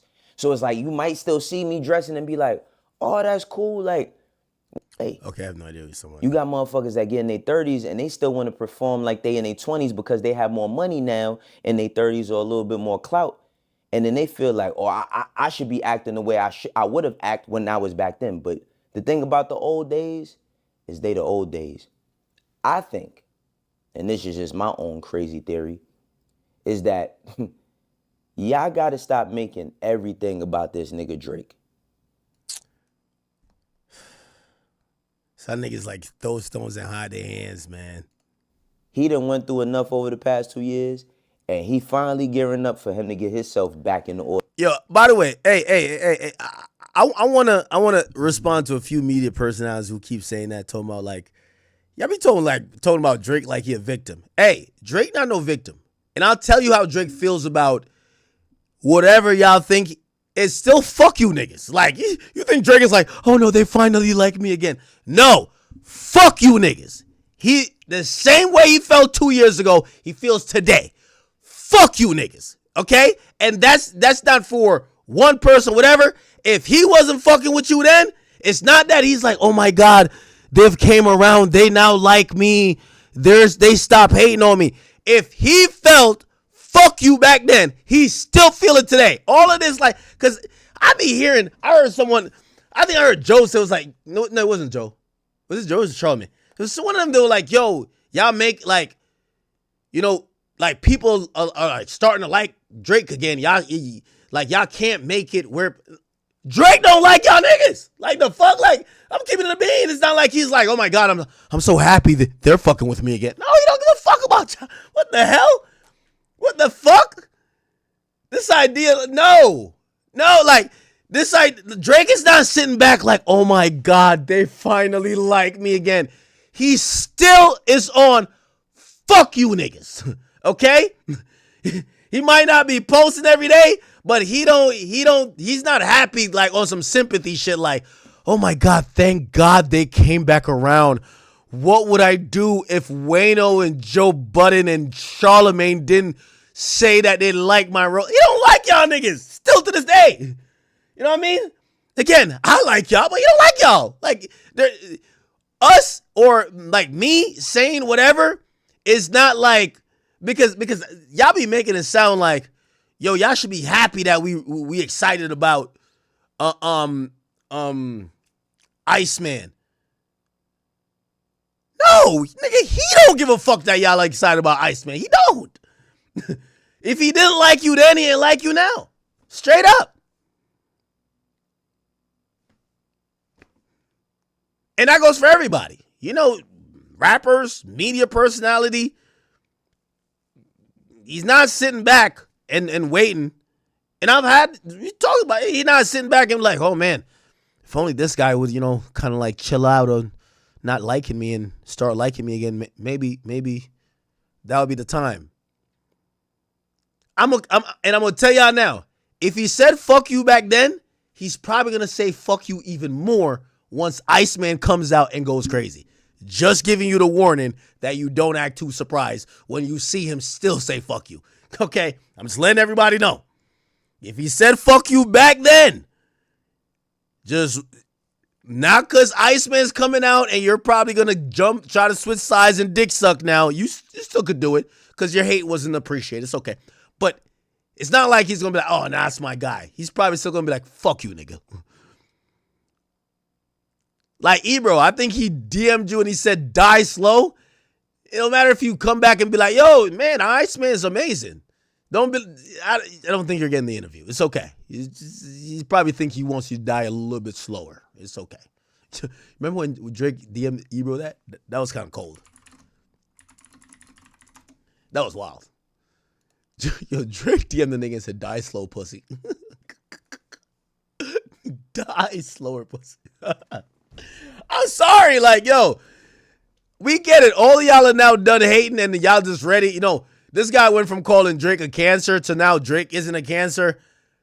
Hey, it's okay. I'm pretty sure his feelings towards you have not changed. It's okay. It's okay. But y'all shouldn't base whatever y'all doing on his feelings towards y'all. You know what I mean? Anyway. Yo, get on over to Rumble. I want to react to this Chud the Builder guy. Wayno, I rock with you. However, you are severely misinformed here. This is the problem I see with you. You and a lot of other people are trying to tell people how they age and how they should be growing. Y'all come from a different era. The way how these days, you know, I ain't gonna lie to you.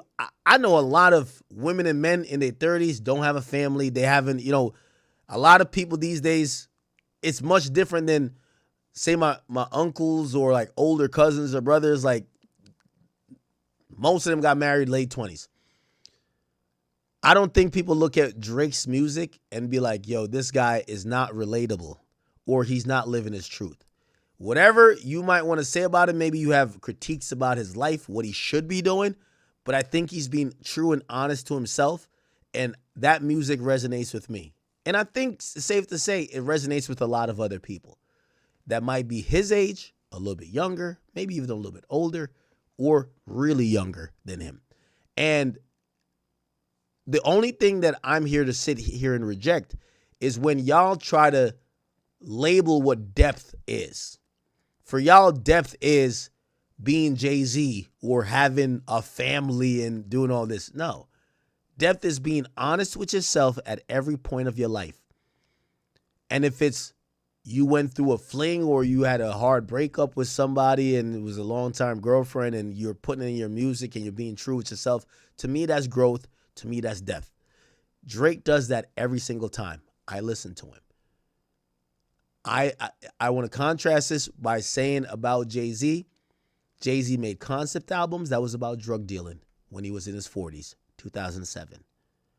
Jay-Z tried to keep up with the in crowd when he made Blueprint 3, which didn't really work.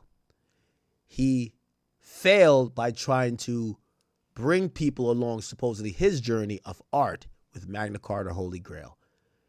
This idea of trying to suggest maybe what Jay-Z's formula was when he missed on 2 albums and really nailed it on 444, but it was only he only nailed it because his wife already exposed his ass. Don't try to impose that on every other rapper. Okay?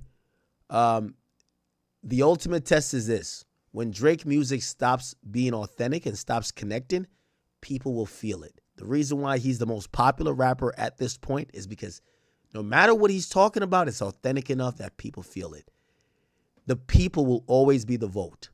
Not some type of perfect lifestyle or whatever you think you have in your mind that you think that he needs to grow up to get to your depth. You and Jay-Z. When the people stop feeling it and stop being authentic, they're going to vote with their attention. They're not going to want to hear it no more. Right? They wouldn't want to hear relatable shit from a nigga who is living a life that's outside their scope. But it still relates to that point. So again, I'll reject that point and I'll just say I think you just doubled down on what Jay was saying. But it still doesn't ring true because his path was nobody else's path. And I'll leave it there. Could everybody come over to Rumble? I want to talk about this Chud the Builder guy, man. This guy's really interesting. Have y'all seen him? Chud the Builder. I think he has a documentary. It's just kind of crazy.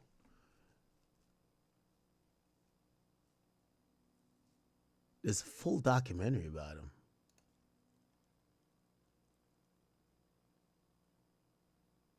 Maybe I could play this. Come on over, chat. Come on over. We're all going to kick. We're all going to kick. Thank you, guys. Thank you.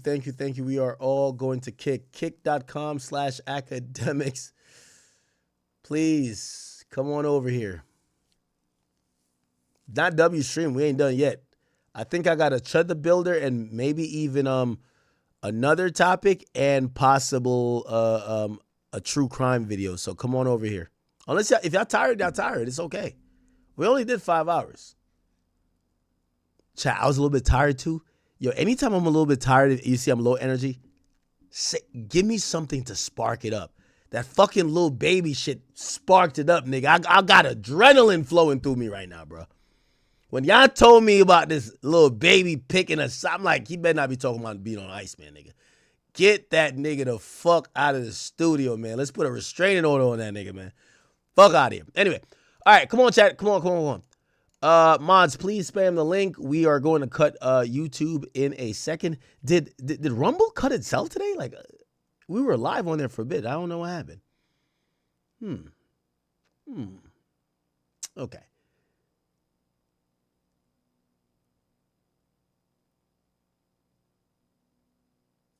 Someone said, got a poor diet. He drink a lot. And he won't smoke weed. What? Okay. All right, chat.